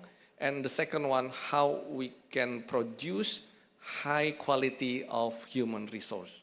Because the industry, strong industry needs the strong human resource. They also need the research and innovations at the same time. So at the left, at the right side, we can see also how the researchers per million, every million population, we need the researchers. If we now position about Indonesia position is about 500, I think. But for the high income countries, we have to increase about 10 times. Again, we see here that how the countries live going out from the middle income traps, it very depends on the how that countries knowledge, science and technology they develop. So here also, if we talk about again the high income, middle income, we can see the linear graph about the highly skilled workers is very needed again if we want to go to the highly income countries. So I just want to show here is the graphs of the data of our higher education. We have about very huge number of the university, about more than 4,400. And we have about 10 million lecturers and professors. And we have, we have 300,000 lecturers. And we have about 10,000 students of university. This is the description of our highly educations. And at the final one, just want to show that here is how the university, some of them have a status as the PTNBH, but how they role, the university role, to play the economic growth, the center of economic growth. So as we see in our previous presentation that the big countries, the good economic countries developed by the industry born by university. So here we really have planned how the university can play an important role to make the region economic growth region. So how they can have a role as a source of the expert person. And of course, they have an assets, they have a business sectors, And the most important one is they have research and innovations. So as we know that the university is very unique entity, they have the best brain on that area, but until nowadays, I mean, the role of the expertise is not optimum, like governments, the municipality, the province government, they don't have invite the expertise from the university. Actually, they can play an important role for the university, for the region in that place. So here we plan to, we have a map how the university, especially the big university, can play an important role for the economic growth in the region of the location of the universities. Okay, I think that's all my presentations. Here is President stated that the only nation have good science and technology, they will be wealth countries. So let's face our future with the very optimistic conditions. I believe with Indonesian's history, we have very long history, and the challenging from our president is very important for all of us. We can reach 8% growth of economic with our capacity. Thank you very much. Thank you for your understanding.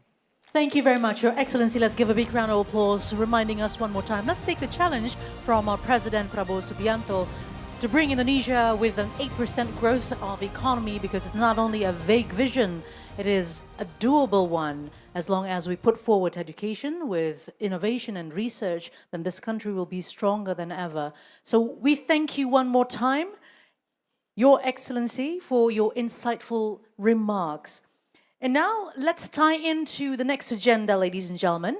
We'll dive deeper into how infrastructure in education and creative economy can unlock wider opportunities for talent development, entrepreneurship, and community-led innovation. We will hear from public sector leaders, educators, cultural practitioners, and international partners, all of whom are working to build more equitable, connected, and inspiring spaces for learning and creative expression across Indonesia. So the title is Enabling Innovation, Developing Infrastructure for Education and Creative Economy. We now invite our moderator to lead the panel discussion that will further explore how strategic infrastructure and partnership can enable future-ready ecosystems for education and creativity. Without further ado, let's welcome to the stage our moderator, the member of Indonesian Culinary Council, founding member of the Indonesian Culinary Council, Bapak Gupta Sitorus. Please come forward. And Bapak Gupta will lead a moderated session with panels who are all ladies. I would like to call upon to the stage Her Excellency Ibu Stella Christie, the Vice Minister of Higher Education, Science and Technology of the Republic of Indonesia. Also Ibu Maulidia Indah Junika, Director General for Strategic Infrastructure, Minister of Public Works of the Republic of Indonesia. Please come forward as well. Ibu Najila Shihab, founder of Sekolah Cikal, and Miss Yumiko Yamakawa, Principal Education Specialist of ADB. Once again, we invite all speakers to please come forward.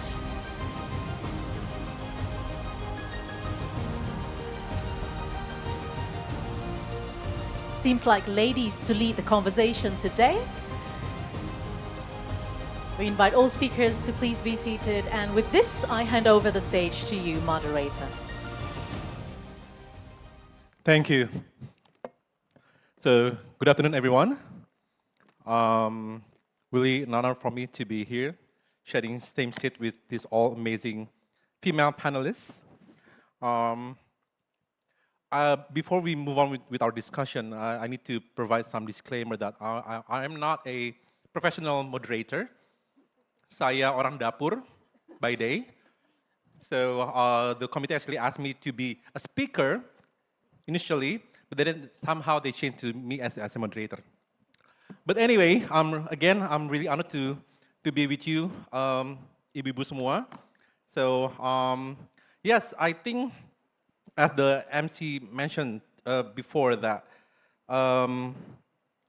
today's themes actually kind of challenge us to look beyond blueprints to see how does the creative economy and education sector play a very vital role in shaping the future of what we live in, ibu-ibu semua. And because of the infrastructure of tomorrow isn't about road and bridges, but it's also about mind and mindset working together. Correct me if I'm wrong. So I think where are we going to focus on today's discussion? So let's dive in, shall we? Yes. So first, the spotlight to Bu Stella Christie, Vice Minister of Higher Education, Science and Technology. Bu Stella, allow me to deep dive on what you guys are doing in the Ministry of Education, Bu. As someone who's been both as a disruptor and policymaker for the past few months, of course, you understand better than most the gap between what education teaches and what industry actually need, especially in fast-moving sectors like tech and creative economy. To me, I always see that there's always a gap, a huge gap between academic output and industry relevance. How does our education system being restructured to produce graduates who don't just seek jobs, but create them especially in the creative and digital sectors? Thank you for the question. Excellencies, ministers, vice ministers, ladies and gentlemen who are present here, thank you for inviting me to this symposium on sustainable infrastructure. A great honor to be here. To answer the question about the gap between industry need and education produced graduates, first of all, I think we have to understand that by nature, this will always happen because the move of the industry is much, much faster than the move of the curriculum and the people who are teaching the curriculum and people who are doing the curriculum. So if you let business as usual, the gap will always be there. So that is the first nature that has to be understood. So what is it that one has to do, or what the government has to do, what the practitioners have to do, what people and the public have to do in order to actually decreases this gap? There are two routes, and these are the two most important routes. The first route is the one that I think is very logical to all of you, which is that the industry must participate in the curriculum making. The industry must participate in the curriculum building. The industry must be the teachers themselves, the professors themselves. The industry must be also the one who are providing the infrastructures that are used directly by the people there. This is what I usually call industry match education or industry match higher education. So this is the first route, industry match higher education. At the Ministry of Higher Education, Science and Technology, in which I'm the Vice Minister, we do this very explicitly. So we have a program that is called Vocational Industry Program. What we do is we match the industry with vocational schools. However, if we just think about the match, this will be something that business as usual as well. So what we are currently particularly focusing on is that we look at the best practices abroad.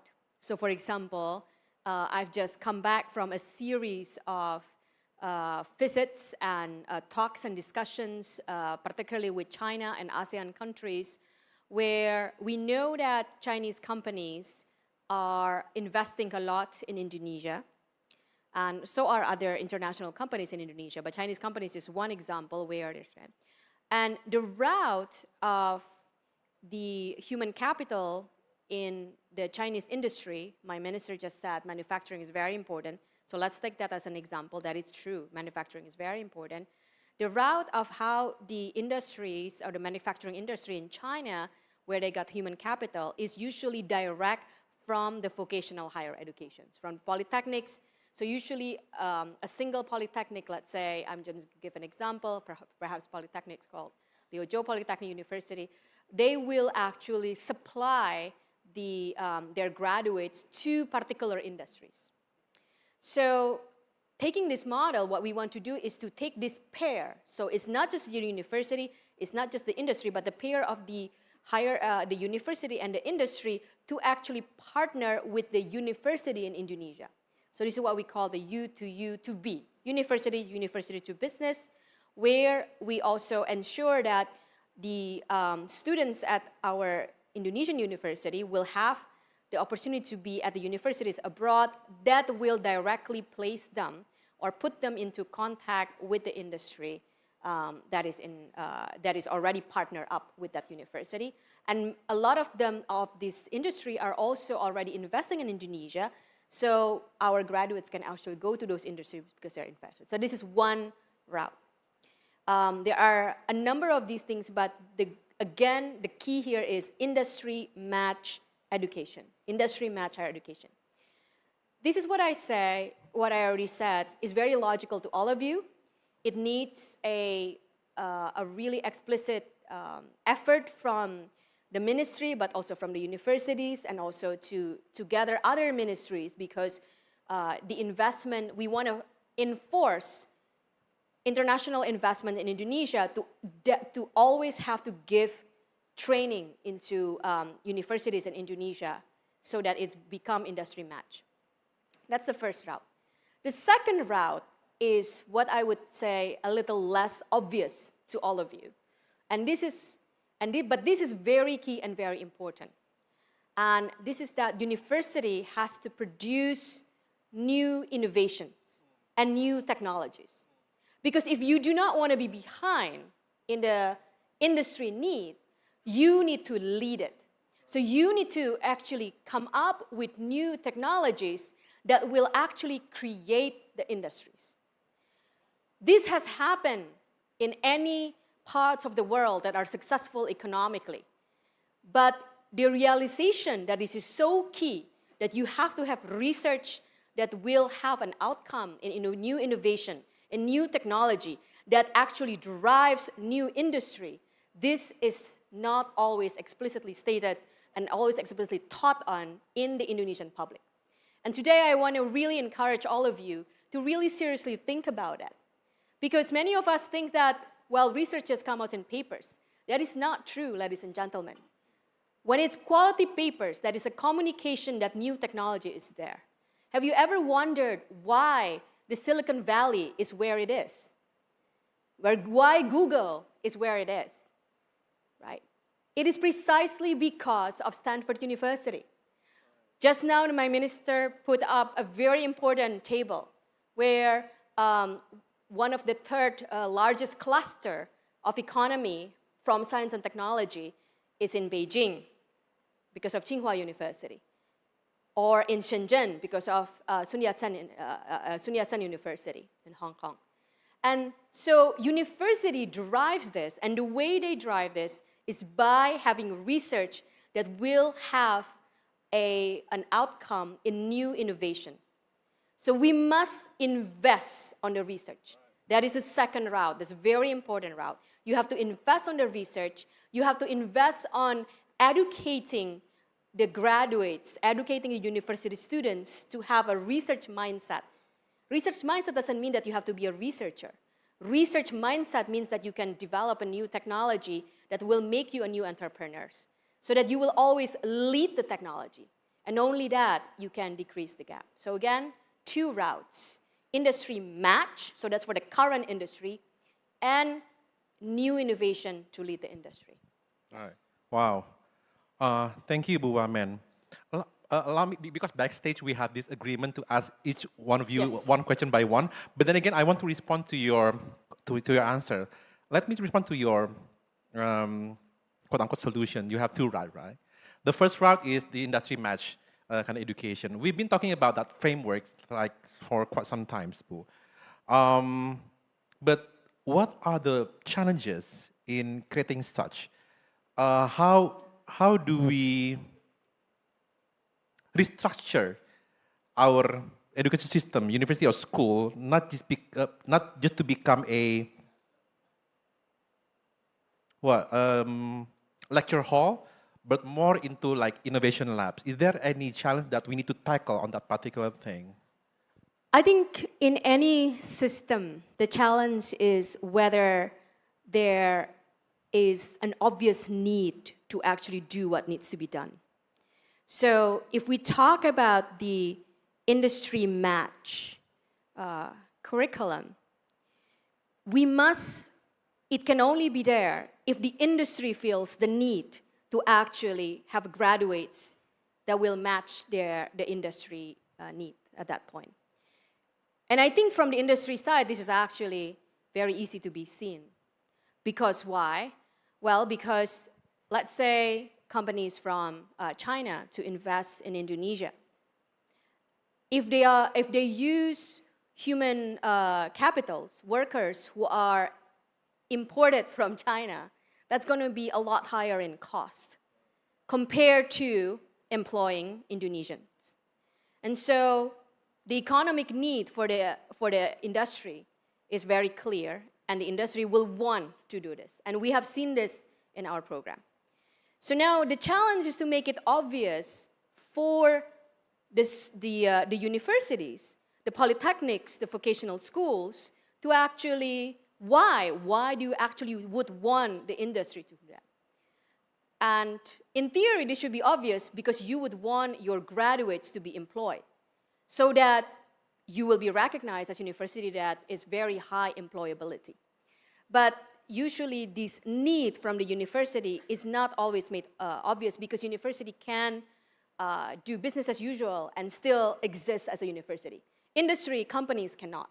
So this is something that you have to balance, and you have to make it obvious to perhaps more into that's the job of the ministry, to actually really talk, understand the needs, and also make the need obvious for the university to do that. For the second route, the innovation, that you have to lead innovation that will actually lead industry, innovation lead industry. This challenge is huge. And I would summarize that this challenge is huge because people or the public have not seen the return of investment clearly. That is, for every dollar, for every rupiah that you invest into the research, it's very difficult for the public, industry and non-industry alike, government as well, to see how much exactly is the return of investment for every dollar that you put. So it is again the job of, because why? Because investment in research sometimes can be very long-term. It is 300 trillion US dollars. 300 trillion US dollars. Making Stanford University alone is one of the biggest, one of the 10 biggest economy in the world, just from what they generate, one university. So we don't have yet that number. In fact, today I just talked to my minister that we need to do this study to show that in Indonesia we have that too. So we need to show in terms of numbers that investment in research will have a direct investment in the economy so that we all can do that route as well. Yeah. Thank you, Bu Stella. Very well elaborated, Bu Stella. So let's move on to, I want to see from another optics, from the infrastructure kind of optics. So to that, let me introduce you to Bu Maulidia Indah Junika. She's the Director General for Strategic Infrastructure, Minister of Public Works. Bu Maulidia, when we talk about building the future, only few ministries, to my understanding, are as literally involved in shaping the landscape of our country as the ministry of your ministry. But in today's world, infrastructure must do more than connect places. It must connect values, sustainability, inclusivity, and long-term resilience. To that sense, what governance, financing, and coordination mechanisms are proving most effective in ensuring that education infrastructure respond to local socio-economic needs while supporting Indonesia's creative economy ecosystem, Bu? Okay, thank you very much, moderator. This is very challenging question for me, I think. Okay, Your Excellency, Ministers and Vice Minister, and ladies and gentlemen. As you know, that the Public Works has a job as engineer to build the building or infrastructure which is reliable, smart, and sustainable. This is the 3 points that we want to emphasize to all of you. And in the current situations, we are working closely now with the Ministry of the Higher Education, Science and Technology for some university, and also for the hospital in the university for the medical programs. And also we are now working with the Ministry of the Religion Affairs for the madrasa. We have the task to build almost 1,900 madrasas surrounded in Indonesia archipelago. And now we are working with the Ministry of Social Affairs for Sekolah Rakyat. So that is 3 institutions that for 1 year and for 5 years later, we are closely working. So for answer your question, I would like to give 4 descriptions maybe. First, that to make sure education infrastructure respond to the local socio-economic needs, the development is always tightly maintained by regional and development strategic plan. This is most important things, where the implementation is supported and coordinated by multiple stakeholders. We cannot work only with the minis or the dinas PU in the regions, but we should also talk with the Kanwil Agama, for example, and we also talk with the Ministry of Health because there's some hospitals built in the university. This is the example. And it's so that the funding for the whole project is mixed. It's not one single budget plan in our ministry. For example, the land acquisition funding is provided by the local governments, also for the document for the environment or document lingkungan. But the building could be constructed by the Ministry of Public Works. And the readiness criteria should be fulfilled at first in order to get state budget. Fulfillment of readiness criteria is provision of statutory regulatory. And the second one, we know also that the construction process for education infrastructures, specifically madrasah revitalization, carried out by our ministry is sourced from Rupiah Murni or APBN. This state budget for madrasah is already secure because it's already written on RPJMN 2024-2029. I think this is the same also in Ministry of Religion Affairs for the education sector. Moreover, it is included in National Priority Number 4, strengthening development of human resources, science, technology, education, health, sport, achievement, gender equality, and strengthening the role of women, youths, and people with disabilities. With one of the aspects is improving quality of infrastructure of school and madrasa. And before I conclude your question with one answer, the most important thing when we feel that we're satisfied with what we already built, when the building is already meet the requirements for the safety, health, comfort, and convenience based on the building function. After we make sure that the building is proper for the teaching and learning activities, we hope that graduates could support Indonesia's creative economy system and the future. And I think this is the last answer for the summarize of your question. Okay. In order to make effective governance, we have to work together, strengthening the collaborative works, and also do it in the smart way. For these things, we sometimes rely on the research. We sometimes rely on the universities or the graduates from the university. utilizing the current technology. Using the technology during the surveying, planning, and construction to ensure that all the technical aspects, accountability, accuracy for the works, and for the monitoring or continuous monitoring. And implementing the sustainability aspect that carry out in effective, efficient, and economical principle. Also, we want to emphasize that the national priority and the regional priority should be on the same level. Of course, there is the harmony between the phase construction or the phase of stages of the construction between the ministries or institutions and the local government. This is, I think, the answer for your question. Awesome, Thank Bu. you very much. Thank you so much, Bu Lydia. So I think the committee already gave me a heads up that we only have like another 2 minutes before we can close down, and then we move on to another session. So I think moving on to Mbak Najila and Yumiko, I'm going to provide you the same question. So when we talk about infrastructure, we not only talk about concrete and buildings, but we also talk about the people. And when we talk about the people, of course, we talk about education. Same question goes to both of you. How can we build stronger education and collaboration between government, private sector, private education provider, and civil society to scale innovative learning model like your school, perhaps?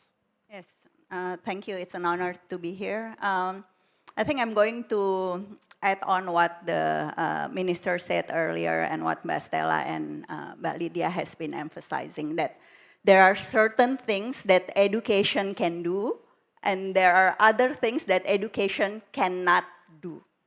So that's why collaborative action, collective actions where multiple stakeholders actually working together toward a common shared purpose is essential. Like, no country has ever done any education reform relying only on the capacity of the education system. It has never happened. But we do have problems when we talk about collective action. I think what I found in the past 20 years have shown it's very difficult to find a shared purpose. If you talk about, like, what's the purpose of education? I think most of us will emphasize individual success instead of collective success.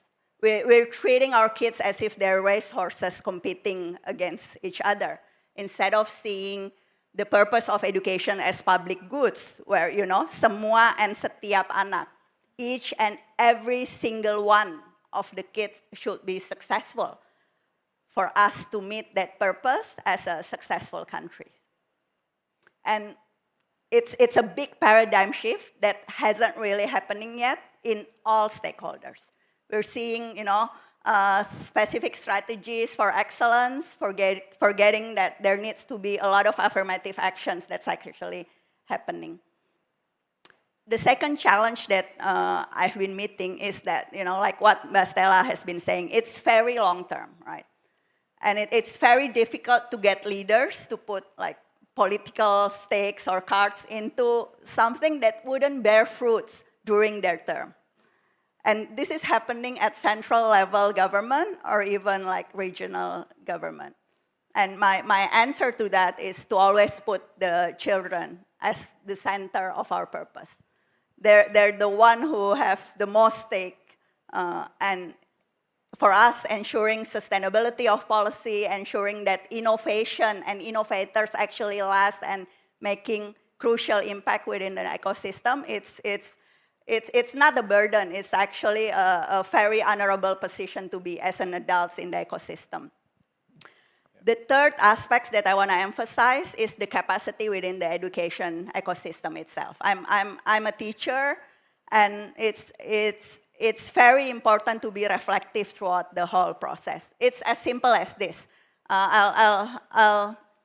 One of the most important principles is pedagogy. In pedagogy is symmetry. You cannot expect something out of a child or, you know, any graduate if they never experience that. So if you're talking about, nurturing entrepreneurship, we're talking about nurturing innovation, then that actually needs to happen in the classroom right now, not much later when they're entering the workforce. And unfortunately, that's the one that hasn't been happening. We haven't really nurtured those innovations within the classroom. We haven't really nurtured those entrepreneurship, like problem-solving skills in our classroom. So it wouldn't be surprising if, that experience in the classroom hasn't really nurtured all the competencies and skills that's needed in the future. And one of the main reasons of that is because of the distrust within the ecosystem. Right. Like no one actually trusts the other stakeholders. And when there are large distrust within the ecosystems between private education providers and you're seeing, I think it's been a very insecure relationship where private education players are seen as competitors instead of as collaborators within the ecosystem. And it's an important reflection to be acknowledged, and hopefully this kind of meaningful conversation can actually push all the stakeholders to work collaboratively better for the sake of the children. Nicely put, Mbak Najila. Bu Yumiko, same question, please.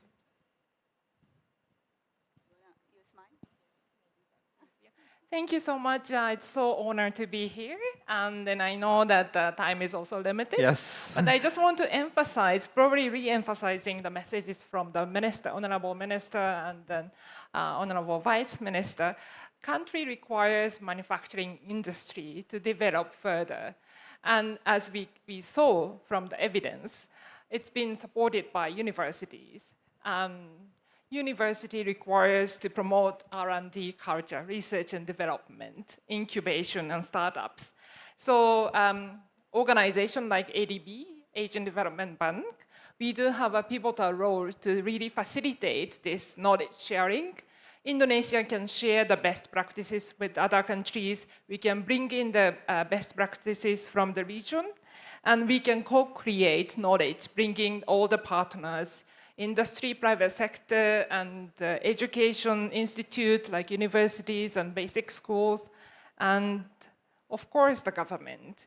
And financing institute like ADB would like to also play a facilitation role to collaborate to scale the investment, not only building this conducive infrastructure for R&D and incubation, and providing technology transfer, but we want to really co-create or facilitate the co-creation of the knowledge. I think that will be really the answer to this question raised by the minister and the panelists to really improve this industry development in Indonesia. Thank you so much. Thank you so much, Bu Yumiko. Let's give them round of applause, all the female panelists. Oh, well, thank you so much. To all of you. I'm not trying to encapsulate the discussion, but I really hope that this conversation to be a spark for all of us in the room to think bigger, collaborate deeper, and push Indonesia to the global heights. Thank you so much. Thank you very much, Bapak Gupta, for moderating the session. Very eye-opening indeed. Let's give a big round of applause, ladies and gentlemen, to the panelists and the moderator. We invite everyone to please come forward just 1 or 2 steps to have picture together.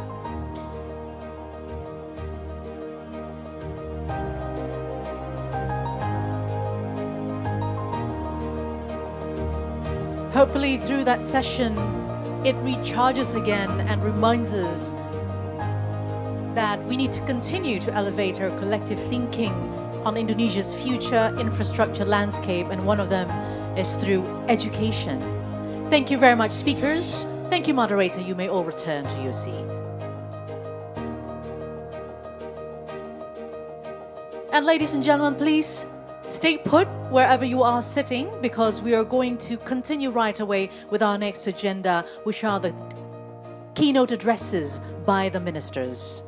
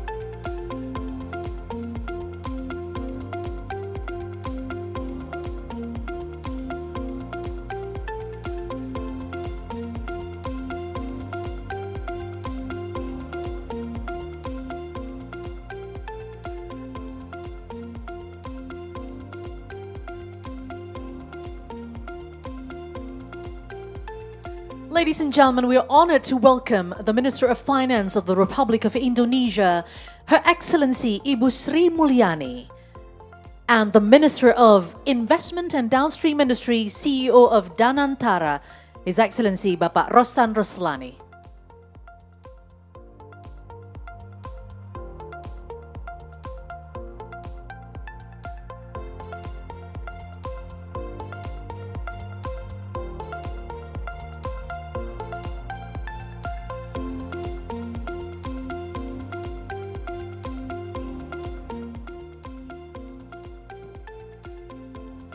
Once again, would like to welcome the Minister of Investment and Downstream Industry, CEO of Danantara, His Excellency Bapak Rossan Roslani.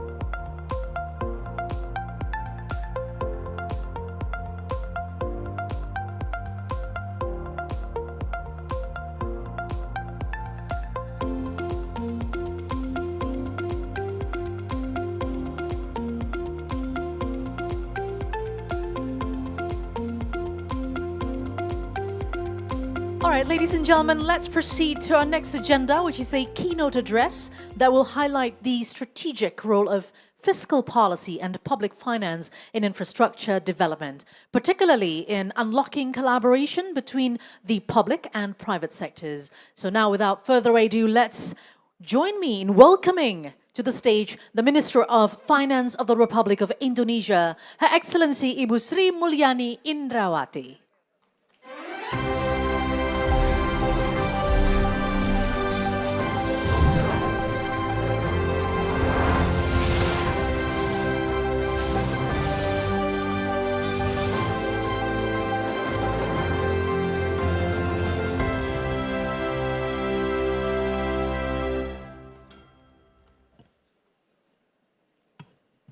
Thank you very much.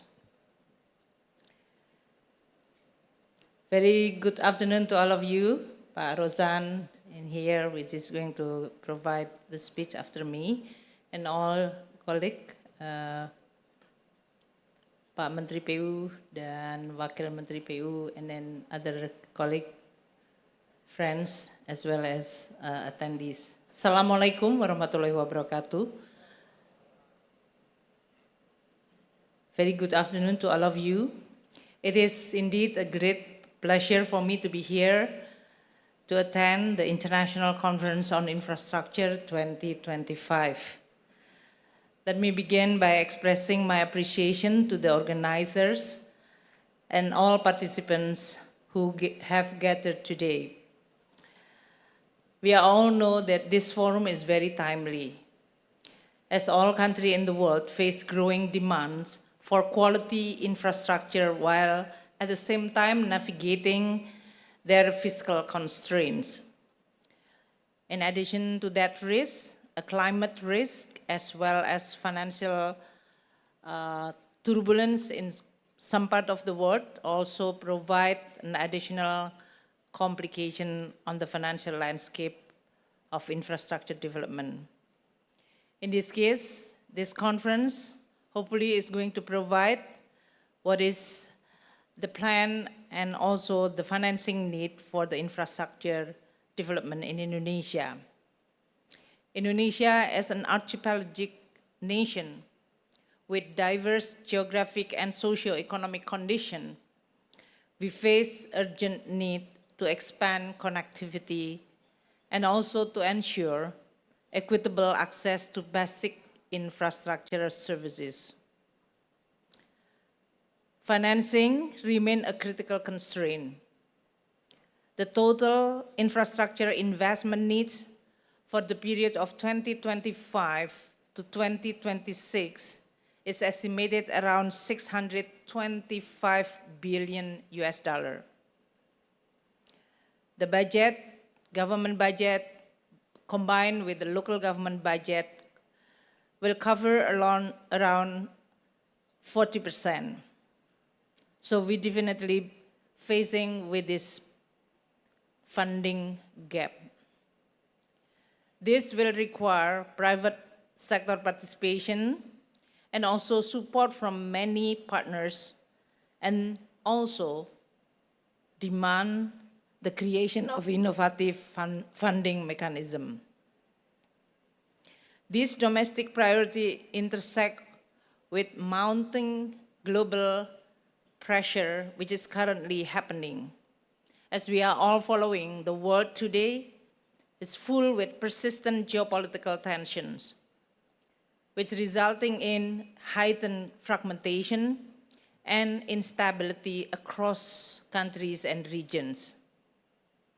The outlook of the global economy is not good. The OECD forecasts a decline in global GDP growth from 3.4% in 2024 to only 2.9% in 2025.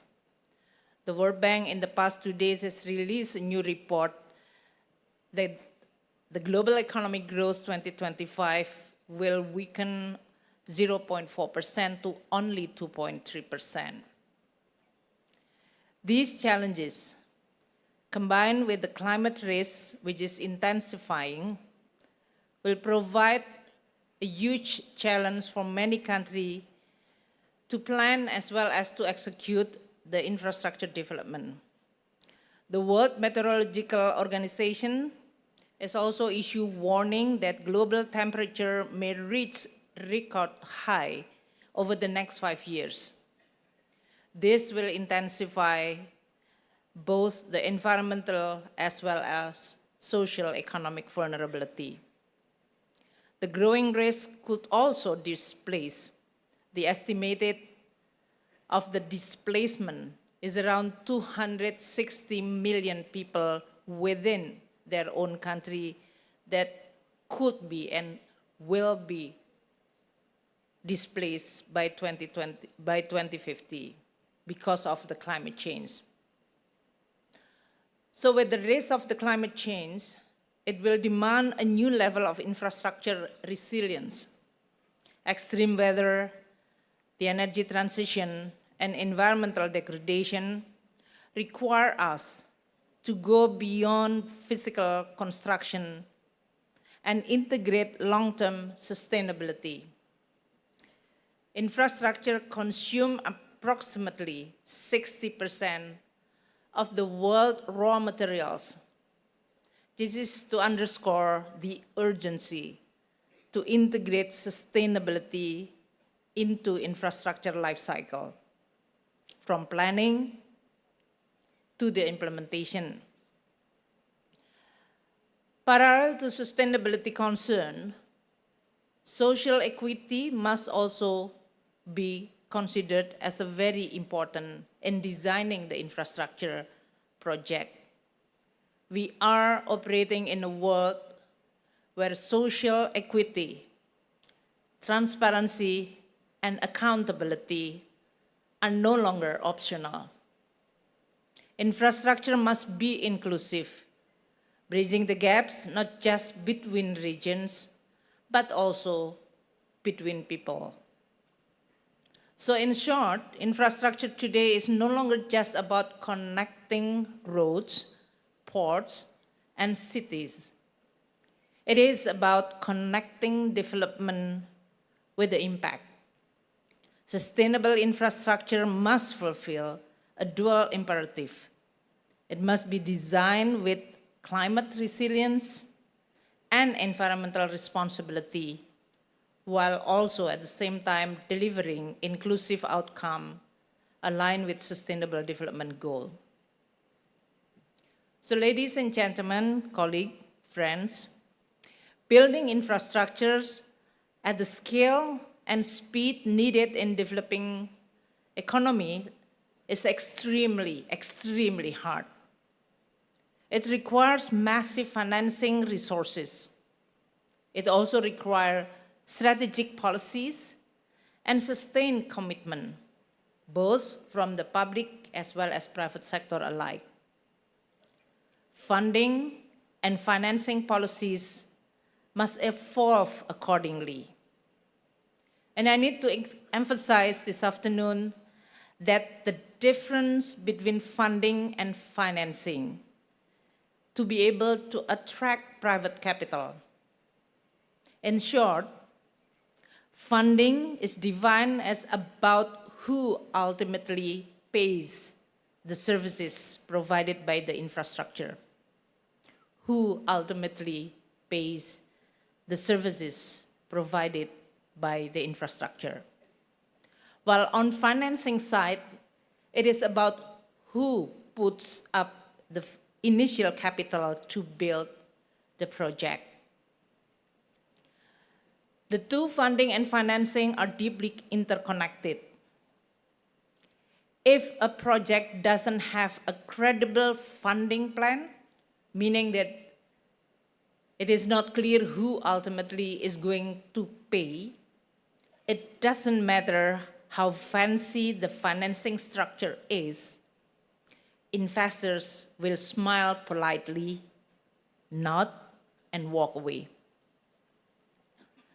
So now let's apply this to the context of developing economy and country, as well as emerging country like Indonesia. While we are facing infrastructure gap, which is compound with public expectation, a high public expectation, but at the same time facing with limited fiscal space. That's why this conference is becoming very critical.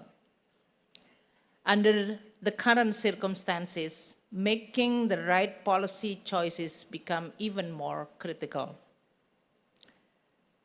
Simply pursuing innovative financing models without addressing the core issue of stable funding can result in structure that only appear viable but not in reality. It can push risk back to the government in hidden and inefficient ways. Friends, ladies and gentlemen, honored speaker, dear participant, we believe this is critical for all of us to match financing structure with the risk. The real solution in the infrastructure development lies in a proper project selection, project preparation, credible pricing, and when needed, transparent, measurable, and prudent public subsidies that keep services affordable without distorting the incentive. In response to these challenges, the government of Indonesia has placed sustainability at the core of infrastructure financing strategy.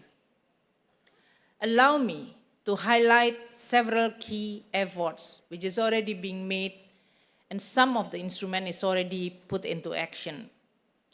First, in the context of private finance, we have established the ESG framework for infrastructure financing since 2022. The policy guides the provision of government support to public-private partnership or PPP projects has been developed and already mature. We've already have within the Ministry of Finance Project Development Facility or PDF. We also have the instrument in the form of Viability Gap Fund. The government also providing government guarantee through Indonesia Infrastructure Guarantee Fund or IIGF. The government of Indonesia Ministry of Finance also has already completed the instrument with the availability payment. This all instrument will also fit very well in addressing the issue of climate risk mitigation and also to make sure that the infrastructure, sometimes no matter how huge and risky, but it is strategically important for the country and the economy, it could be developed in a sustainable way. Today, the fiscal support has helped attract a total estimated investment of 18.8 billion US dollar. This is already covered various eligible sectors from road, toll road, up to the energy or even water and other infrastructure. This demonstrates that the government commitment to inclusive and sustainable infrastructure development in Indonesia has actually a long way preceding this government that is ready to be discussed and to be used by any existing investor or new investors in the infrastructure development. Another instrument which is already developed quite mature is the Ministry of Finance under the PTSMI developed the Sustainable Development Goal Indonesia 1, SIO. The SDG Indonesia 1 platform has been built and designed to represent a strategic step toward promoting sustainability through blended finance. This is especially important in addressing, on the one hand, fiscal constraint in delivering public infrastructure. On the other hand, the valuable project is very, very needed by the country, by the society, as well as by economy. This SDG Indonesia 1 platform is already accelerating the implementation of blended finance concept. The blended finance concept is already being discussed in many international fora, especially if you are all a regular attendance of discussion or meeting related to climate finance. This is also a platform to provide a pool of funds from many potential lenders, investors, development bank, donors, or even philanthropists. The SDG Indonesia 1 was established since 2018. It is now under the management of PT Sarana Multi-Infrastructure, or PTSMI, which demonstrated significant progress. It's successfully reaching commitment from 38 partners, amounting 3.29 billion US dollar. And currently, 399 million US dollar has been disbursed. The services under this platform providing SDG financing facility, SDG development facilities, SDG de-risking facilities, and SDG equity fund. To date, the SDG Indonesia 1 has contributed to 111 projects development and 7 project financing.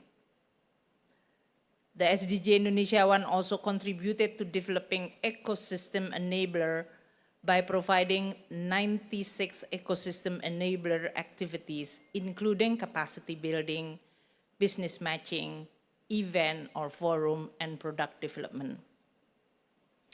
In the area of public finance, we also already issue a lot of fiscal instrument according to the theme.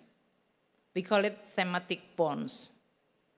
Indonesia is among the emerging countries which is first issued the global green bond, even designed in a Sharia way. So we actually among the first country who issue domestic as well as globally green sukuk. Our total issuance has already reached 6.6 billion US dollar globally. Domestically, we already issue 78.7 trillion rupiah. So these are all the experience that we've already accumulated through many decades.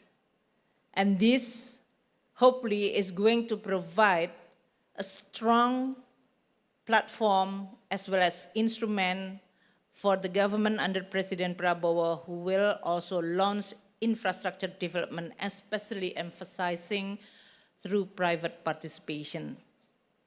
We definitely also hope that all this is going to be enhanced even further. The Danantara, which is established by President, who Pak Rozan is going to speak after me, to be able to then provide a credible, with a track record on infrastructure development, that we can reach to many stakeholders, especially private sector, both domestic as well as global, in order for us to continue our journey of development. It is going to be a long journey. It's a long and winding road, just like the song, but we know that we are going to achieve. Thank you so much for all your attention. We are all going to commit to continue supporting the infrastructure development.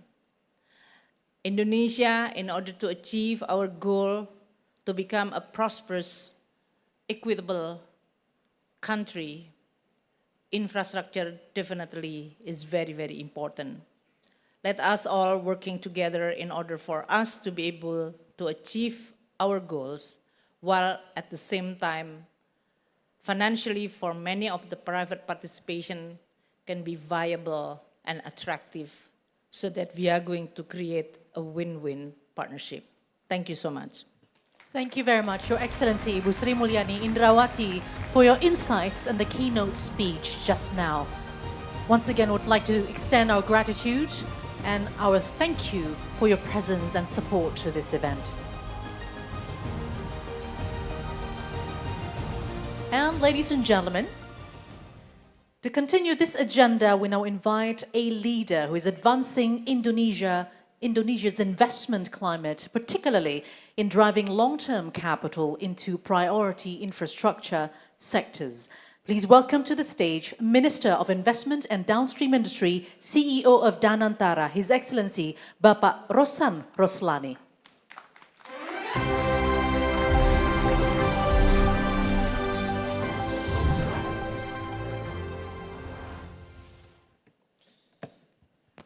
Well, I'm going to be very brief because I've been informed the President will be here very soon.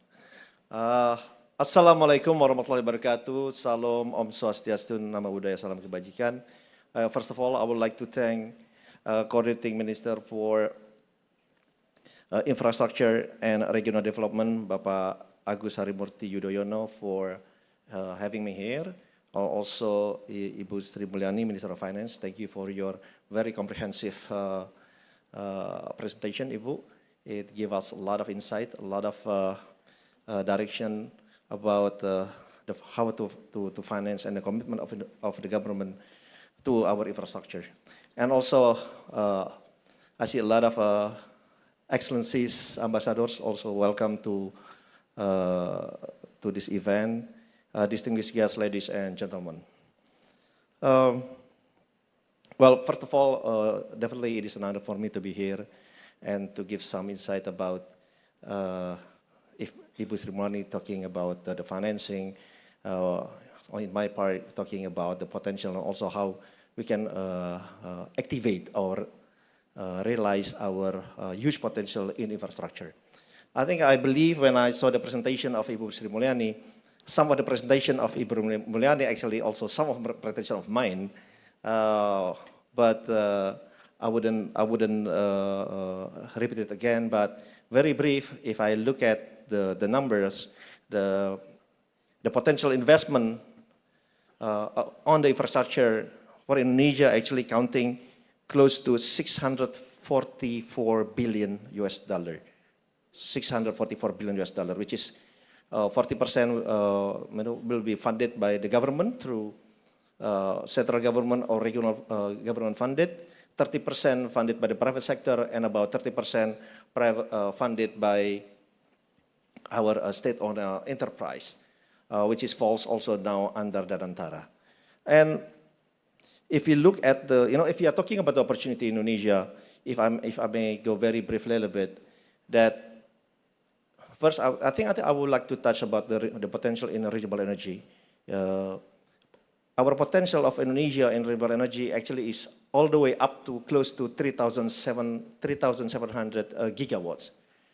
But the installed capacity currently right now is about only 15 gigawatts. So actually is less than 1%. Can you put my presentation also, if possible? Okay, so this is the potential of our renewable energy. So currently the installed capacity is only 15 gigawatts, so actually less than 1%. You know, if you look the potential from solar, from hydro, biomass, bioenergy, tidal, geothermal, and I think especially geothermal is very interesting investment because Indonesia is one of the largest geothermal reserve in the world, especially in Java and Sumatra area. So, and currently, obviously, you know, in order for us to accelerate or to expedite this potential from our Ministry of Investment, yes, we try to keep reforming ourselves. Our government keep reforming ourselves in terms of the policy, in terms of the regulation, and also in terms of cutting the red tape. So that's why I think currently also we are setting up the task force of deregulation to make sure you know, we can have a better investment climate, a better industrial climate. So you know, your investment in Indonesia can be expedited, because otherwise the potential will sit as a potential, and the challenge to activate, I think it will take you know, quite some time. So again, we would like to accelerate this. I think we started already with the job creation law back in 2021, and we are going to continue to keep reforming ourselves to have a better investment climate here in Indonesia. For example, I think one of our initiatives that currently we are in the process, we are integrate all these permit and licenses from all 18 different ministry to our ministry to integrate through online single submission. I know in the past, you know, we have this online single submission, but it doesn't really work very well. Actually, it's still far from perfect. So now, already 6 ministries already fully integrated to our system. Hopefully, the other 12 of ministries and also agency will be integrated all the licenses and permit to our system. So it will give you a better clarity and also a better information about how you can get your permit and licenses, you know, in time. Because I know when you invest in Indonesia, I mean, not only Indonesia, all over the world, you don't like surprises, right? When you because investment, that's a long-term commitment, right? That's a long-term commitment. It's not like trade that you can in and out anytime. So again, you know, we would like to make sure that when you invest in Indonesia, you can have a better return, but also in the same time, for us, the most important thing, how we can create job, how we can create quality jobs. So I think that's also the most important thing for Indonesia when you are investing in Indonesia. And also, you know, and also we have you know, a lot of potential not only in renewable energy, also I think I mentioned it a little bit also in downstream energy, because in downstream industry, because my ministry also not only Ministry of Investment but also downstream industry. I would like to maybe say it like a value added. You know, we would like to have all the value added here in Indonesia. Yes, we have this roadmap about 23 commodities that we think we can do a value added, but I think we are going to focus maybe to 4 or 5 current right now. We started already with the nickel, and if you see Indonesia, we are the number one nickel reserve in the world. About 42%, about 42% of our nickel actually here mostly in Sulawesi and yes, mostly in Sulawesi area and also in Maluku area. So maybe we are going to have focus also in seaweed industry, for example. We are going to do a downstream because it will involve a lot of small farmers, farmers of seaweed industry. Because seaweed we are the second largest seaweed producer in the world. If we are talking about tropical seaweed, actually we are the #1 producer of seaweed in the world. And coconut, very interesting. We are actually just start to have this downstream or value added in coconut. Actually, about a week ago, we just start the groundbreaking of the first fully integrated coconut downstreaming in Morowali, and hopefully we will duplicate this structure into a couple of provinces, into a couple of cities in Indonesia. So again, this is also a very interesting, even though the investment is not big, but also in the same time it will create jobs, and again it will involve a lot of farmers, coconut farmers in Indonesia. And then, so this is the potential. I just would like to share it with you, some of our potential in downstream energy. And also, there's a lot of potential since we are discussing about infrastructure, so I would like to touch also about the digital infrastructure. Currently our economy, Indonesia digital economy currently valued about $130 billion. Currently about $130 billion, and the prediction by 2030, actually it can go up all the way about 360 billion. So actually it's only 5 years from now, from 130 billion to 360 billion. Obviously, this is also the opportunity, for example, in data center. Currently the installed capacity in data center in Indonesia about close to 600 megawatt. We believe we have the potential actually all the way to 3.7 gigawatts. So again, the data center, we are very widely open since our neighboring country also have, put, a standstill on some of the investment in, now it falls under Danantara. And definitely we would like to optimize, to do a value creation in all our SOE. We would like to consolidate, to privatize, to create more values. So definitely we need to work with all the private sector because we cannot do it alone. There are a lot of potentials, a lot of potential projects that we need the participation from the private sector, foreign and abroad, and we are very open because actually now there are 50 SOEs holdings, but totally we have 889 companies under our Danantara, under our SOE. That's a lot of companies, and definitely we would like to create more values and to optimize the values of our SOE. Also, at the same time, thanks to Ibu Sri Mulyani, now we can manage our own dividend, Ibu. Thank you. To be able to invest in Indonesia in all the various different sectors, and hopefully it will create more jobs, quality jobs for Indonesian.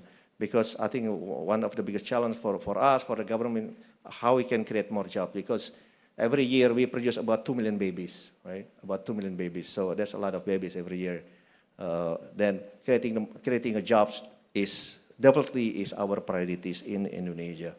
So also in the same time, Danantara, if we invest, we would like to invest with you. We would like to invest with our committed partner from all different countries. So again, and also with Danantara, it will give you more confidence when you invest in Indonesia, because we can invest together with you. We put the skin of the game also in the same time. So I think already I get some quote from in the back that the president will come. So I think I have, I think that's my presentation. Hopefully,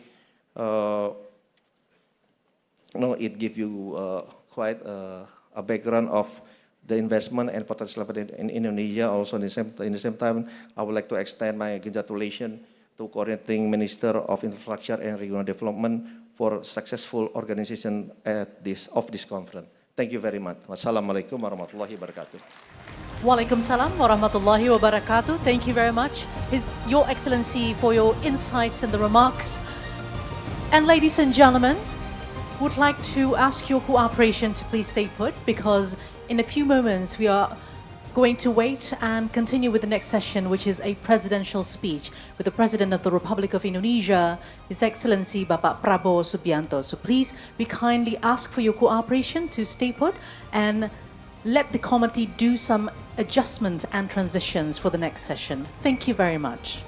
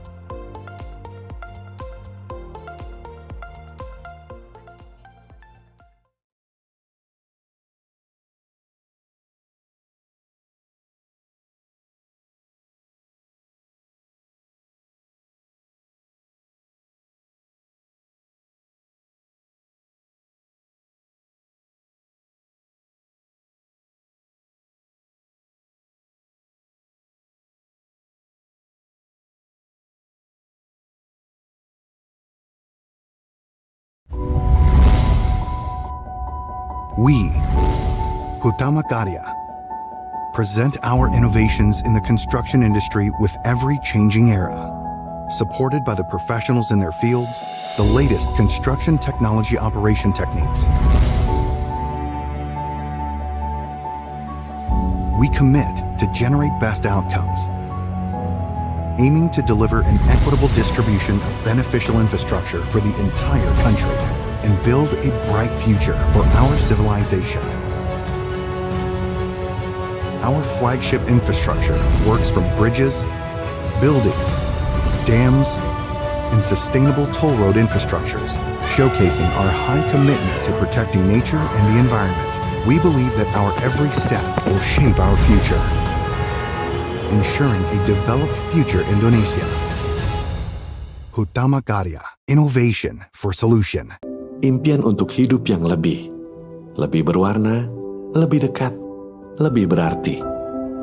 Karena rumah bukan sekadar bangunan, tapi sebuah benih untuk masa depan. Ini visi kami untuk menjadi pengembang pemukiman dan perumahan rakyat terpercaya di Indonesia.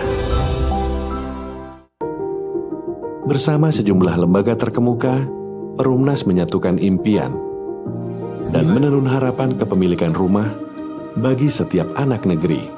Dalam kebersamaan, kita menciptakan dunia bagi benih muda untuk tumbuh, belajar, dan berkembang.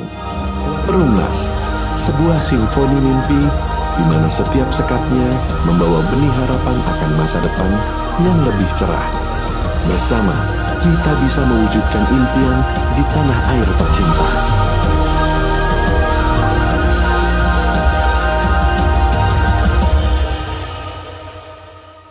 For more than 7 decades, PLN has carried out the state's mandate to electrify the whole Indonesian archipelago.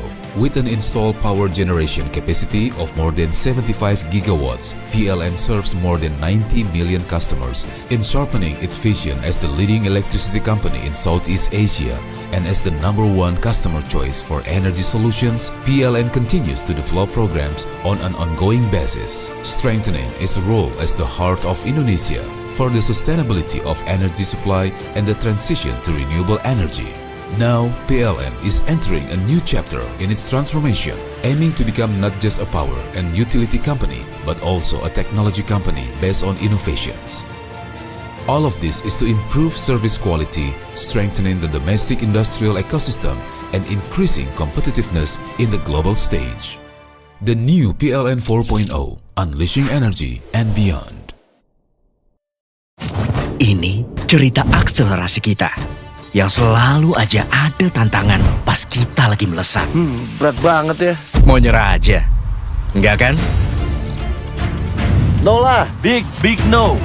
Bagus. Ini waktunya akselerasi. Makin banyak tantangan, makin banyak jalan. Ya nggak sih? Yoi! Asal... Niat! Nah, gitu. Kalau mau berakselerasi itu harus rame-rame. Rame ini. Yes! Mantap! Menyala bangku! Yeah! Gak cuma sekedar wujudin mimpi, tapi ciptain inovasi. Semangat akselerasi ngedorong kita untuk terus berkolaborasi, biar ngasih impact positif buat bangsa Indonesia. Ayo, wujudin swasembada energi dengan terus berakselerasi tanpa henti. Pertamina, energizing the acceleration, energizing you. Perubahan pasti terjadi. Tak bisa dihindari, taklukkan semua ambisi. Berjalan seiring perubahan, jelajahi semua kemajuan zaman.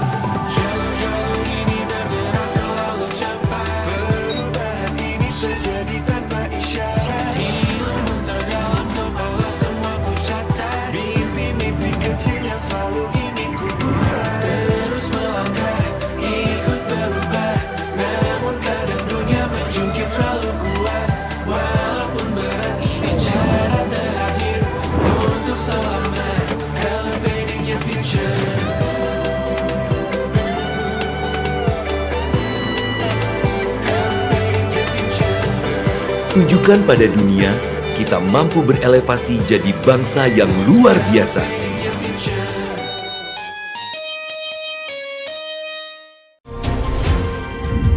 Tumbuh kembang kami juga memberikan makna dan arti.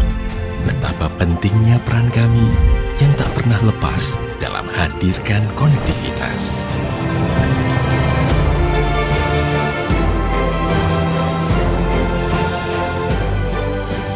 Kami yakin dan mampu untuk terus lewati batas dan merajut konektivitas. Indonesia.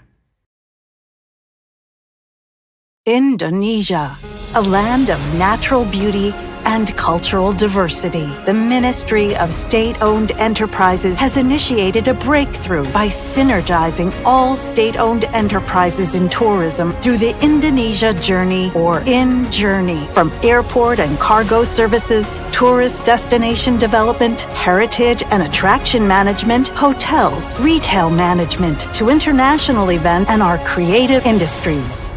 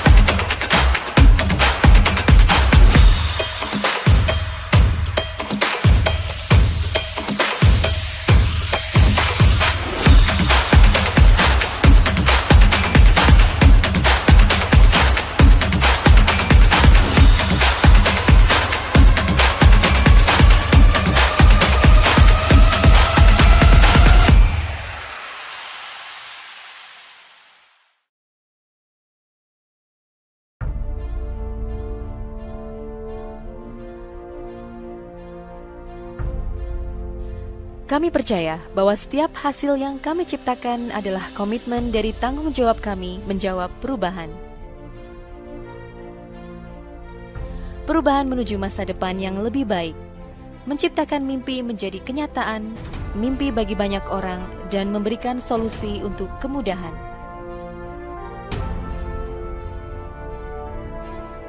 Kami merupakan manufaktur kereta api yang terintegrasi pertama di Asia Tenggara. Fokus kami adalah menghasilkan produk yang berkualitas tinggi di bidang perkeretaapian.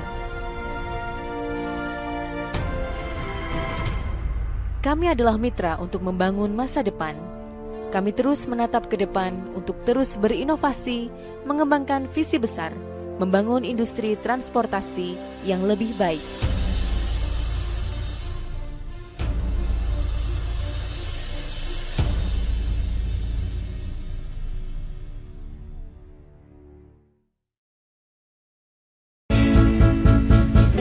When convenience is out of reach, only limitations remain. Constrained business navigation limits the potential growth. In business, flexibility is everything. It's time to unleash your business potential beyond limitation. BNI Direct is here to provide solutions.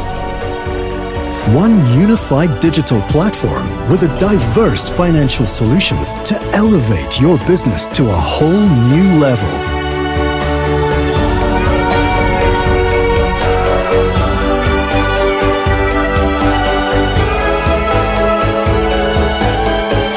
BNI Direct, directing your business to new heights.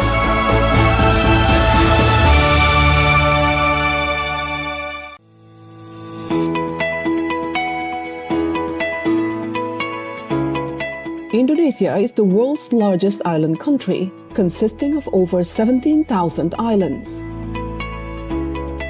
This would be a special agency to manage and guarantee the availability of land, to control the land, to manage the land use for economic development, including for public infrastructure, housing, investment, and agrarian reform. Land Bank Authority is a special agency or sui generis entity established by the central government in December 31st, 2021, given special authority to manage land. Latar belakang berdirinya Badan Bank Tanah karena adanya ketidakseimbangan yang besar antara permintaan dan persediaan tanah, sehingga perlunya peran pemerintah untuk menguasai, mengendalikan, dan menyediakan tanah bagi pembangunan dan pemerataan ekonomi. In line with responsibilities given by the Indonesian President and Land Bank Committee of 3 ministers, Land Bank Authority has a vision and mission to be a catalyst for Indonesian economic growth. Land Bank Authority vision is to become a trustworthy land manager based on good governance to guarantee economic growth and economic equality.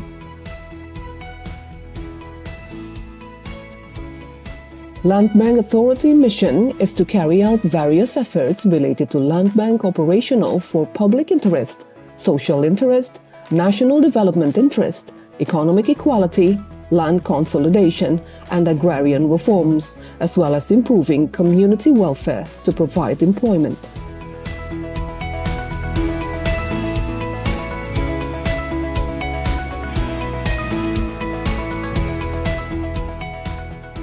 Land Bank Authority is given special authority by the central government to following functions, specifically planning, land acquisition, land procurement, land management, land utilization, and land distribution. Harapan Badan Bank Tanah yaitu menjadi lembaga yang terpercaya dalam rangka menciptakan ekonomi berkeadilan di bidang pertanahan untuk meningkatkan kesejahteraan rakyat. With the responsibilities given to Land Bank Authority, we are confident we can increase the economic growth and justice for Indonesian citizens.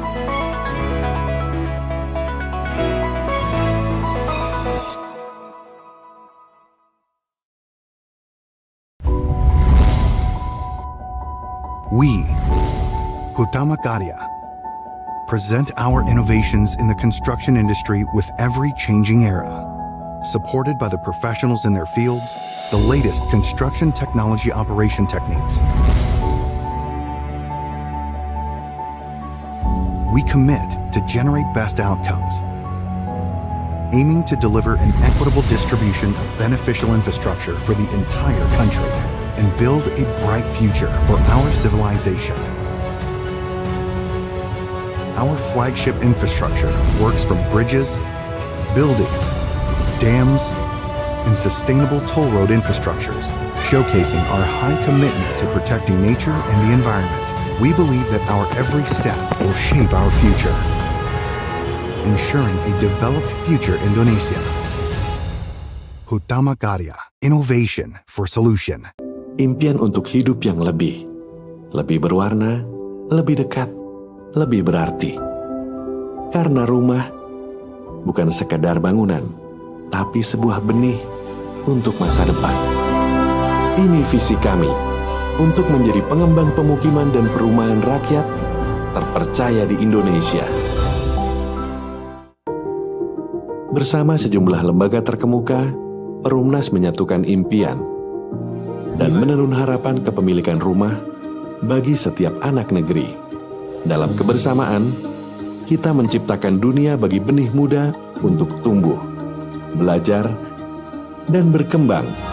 Perumnas, sebuah simfoni mimpi di mana setiap sekatnya membawa benih harapan akan masa depan yang lebih cerah. Bersama, kita bisa mewujudkan impian di tanah air tercinta.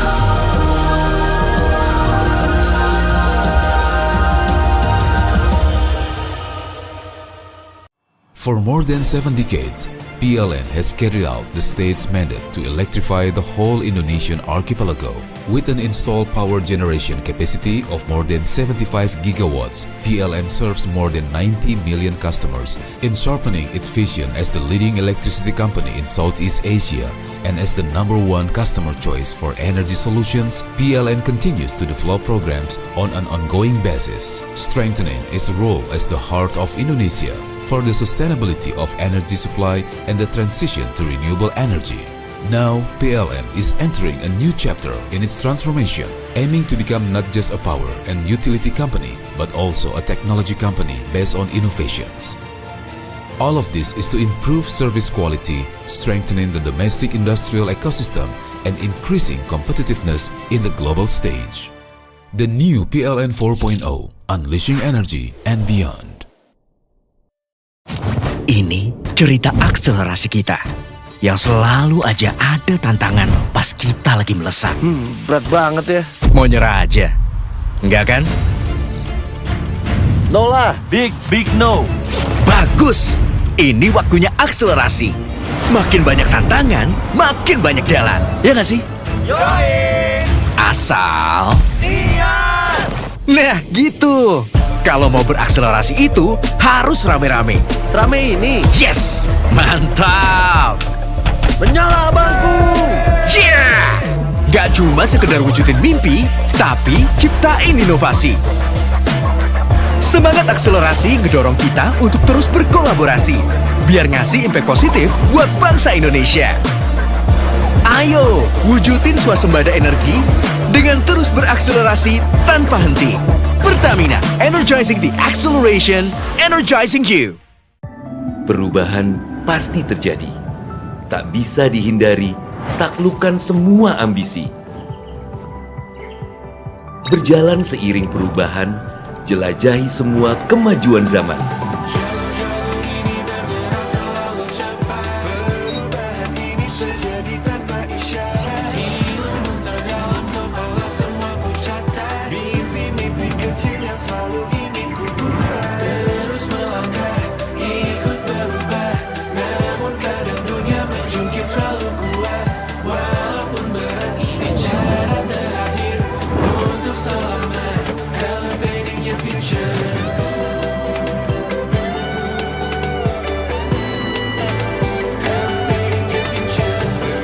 Tunjukkan pada dunia, kita mampu berelevasi jadi bangsa yang luar biasa.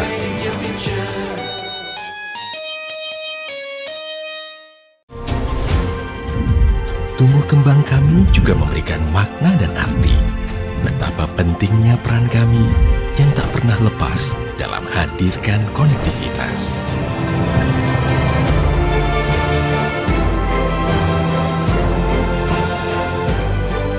Karena kami yakin dan mampu untuk terus lewati batas dan merajut konektivitas.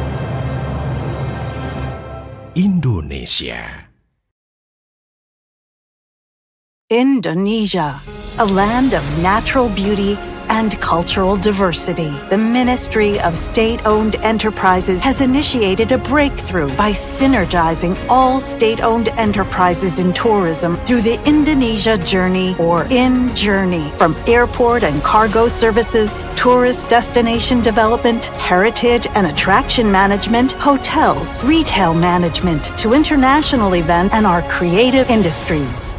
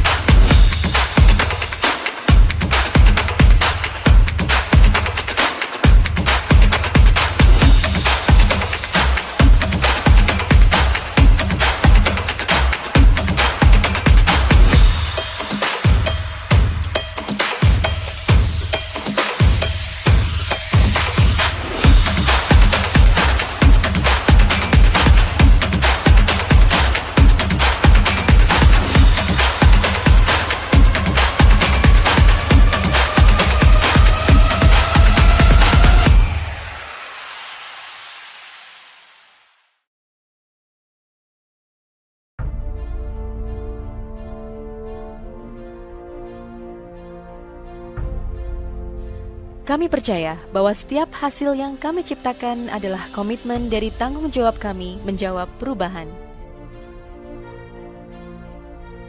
Perubahan menuju masa depan yang lebih baik, menciptakan mimpi menjadi kenyataan, mimpi bagi banyak orang, dan memberikan solusi untuk kemudahan.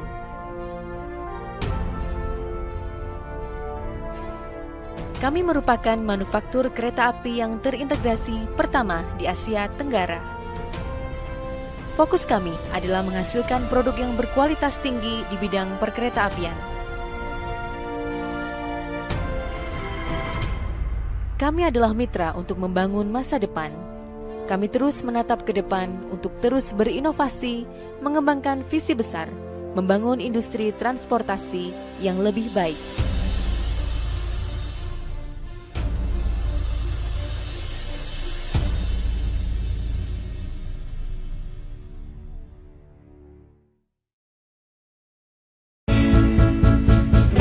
When convenience is out of reach, only limitations remain. Constrained business navigation limits the potential growth. In business, flexibility is everything. It's time to unleash your business potential beyond limitation. BNI Direct is here to provide solutions. One unified digital platform with a diverse financial solutions to elevate your business to a whole new level.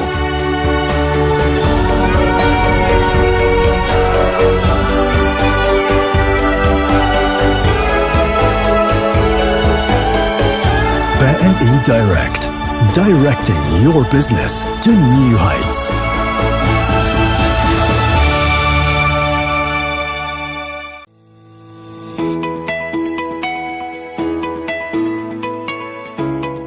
Indonesia is the world's largest island country, consisting of over 17,000 islands. This would be a special agency to manage and guarantee the availability of land, to control the land, to manage the land use for economic development, including for public infrastructure, housing, investment, and agrarian reform. Land Bank Authority is a special agency or sui generis entity established by the central government in December 31st, 2021, given special authority to manage land. Latar belakang berdirinya Badan Bank Tanah karena adanya ketidakseimbangan yang besar antara permintaan dan persediaan tanah, sehingga perlunya peran pemerintah untuk menguasai, mengendalikan, dan menyediakan tanah bagi pembangunan dan pemerataan ekonomi. In line with responsibilities given by the Indonesian President and Land Bank Committee of 3 ministers, Land Bank Authority has a vision and mission to be a catalyst for Indonesian economic growth. Land Bank Authority vision is to become a trustworthy land manager based on good governance to guarantee economic growth and economic equality. Land Bank Authority mission is to carry out various efforts related to land bank operational for public interest, social interest, national development interest, economic equality, land consolidation, and agrarian reforms, as well as improving community welfare to provide employment.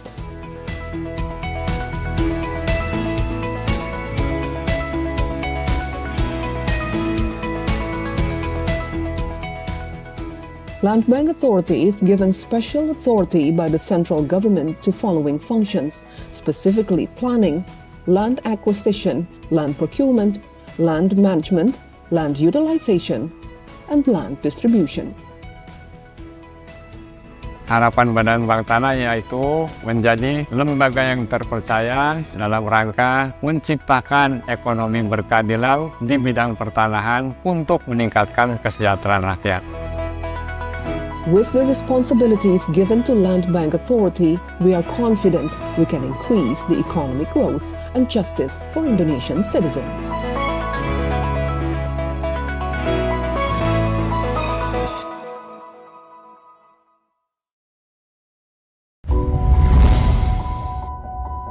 We, Hutama Karya, present our innovations in the construction industry with every changing era.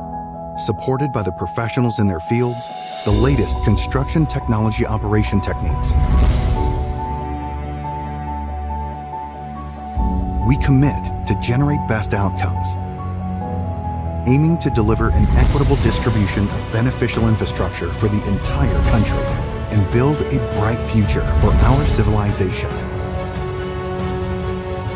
Our flagship infrastructure works from bridges, buildings, dams, and sustainable toll road infrastructures, showcasing our high commitment to protecting nature and the environment.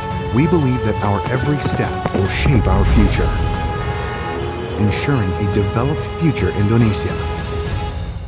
Hutama Karya, innovation for solution. Impian untuk hidup yang lebih berwarna, lebih dekat, lebih berarti. Karena rumah bukan sekadar bangunan, tapi sebuah benih untuk masa depan. Ini visi kami untuk menjadi pengembang pemukiman dan perumahan rakyat terpercaya di Indonesia. Bersama sejumlah lembaga terkemuka, Perumnas menyatukan impian dan menenun harapan kepemilikan rumah bagi setiap anak negeri. Dalam kebersamaan, kita menciptakan dunia bagi benih muda untuk tumbuh, belajar, dan berkembang. Perumnas, sebuah simfoni mimpi di mana setiap sekatnya membawa benih harapan akan masa depan yang lebih cerah. Bersama, kita bisa mewujudkan impian di tanah air tercinta.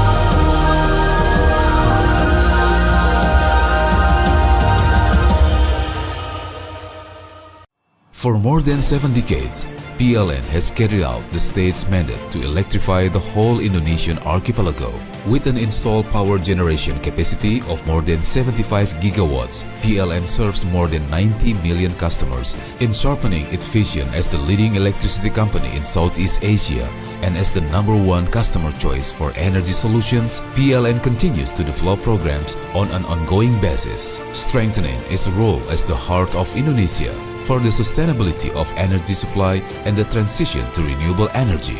Now, PLN is entering a new chapter in its transformation, aiming to become not just a power and utility company, but also a technology company based on innovations.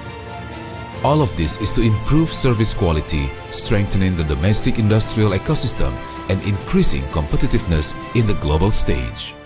The new PLN 4.0, unleashing energy and beyond.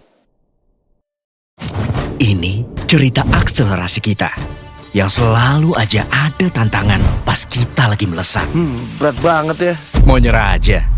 Enggak kan? No lah, big no. Bagus! Ini waktunya akselerasi. Makin banyak tantangan, makin banyak jalan. Ya nggak sih? Yoi! Asal... Niat! Nah, gitu. Kalau mau berakselerasi itu harus rame-rame. Rame ini. Yes! Mantap! Menyala bangku! Yeah!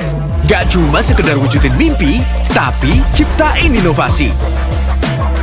Semangat akselerasi ngedorong kita untuk terus berkolaborasi, biar ngasih impact positif buat bangsa Indonesia. Ayo, wujudin swasembada energi dengan terus berakselerasi tanpa henti. Pertamina, energizing the acceleration, energizing you. Perubahan pasti terjadi. Tak bisa dihindari, taklukkan semua ambisi. Berjalan seiring perubahan, jelajahi semua kemajuan zaman.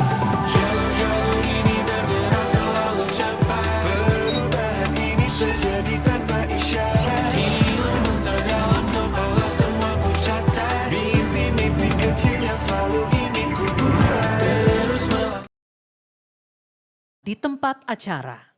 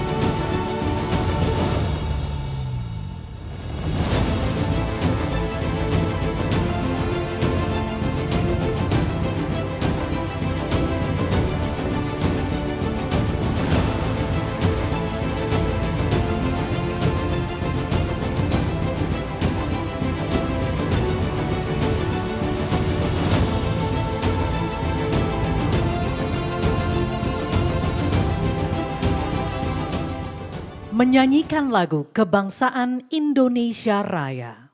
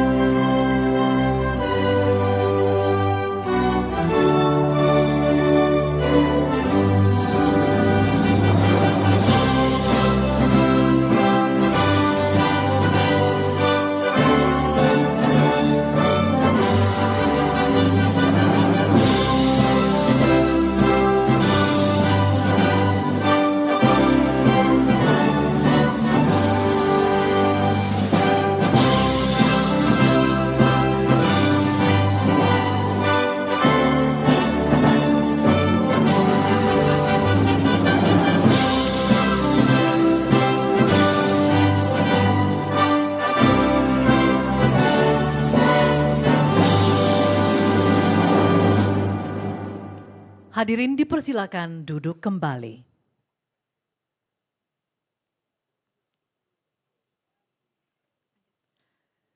Kami ucapkan selamat datang kepada yang terhormat Presiden Republik Indonesia Bapak Prabowo Subianto dalam rangka acara keynote speech Presiden Republik Indonesia pada Konferensi Internasional Infrastruktur 2025. Hadirin, untuk mengawali acara pada siang hari ini, mari sejenak kita doa bersama. Pembacaan doa dipimpin oleh Bapak Arif Rahman.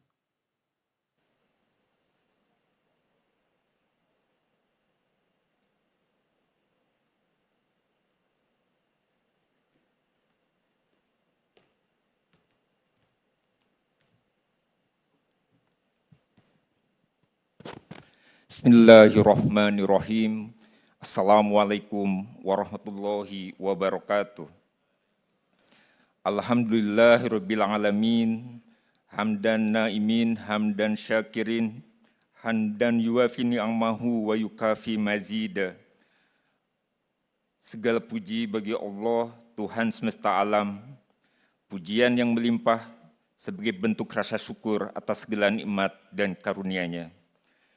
Ya Allah, Tuhan yang maha bijaksana, di tempat yang mulia ini kami berhimpun, menyatukan tekad dan langkah untuk membangun masa depan bangsa yang lebih baik, lebih maju dan lebih berkeadilan melalui infrastruktur yang berkelanjutan.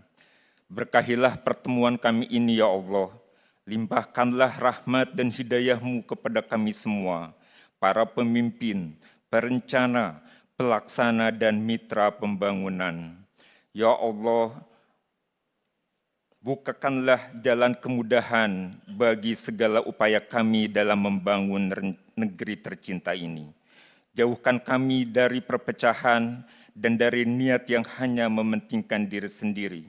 Tumbuhkanlah dalam diri kami semangat kolaborasi, kejujuran, dan keikhlasan untuk menghadirkan pembangunan yang tidak hanya besar dalam ukuran, tetapi juga besar dalam manfaat. Jadikan infrastruktur yang kami bangun sebagai jembatan menuju kesejahteraan rakyat Indonesia, penghubung antar wilayah dan pemersatu seluruh elemen bangsa. Berikanlah keberkahan pada setiap kegiatan yang dilaksanakan, dan lindungilah negeri kami dari bencana dan kemudaratan. Rabbana atina fid dunya hasanah wa fil akhirati hasanah wa qina azabannar. Subhana rabbika rabbil izzati amma yasifun, wassalamun ala mursalin, walhamdulillahi rabbil alamin. Wassalamualaikum warahmatullahi wabarakatuh.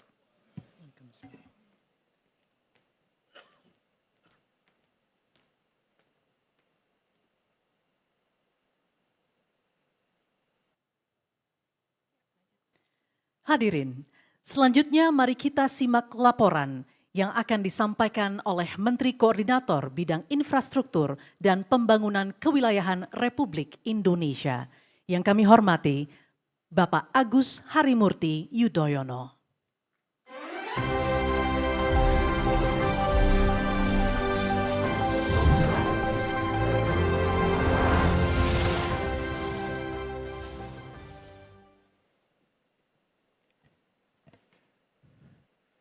Bismillahirrahmanirrahim. Assalamualaikum warahmatullahi wabarakatuh. Salam sejahtera untuk kita semua. Shalom, Om Swastiastu, Namo Buddhaya, salam kebajikan. Yang sama-sama kita hormati, cintai dan muliakan Presiden Republik Indonesia, Jenderal TNI Purnawirawan Bapak Prabowo Subianto.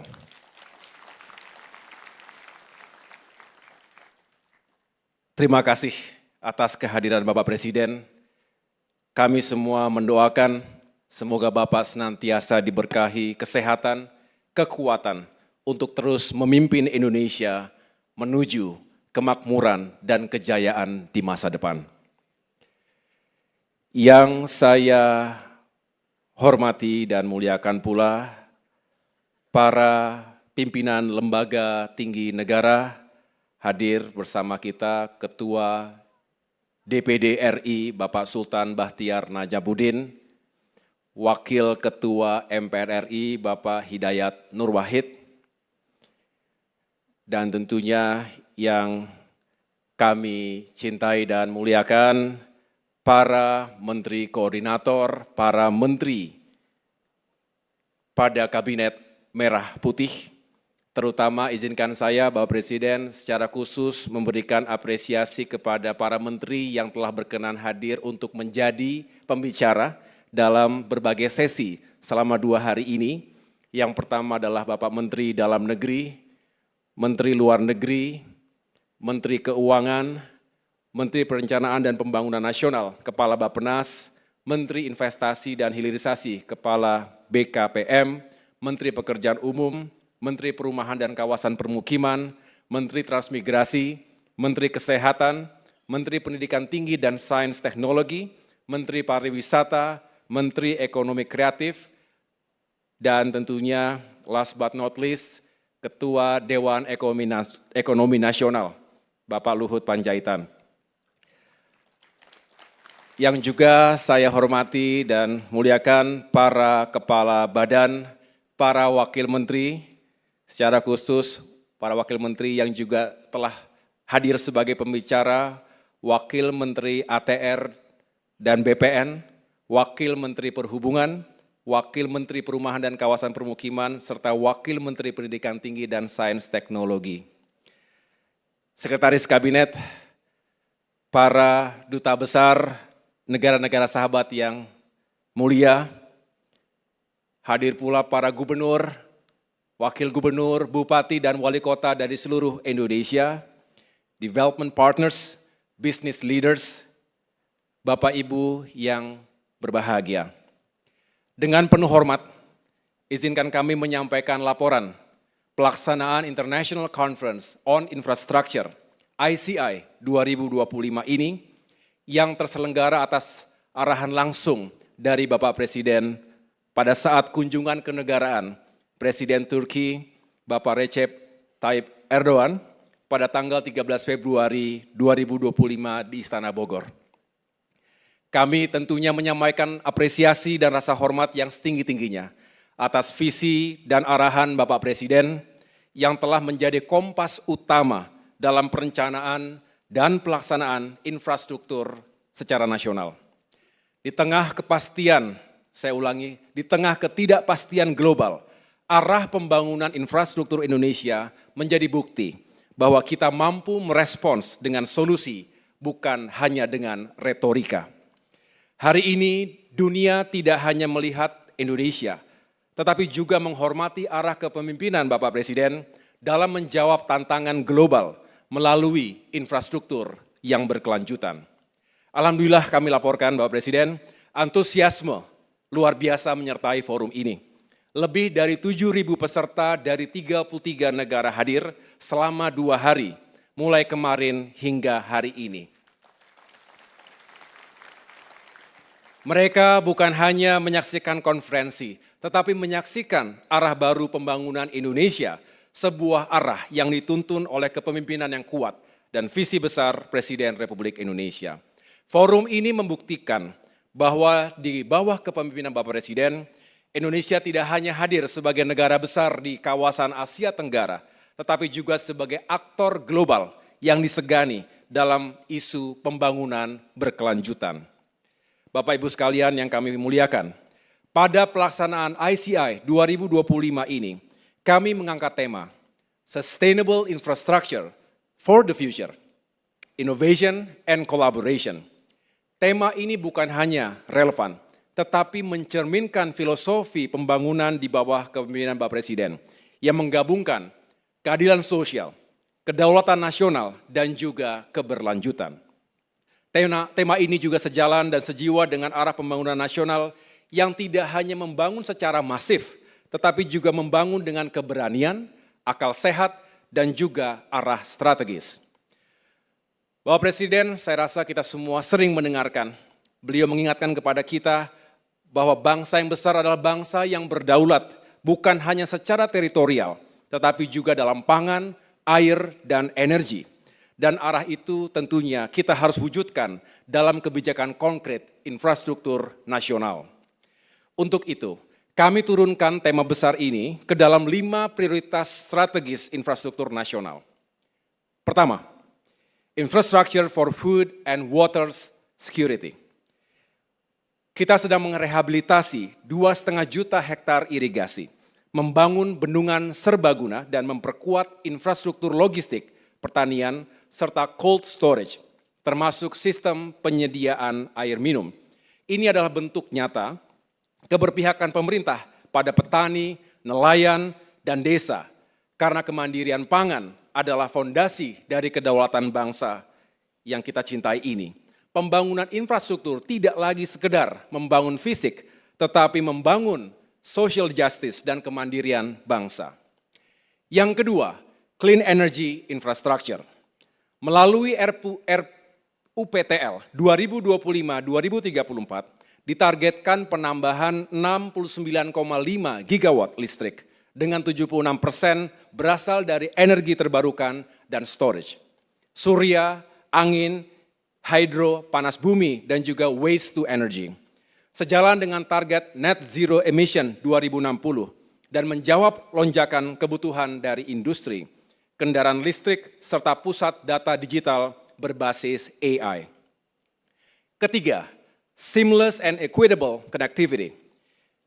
Kita membangun koridor transportasi terpadu, jalan, pelabuhan, rel, dan bandara dengan prioritas wilayah timur Indonesia, Papua, Maluku, Nusa Tenggara, termasuk Sulawesi dan Kalimantan.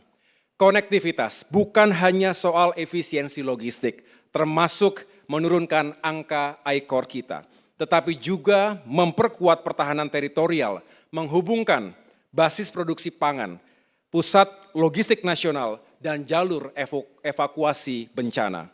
Inilah esensi infrastruktur sebagai alat pertahanan negara. Kita juga mendorong konektivitas digital melalui perluasan broadband dan pusat data regional. Ini adalah infrastruktur utama di era digital saat ini dan ke depan. Yang keempat, livable and resilient cities. Lebih dari 70% rakyat Indonesia akan tinggal di wilayah perkotaan pada tahun 2045. Karena itu, kita berinvestasi pada perumahan terjangkau, transportasi publik ramah lingkungan, serta pengendalian banjir dan pengelolaan sampah. Dengan semangat ekonomi sirkular, kami mendorong transformasi pengelolaan sampah menjadi pembangkit energi, bahan baku industri, dan sumber ekonomi masyarakat lokal.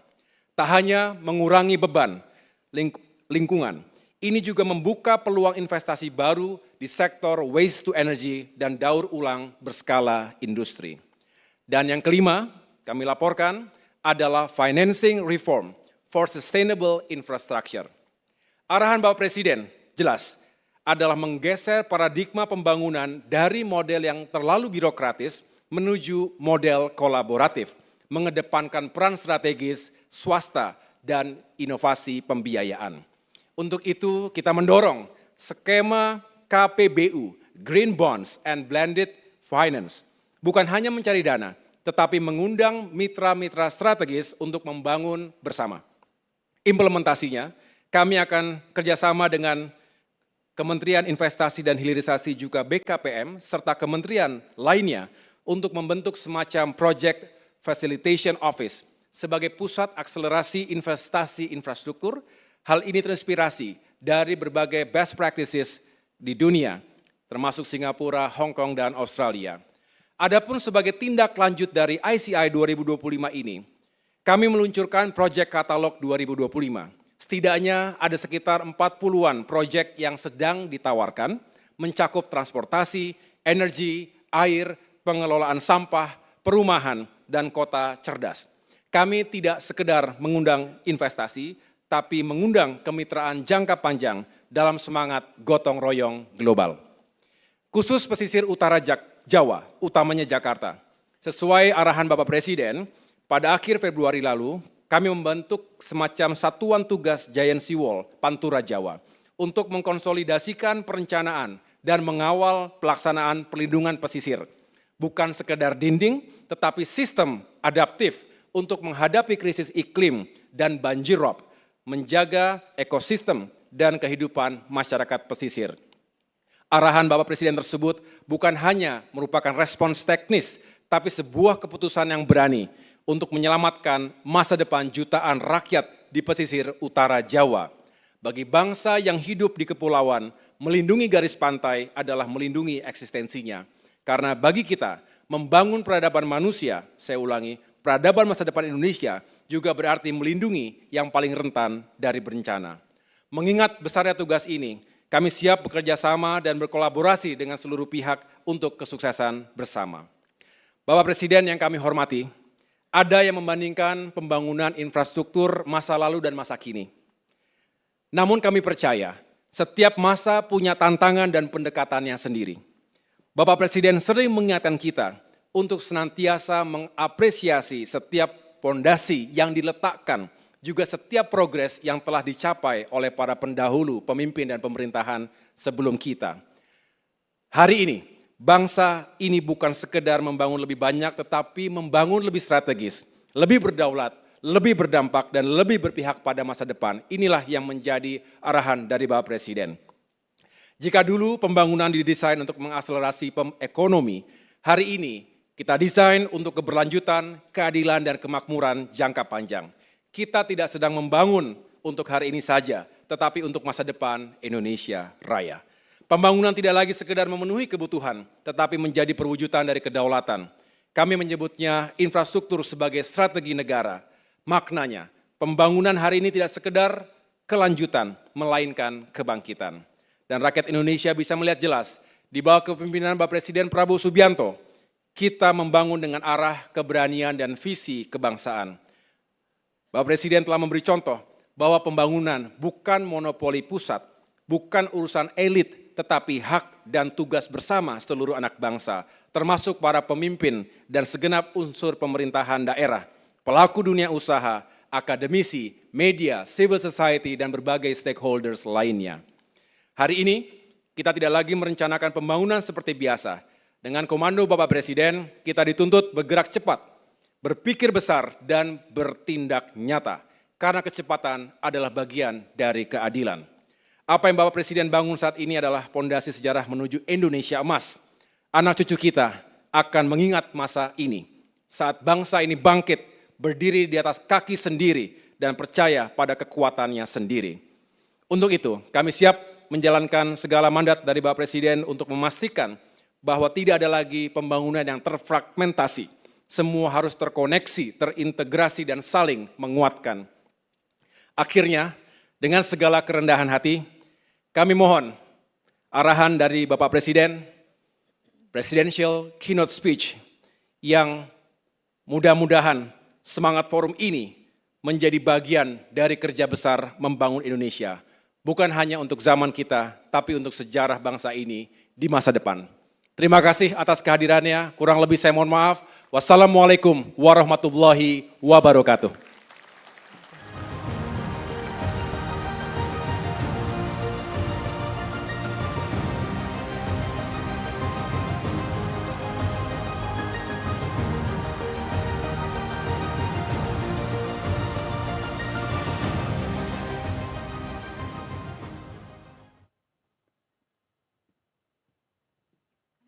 Hadirin yang kami hormati, pembangunan infrastruktur menjadi prioritas nasional. Kolaborasi dan sinergi terus diperkuat untuk mewujudkan visi dan misi pembangunan yang inklusif, berkelanjutan, dan tangguh terhadap perubahan zaman.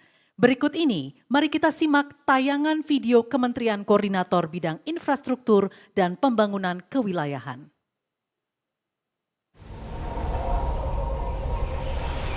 Indonesia, a nation of over 17,000 islands, stretching across 3 time zones. Home to more than 280 million people, the 4th largest population on Earth. A land of extraordinary diversity, vast potential, and bold ambition. But also, a nation facing extraordinary challenges. With 60% of our population living in urban areas, we grapple with rising congestion, worsening pollution, and increasing demands for public services. And yet, our path forward is clear. We have to keep building infrastructure. Infrastructure that delivers real impact. Infrastructure that is resilient, inclusive, and ready for the future. We are building not only roads and bridges, but pathways to opportunity. We are opening ports and airports, not only for trade, but for shared prosperity. We are strengthening our food, energy, and water security. Not just for today, but for generations to come. We are planning cities where every child can learn, every family has a home, and every citizen has a future. Where opportunity doesn't depend on status, but is shared by all. As we are facing a climate crisis, waiting is not an option. We need to be acting with foresight, with innovation, with purpose. We need to be building climate resilience into the very foundation of our development. But we cannot do this alone. We need our partners to share knowledge, amplify impact, and grow together.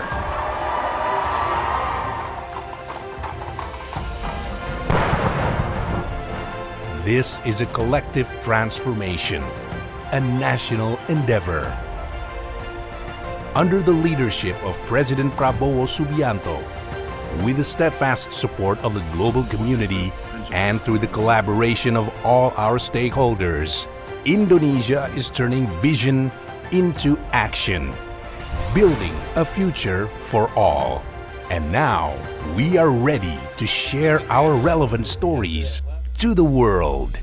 Indonesia believes that sustainability is not just about surviving crisis, but about uplifting people, protecting the planet, and fostering prosperity.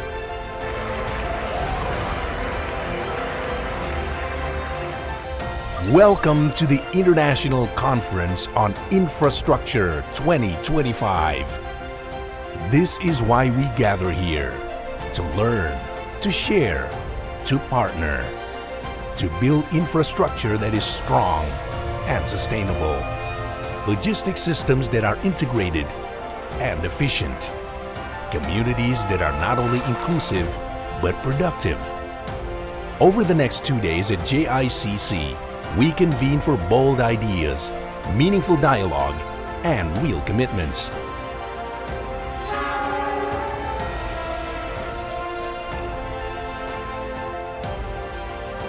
Mari kita bangun Indonesia, mari kita jaga kekayaan Indonesia, supaya kekayaan Indonesia dinikmati oleh seluruh rakyat Indonesia.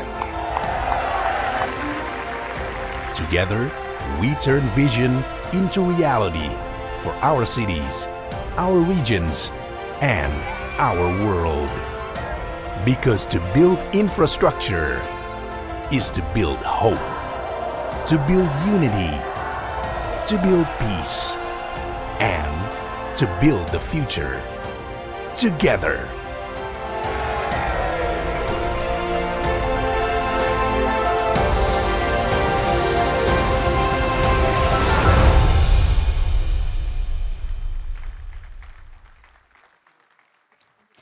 Hadirin yang kami hormati, selanjutnya marilah kita simak bersama keynote speech oleh Presiden Republik Indonesia yang terhormat Bapak Prabowo Subianto.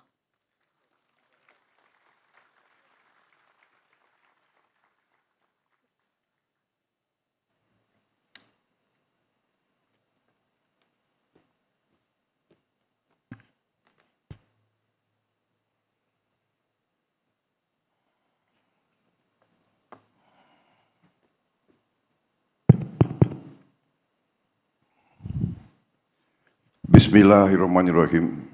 Assalamualaikum warahmatullahi wabarakatuh. Selamat sore, salam sejahtera bagi kita sekalian. Shalom, salve, Om Swastiastu, Namo Buddhaya, salam kebajikan. Yang saya hormati dan saya banggakan, Menteri Koordinator Infrastruktur dan Pembangunan Kewilayahan, Saudara Agus Harimurti Yudhoyono, sebagai penyelenggara, Ketua Dewan Perwakilan Daerah Republik Indonesia, Saudara Sultan Bakhtiar Najamuddin, Wakil Ketua Majelis Permusyawaratan Rakyat Republik Indonesia, Saudara Hidayat Nur Wahid yang saya hormati, para Menteri Koordinator, para Menteri, Wakil Menteri, dan seluruh anggota Kabinet Merah Putih yang hadir. Hadir Menko Hukum HAM Imigrasi dan Pemasyarakatan Profesor Yusril Iza Mahendra, Menko Perekonomian Saudara Airlangga Hartarto, Menko Pembangunan Manusia dan Kebudayaan Profesor Pratikno, Menko Pemberdayaan Masyarakat Saudara Abdul Muhaimin Iskandar, Ketua Dewan Ekonomi Nasional Jenderal TNI Purnawirawan Luhut Binsar Panjaitan. Hadir juga di sini para duta besar negara sahabat. Hadir 28 duta besar dan perwakilan negara-negara sahabat. I welcome you, distinguished ambassadors, ministers, and representatives of friendly countries. Para gubernur, bupati, wali kota yang hadir, yang saya minta maaf tidak saya sebut satu persatu. Ini ada berapa ratus ini?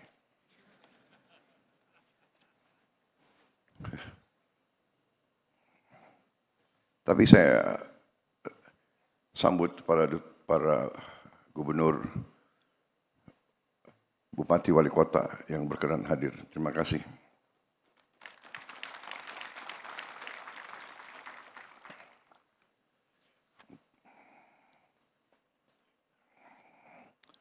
Tentunya sebagai insan yang bertakwa, tidak henti-hentinya kita panjatkan puji syukur kehadirat Tuhan Maha Kuasa, Tuhan Maha Besar, bagi umat Islam Allah Subhanahu wa taala yang memiliki sekalian alam. Hanya kepadanya lah kita berdoa dan hanya kepadanya lah kita minta pertolongan. Kita bersyukur atas segala karunia yang diberikan kepada kita, atas kondisi bangsa yang damai dan sejuk, atas kesehatan dan nafas yang masih diberikan kepada kita sekalian. Sehingga kita dapat hadir berkumpul di tempat ini dalam keadaan tidak kekurangan sesuatu apapun. Saudara-saudara sekalian, Menko Infrastruktur yang saya hormati, terima kasih atas undangan ini dan terima kasih atas penyelenggaraan dan pengaturan yang baik dan tertib. Juga terima kasih atas sambutan Saudara Menko, karena memang sudah lengkap sebetulnya, tidak perlu panjang lebar keynote address saya. Sudah lengkap kan yang beliau sampaikan. Tapi saya senang karena berarti saya tidak salah pilih Menko Infrastruktur.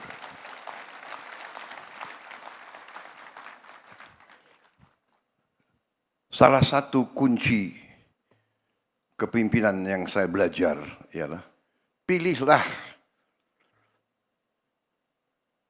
tim Anda yang terbaik yang bisa kau pilih. Itu yang saya belajar.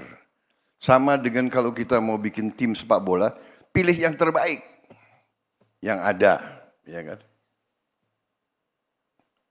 Kalau memang belum berhasil, minimal kita berusaha, kan begitu. Jadi, kenapa saya sebut ini? Karena saya terus terang saja memberi pengarahan itu tidak terlalu sering, memberi petunjuk tidak terlalu sering, dan tidak terlalu lama. Saya memberi petunjuk kepada Saudara Yudhoyono ini, Saudara AHY, tidak sering dan tidak panjang lebar. Saya sampaikan ini intinya beliau bisa nangkap, dan saudara-saudara tadi ini yang beliau sampaikan inilah sebenarnya yang sedang kita kerjakan. Jadi saudara-saudara sekalian, kita akui masih banyak tantangan, masih banyak kesulitan. Kita akui bahwa kita harus mengejar ketertinggalan kita dengan perkembangan yang begitu dahsyat di dunia sekarang ini. Tapi kita bertekad bahwa kita bisa mengejar ketertinggalan itu. Karena kehendak kita jelas, kehendak kita kuat, pemahaman kita terhadap keadaan juga jelas. Nah, sekarang tinggal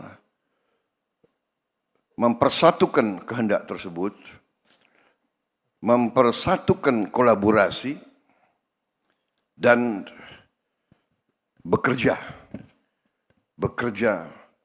dengan semangat, bekerja dengan optimisme, bekerja dengan kehendak yang kuat. Saudara-saudara sekalian, masalah yang kita hadapi dalam pembangunan suatu bangsa, masalahnya adalah masalah yang sudah dialami oleh berapa puluh bahkan ratusan negara-negara lain. Sejarah peradaban manusia mengajarkan kita bahwa keberhasilan suatu bangsa itu ada unsur-unsurnya, ada elemen-elemennya. Tentunya harus ada sistem politik, sistem kenegaraan yang berfungsi. Sistem kenegaraan itu menyangkut sistem hukum yang berkeadilan, yang berfungsi. Kemudian dengan sistem tersebut terpilihlah unsur-unsur pimpinan di bidang eksekutif, di bidang yudikatif, dan di bidang legislatif. Kita sekarang sedang berbicara masalah tugas kita sebagai eksekutif. Baru saja tadi pagi saya berurusan dengan yudikatif. Dan legislatif terus-menerus mengawasi kita dan menopang kebutuhan-kebutuhan anggaran kita. Urusan pembangunan suatu negara adalah urusan penggunaan dan pengelolaan sumber daya dan kekayaan suatu bangsa. Tugas kita bersama, para eksekutif, adalah bagaimana kita menjaga dan mengelola sumber daya dan kekayaan tersebut. Kemudian, setelah kita menghadapi dan mengalami dan setelah kita mengidentifikasi masalah-masalah pokok bangsa, kita datang dengan solusi-solusi. Kita tidak takut dengan hambatan, kita tidak takut dengan kesulitan, tidak takut dengan ancaman. Kita akan hadapi kesulitan tersebut. Kita akan hadapi dengan cepat dan kita akan cari solusi dengan cepat dan kita akan kerjakan. Saudara-saudara sekalian,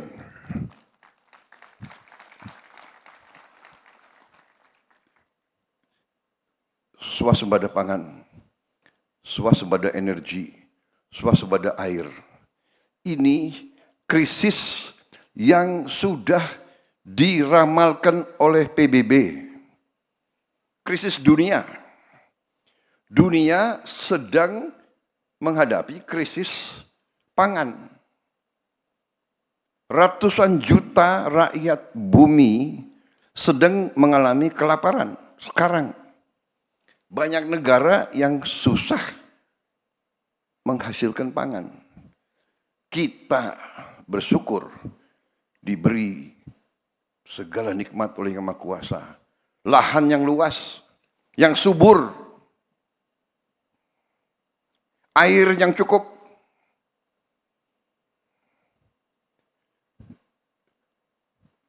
sumber daya di atas dan di dalam bumi, di laut dan di bawah laut. Segala kekayaan kita, sesuatu yang patut kita bersyukur. Sejak saya ambil alih pemerintahan, saya belajar, saya lihat angka-angka. Saya takjub dengan kekayaan kita. Kekayaan kita luar biasa. Tapi saya juga sadar bahwa kita perlu lebih berani, lebih pandai mengelola kekayaan-kekayaan tersebut. Saya tidak malu-malu. Walaupun di hadapan sahabat-sahabat di luar negeri, saya juga tidak malu-malu. Kita harus berani mengatakan apa adanya. Kekurangan Indonesia adalah kita kurang tegas, kurang berani, kurang disiplin, kurang keras menjaga kekayaan kita. Terlalu banyak kekayaan Indonesia yang tidak sampai ke rakyat Indonesia.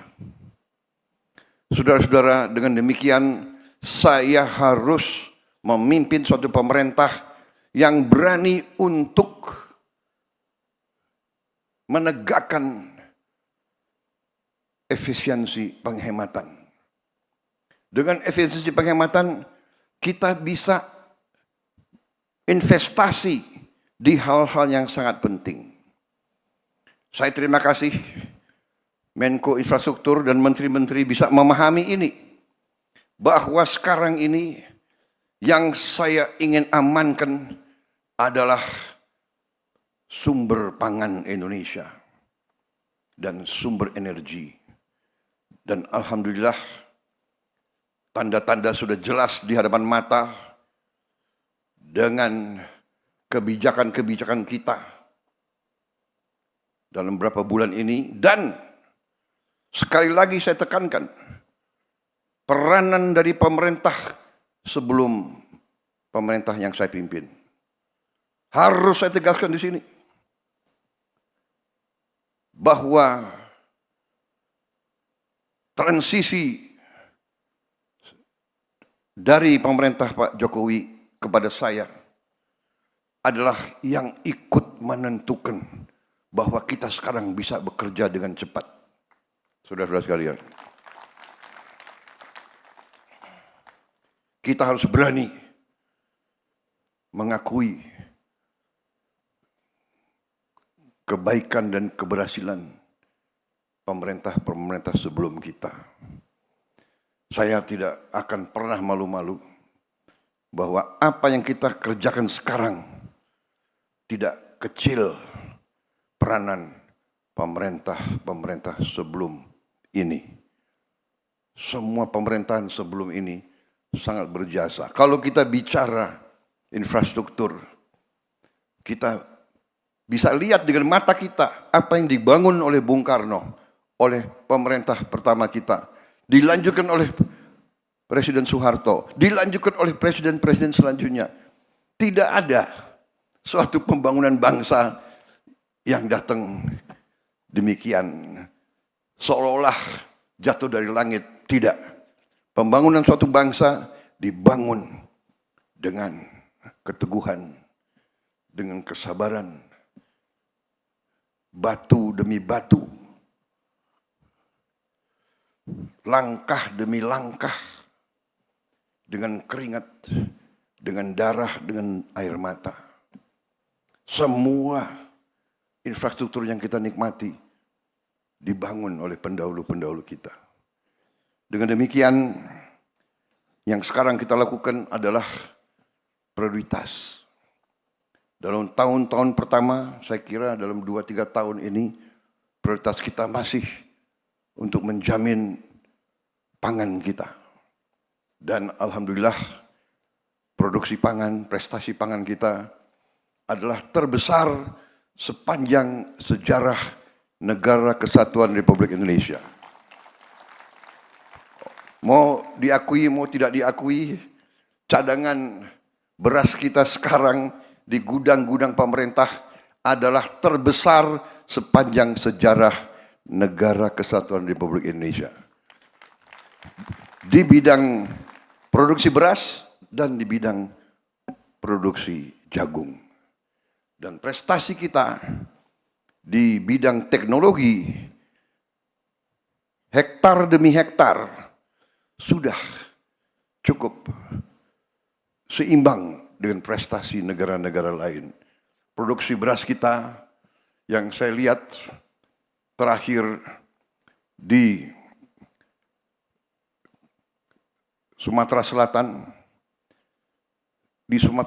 saja peningkatan produksi beras diperkirakan tahun ini 48% peningkatannya. Di kuartal pertama ini sudah 48%. Diperkirakan ini akan terus. Produksi per hektar pun sangat menggembirakan. Yang biasanya 3-4 ton gabah per hektar, sekarang sudah 6-7-8 ton. Sangat luar biasa. Di beberapa tempat bukan saja 3 kali panen, ada beberapa tempat di Indonesia sudah 4 kali panen 1 tahun, saudara-saudara sekalian. Saya kira ini prestasi dunia yang perlu kita banggakan. Dan kita akan terus. Bagaimana kita bisa mencapai prestasi ini dalam waktu dekat? Karena kita melakukan efisiensi. Kita melakukan deregulasi. Peraturan yang kita bikin sendiri yang menghambat diri kita sendiri. Birokrasi yang bertele-tele. Saudara-saudara, pupuk dari pabrik milik pemerintah Indonesia, pupuk yang disubsidi oleh APBN, keluar dari pabrik menuju petani, tadinya 145 peraturan, 145 regulasi. Harus tanda tangan menteri. Untuk tanda tangan menteri harus paraf dirjen, dari situ persetujuan gubernur, persetujuan bupati, persetujuan camat, baru ke petani. Saya coret itu semua. Dari pabrik langsung ke gapoktan. Nggak ada ini, tidak ada. Produksi naik, saudara. Pupuk yang langka ternyata bisa tidak langka. Pupuk bisa terjangkau oleh petani. Saudara-saudara, ini mempertebal keyakinan saya bahwa pemerintah modern harus efisien, harus kerja cepat, harus fleksibel, kenyal, dan tidak boleh bertele-tele dengan peraturan. Peraturan penting untuk mengawasi, mengendalikan, dan mengamankan.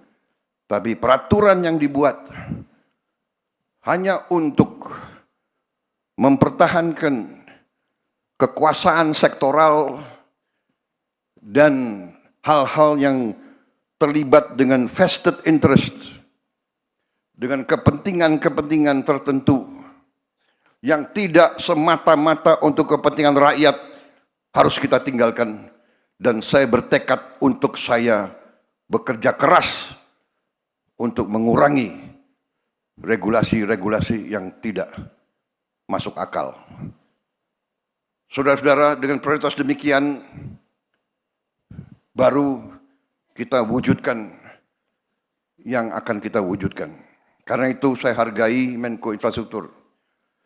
Saudara menangkap masalah yang kita hadapi, saudara menangkap strategi saya. Prioritas untuk itu, infrastruktur sekarang saya mengundang sektor swasta dari dalam negeri dan luar negeri untuk ikut terlibat dalam pembangunan infrastruktur kita sebesar-besarnya. Sebesar-besarnya.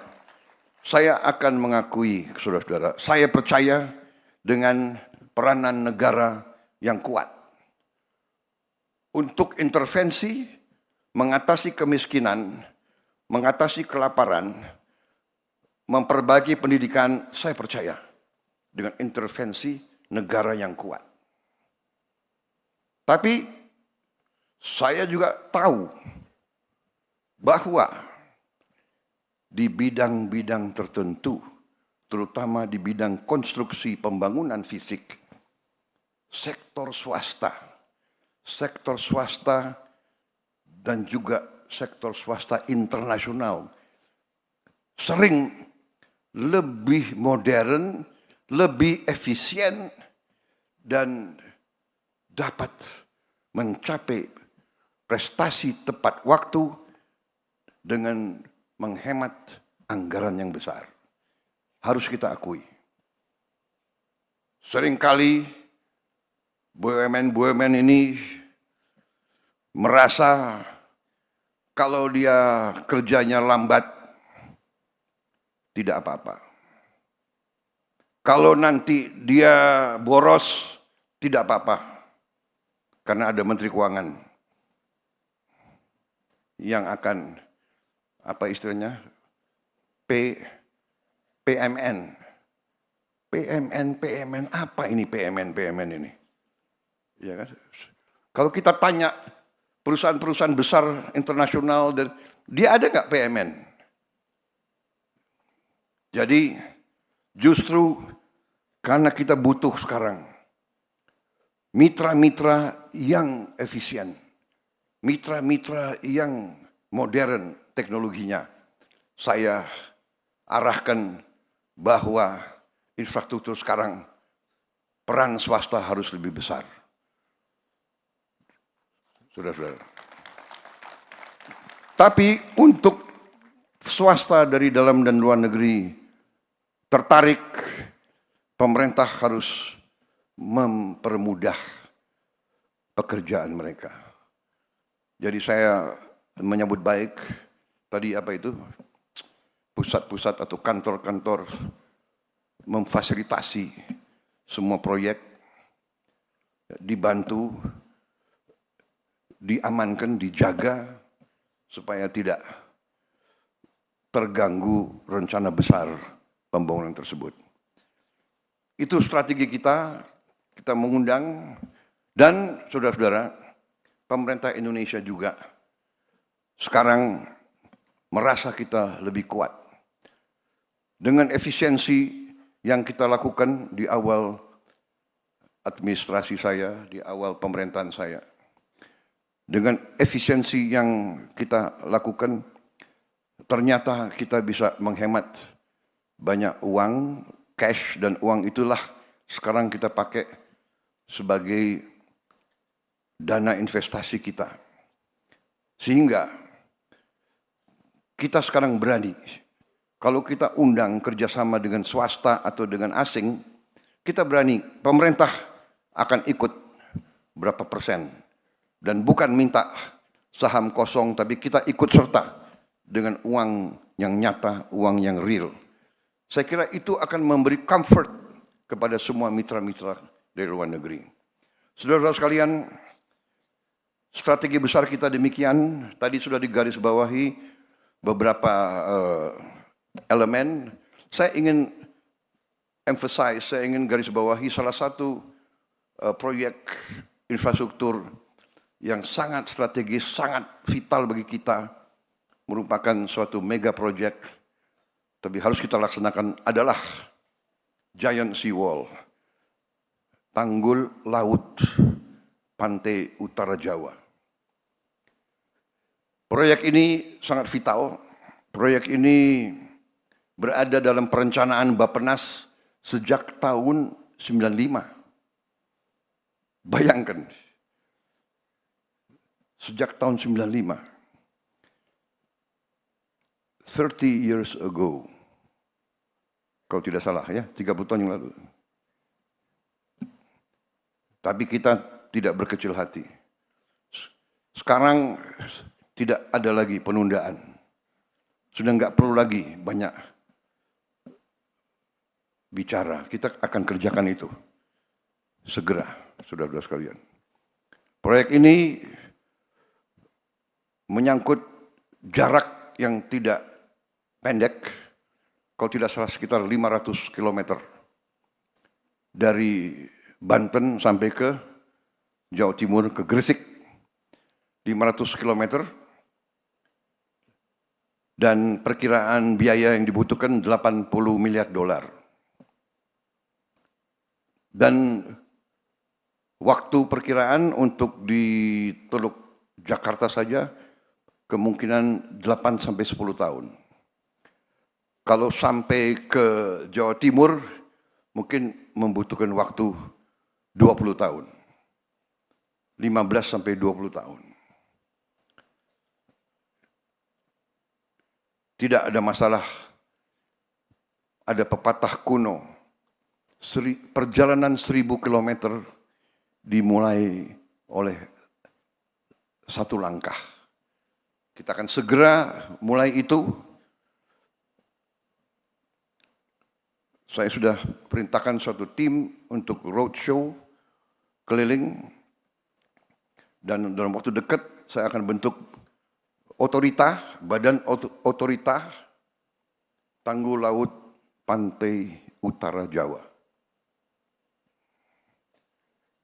Orang Indonesia senang dengan singkatan-singkatan, jadi kita lagi cari singkatan yang enak itu. Badan Otorita, BO. Tanggul Laut Pantura Jawa, TLPJ. Jadi BO TLPJ. Kalau disingkat gimana itu? Iftitah gimana kalau singkatannya itu? Apa?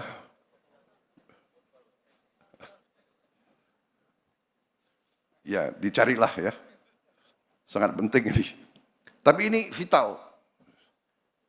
Dan ini sesuatu mega project. Saya akan mulai, saya tidak tahu presiden mana yang akan menyelesaikan. Tapi kita harus mulai. Dan kita akan mulai.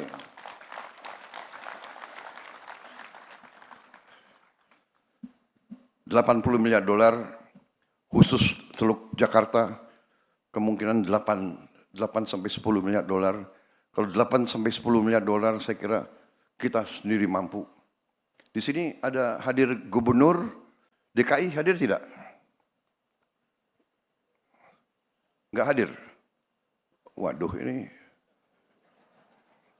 coba diselidiki kenapa tidak hadir. Pakai kacamata biar saya. Tapi saya sudah ketemu. Saya sudah ketemu berapa hari yang lalu, dan saya sudah kirim utusan, ya, tanya, Gubernur DKI dukung proyek ini atau tidak? Saya dapat jawaban dukung. Alhamdulillah. Karena APBD-nya DKI sangat besar. Jadi saya bilang, DKI harus urunan. Pemerintah pusat urunan. Jadi kalau 8 miliar dolar, katakanlah 8 tahun, berarti 1 miliar dolar 1 tahun. Menteri Keuangan sudah kelihatan tegang melihat.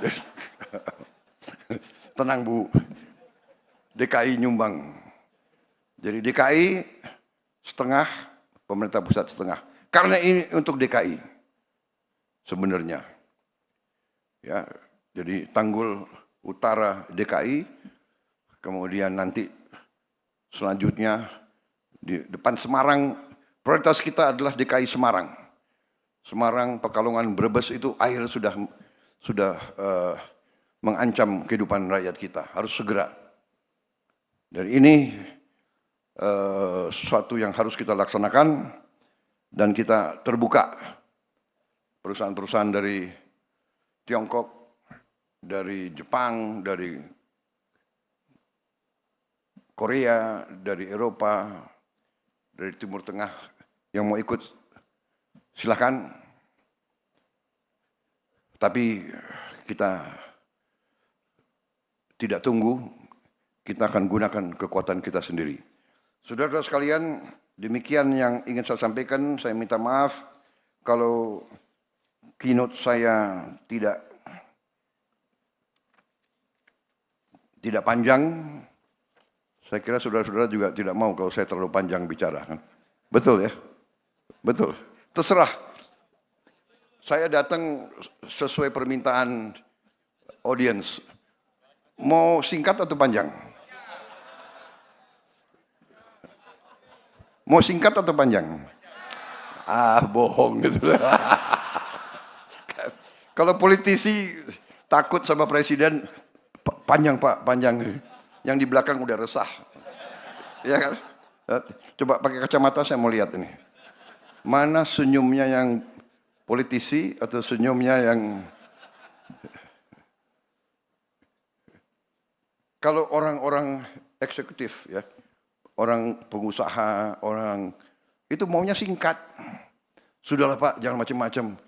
Kasih tahu kita mana, apa, bagaimana, berapa. Kan begitu kan? Kan begitu. Ya. Who, what, why, where, how much. And how much for me. Right? Yeah, no need to talk too much, talk too long. Saudara-saudara, karena ini sudah dibuat oleh staf saya. Kasihan kalau saya nggak pakai. Kita akan terapkan disiplin fiskal. Karena saya dilihatin oleh Menteri Keuangan terus. Ya. Kita akan sederhanakan perizinan dan proses pengadaan lahan. Sudah saya singgung. Kita akan perkuat kerjasama pemerintah dan badan usaha swasta. Kita akan perkuat kerjasama pemerintah pusat dan pemerintah daerah. Saudara-saudara sekalian, kita sekarang memiliki Danantara, Sovereign Wealth Fund, di mana Danantara siap ikut infrastruktur, ikut investasi pada proyek infrastruktur. Demikian saudara-saudara yang ingin saya sampaikan, kita berada di ambang transformasi besar, kita optimis, saya sudah melihat angka-angka itu, kekayaan kita luar biasa. Saya percaya dalam 2 tahun, mungkin mulai tahun depan dan selanjutnya, kita bisa tertibkan kekayaan-kekayaan gitu. Saya ketemu dengan ahli-ahli dari universitas terbaik di dunia. Mereka menyampaikan kekayaan kita di laut kita masih sangat kecil, belum tersentuh yang sebenar-benarnya. Kita akan swasembada pangan, itu sudah sangat jelas. Kita akan swasembada air, dan kita juga akan swasembada energi dalam waktu dekat. Dan kita akan tertibkan, kita akan tegakkan hukum hanya dengan kepastian hukum. Hukum yang benar, iklim usaha akan berkembang dengan baik. Demikian pengarahan saya. Terima kasih Menko Infrastruktur dan semua peserta. Terima kasih. Teruskan dan laksanakan apa yang sudah saudara rencanakan. Wassalamualaikum warahmatullahi wabarakatuh. Ini yang ditunggu-tunggu. Kapan wassalamualaikum warahmatullahi wabarakatuh. Salam sejahtera bagi kita sekalian. Shalom, salve, om, santi, santi, santi, om. Namo Buddhaya, salam kebajikan, rahayu, rahayu. Terima kasih.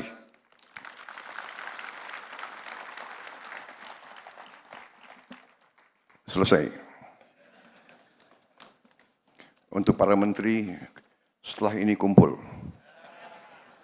Enggak benar.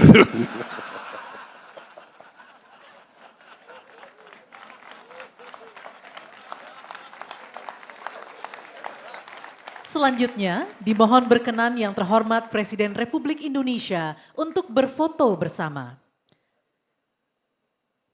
Kepada para tamu undangan, kami mohon untuk berdiri.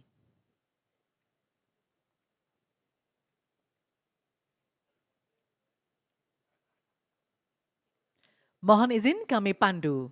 1, 2, 3. Sekali lagi.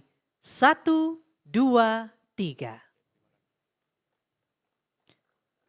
Demikian acara keynote speech Presiden Republik Indonesia. Kami mengucapkan terima kasih kepada yang terhormat Presiden Republik Indonesia yang telah berkenan hadir.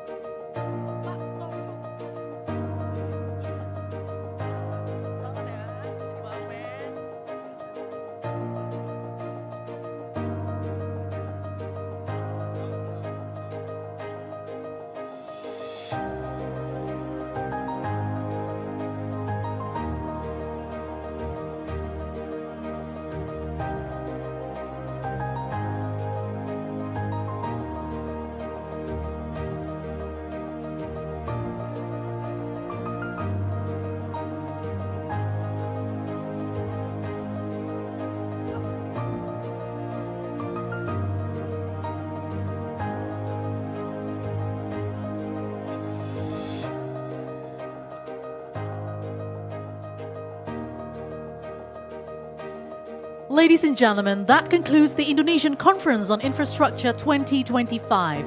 On behalf of the organizing committee, we express our sincere appreciation for your active participation, thoughtful contributions, and unwavering support.